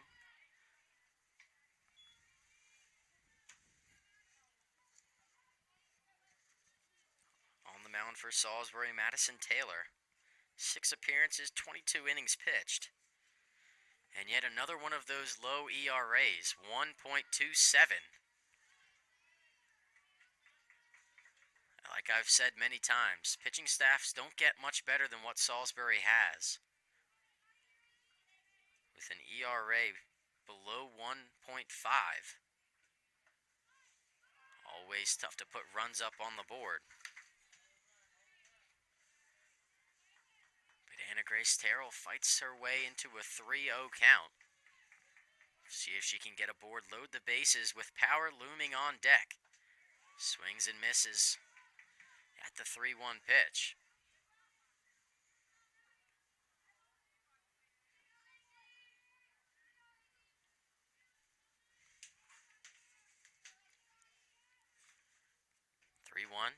Misses up. Bases loaded off a walk. And who else would head to the plate right now except for Sarah Watts? As we'll see a pinch runner. It's going to be Lexi Powell re-entering to pinch run.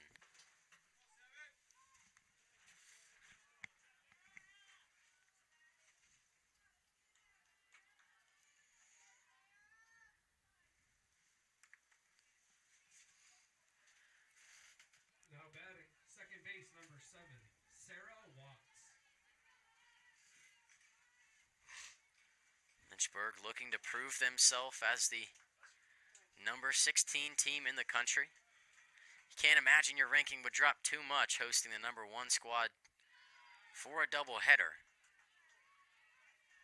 Right now, a lot of good teams in the ODAC and a tough schedule for the Hornets. Virginia Wesleyan, Randolph-Macon, all in that lineup. Lynchburg also plays host to CNU later in the year. Last year, Lynchburg played 10 games against teams ranked inside of the top 10. Went 4-6 in those matchups.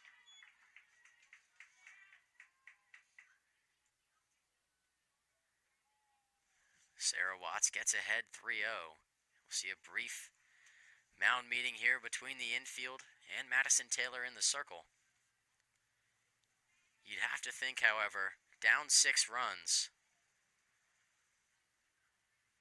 2 power bats, that if this is a pitch down the middle, Sarah Watts is going to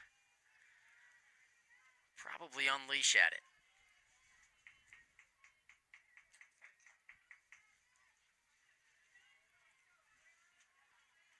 Either way, Gracie Dooley on deck next. Here's the 3-0. That one misses up. Madison Taylor walks in a run, and Lynchburg back within 5 as they plate 2 here in the bottom of the 6th inning. And Gracie Dooley, who has a home run on the day, steps to the plate. Now batting, left fielder, number 8, Gracie Dooley.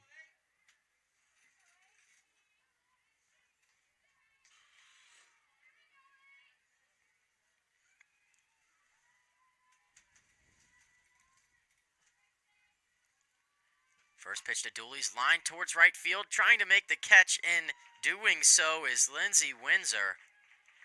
That ball was hit hard, and Windsor almost misjudged it, but took that one step back and to her left and made the catch. Lynchburg erases the 2 put on the board from Salisbury in the top of the 6th, with 2 of their own in the bottom of the same inning. Lynchburg will trail 8-3 going into the top of the 7th inning here on LHSN.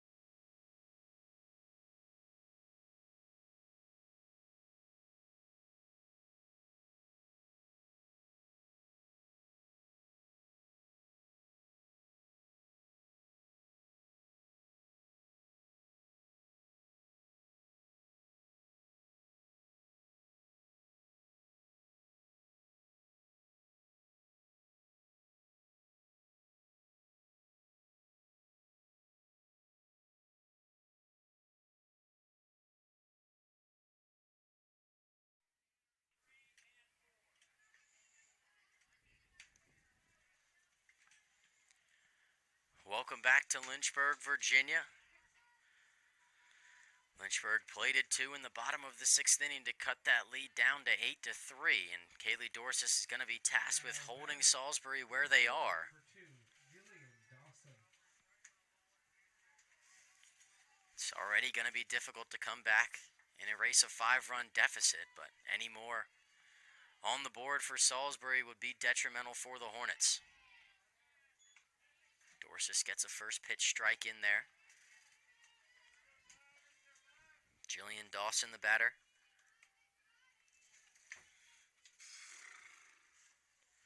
For the Seagulls.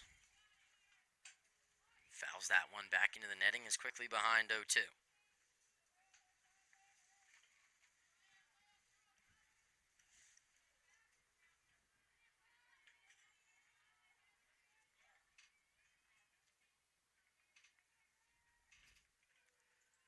The 0-2 pitch from Dorsis.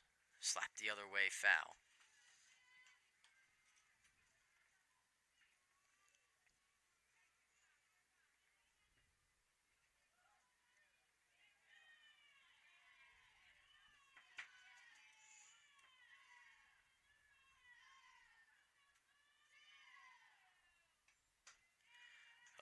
Just misses up and away.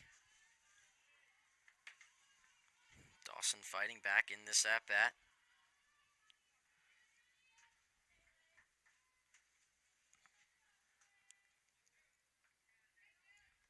Here's that 1-2 pitch. The low and away evens at 2.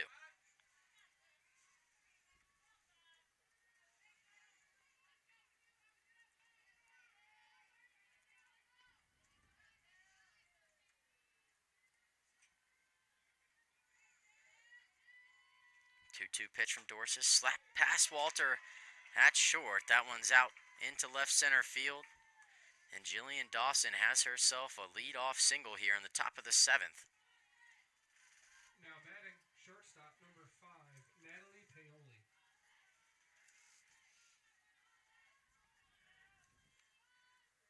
Natalie Paoli, the shortstop for Salisbury, steps up to the plate.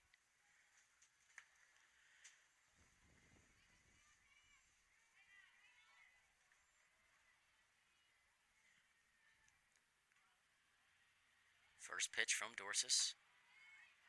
Catches the inside edge. 0-1 is the count.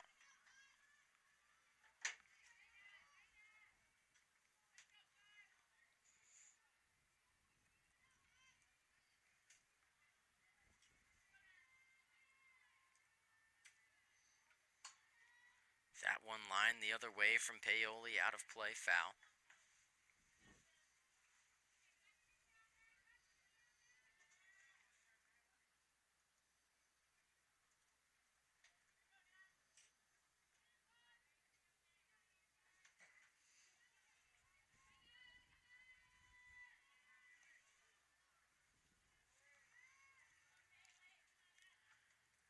Here's the 0-2 from Dorsis. Misses low and away. Hudnall to throw to second. Not in time. Jillian Dawson gets a stolen base here for the Seagulls. Moves herself into scoring position here.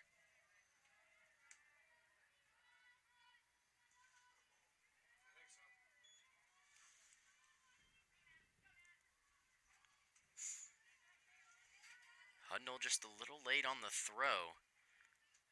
Waiting for Walter to step over towards that second base bag.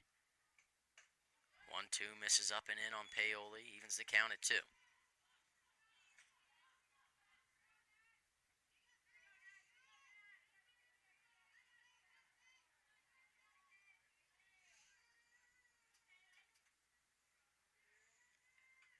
Two pitch grounded towards Cundiff at third. Takes a look at second. Instead throws it on to first in time to get the out there. But Dawson's still going to advance to third on the throw from Cundiff. So now a runner on third base here with one out. And Abby Mace stepping up to the plate for the Seagulls.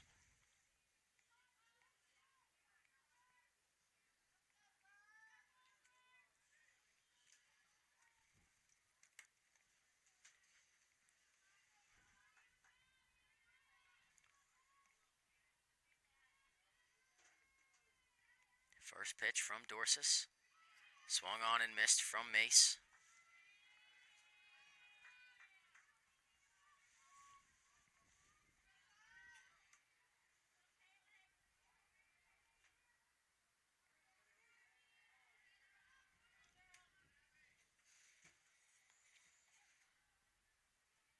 The 0-1. Once again misses up and in, evens the count at 1.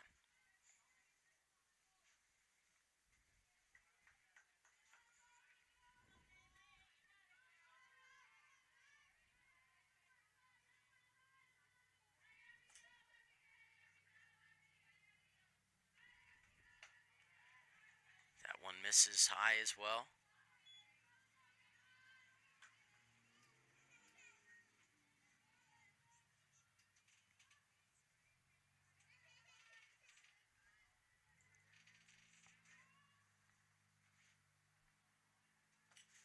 Two-one pitch from Dorsis. Catches the inside corner of the plate. Count evens at 2.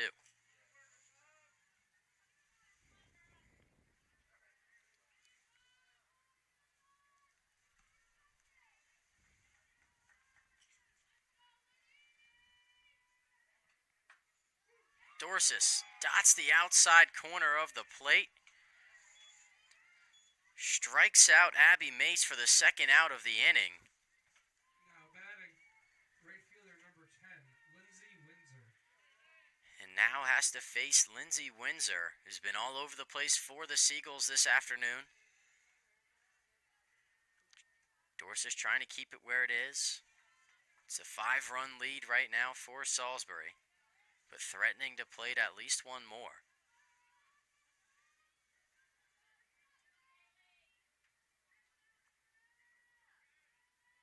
Here's the 1-0. That one hit high back into the netting, 1-1.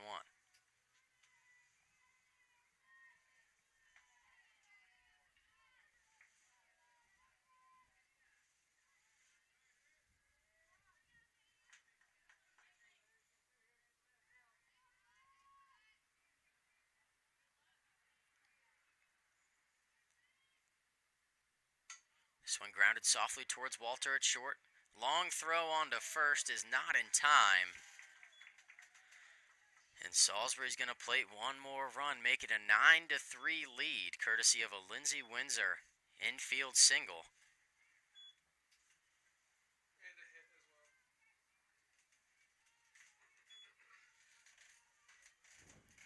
Another one of those plays. Third base number 17, Madison Lednam.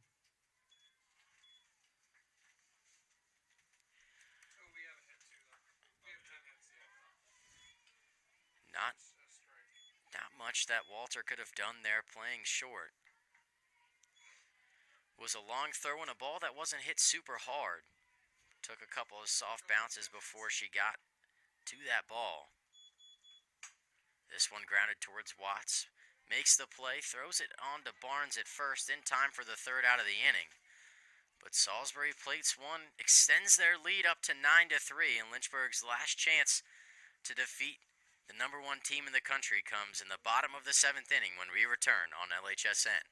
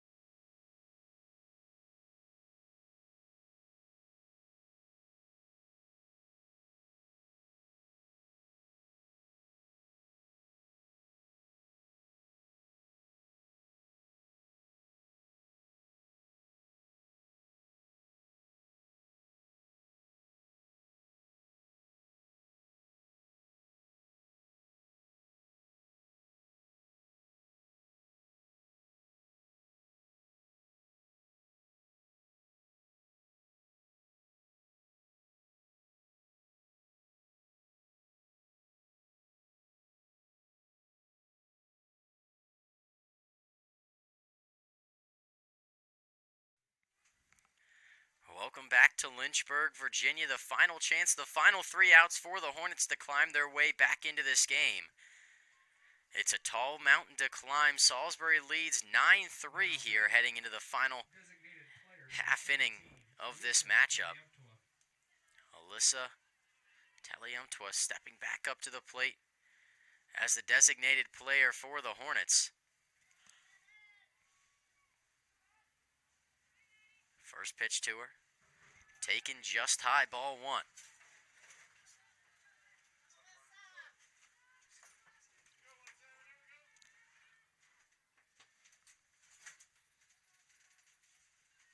Here's the 1-0 pitch.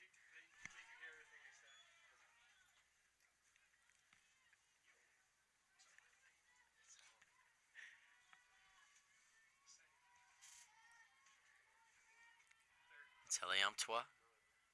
1-1 in the count.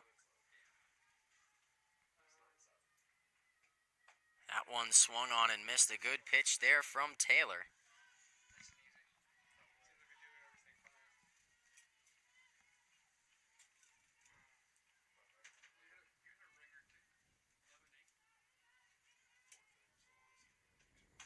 That one lined the other way. That one just scrapes foul. That ball was about a foot out of play to the left.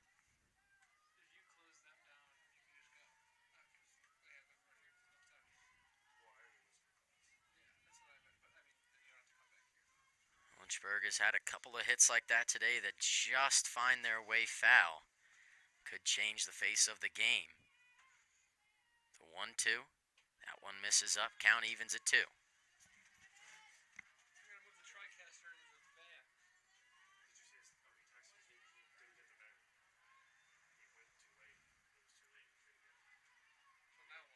Here's the 2-2. Called strike 3 on the outside corner. Taliamtua goes down looking to Madison Taylor. And Salisbury just 2 outs away from avenging their lone loss of the season to the Hornets last weekend.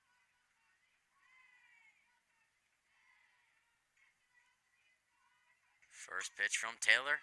To Cundiff, lined over the head of the second baseman. That one's going to get almost to the wall, but to the warning track. His Windsor keeps it where it is. And Cundiff, another base hit this afternoon. Gets on to first base. She's been the catalyst for a lot of rallies for the Hornets, and we're going to see a pinch runner. It's going to be Skylar Sams. Now pinch running at first base, number 28, Skylar Sams. And now batting for Lynchburg, the catcher, number 6, Carly Hudnall. And Carly Hudnall at the plate has had a couple of balls that were hit hard that just either were caught. One that comes to mind was second baseman jumping up in the air, making a great catch with no outs and 2 runners in scoring position for the Hornets. Maddie Lemon has done a great job in that position. But right now, I believe Megan Reed is playing second.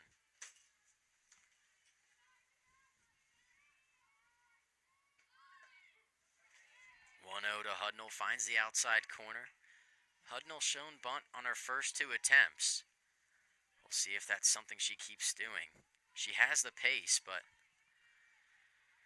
with the third baseman playing as shallow as she is, Hudnall tries to slap it the opposite direction, swings through it, and behind 1 and 2 in this count.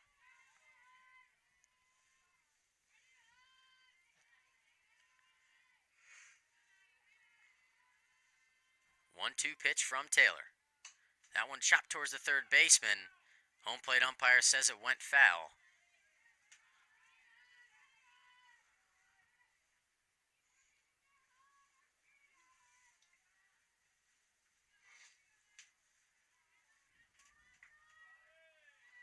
Hudnall has done a lot of damage trying to hit it the other way, but Salisbury loading that side, especially near the base. One hit right back to the pitcher with a little bit of pace could go a long way here for the Hornets. Big gap there between the short and second baseman. That one popped up in the air, foul.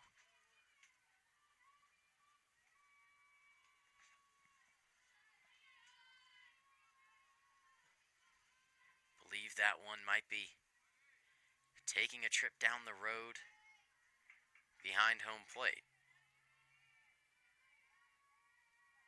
Lakeside drive. Hudnall takes strike 3. Sams takes second base on the steal, and Lynchburg down to their final out here. Still trailing 9-3, sorry. Now batting first base, number 16, Madison Barnes. 6-run deficit, Madison Barnes to the plate.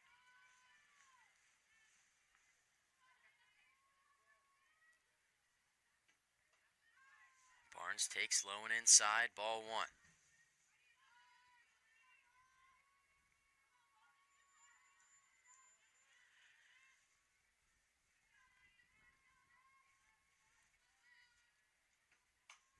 Here's one hit softly out towards left field, and making the catch is Sam Flowers, and that is gonna do it. This afternoon, Salisbury takes both games. First game, 9-1 was the final score. This one, a lot more equal in the hit column. Lynchburg just not able to scratch across enough runs. But Salisbury is going to extend their record to 21-1 on the year. Lynchburg is going to drop to 10-6 on the season. They'll host Virginia Wesleyan this Saturday in their Code Red game. For Andrew Watson, Kyle Ayers, Jada Chambers here on LHSN, and without the help of Tim LaDuca, I don't know where we'd be. Thank you for watching, and we will see you on Saturday with more Lynchburg softball.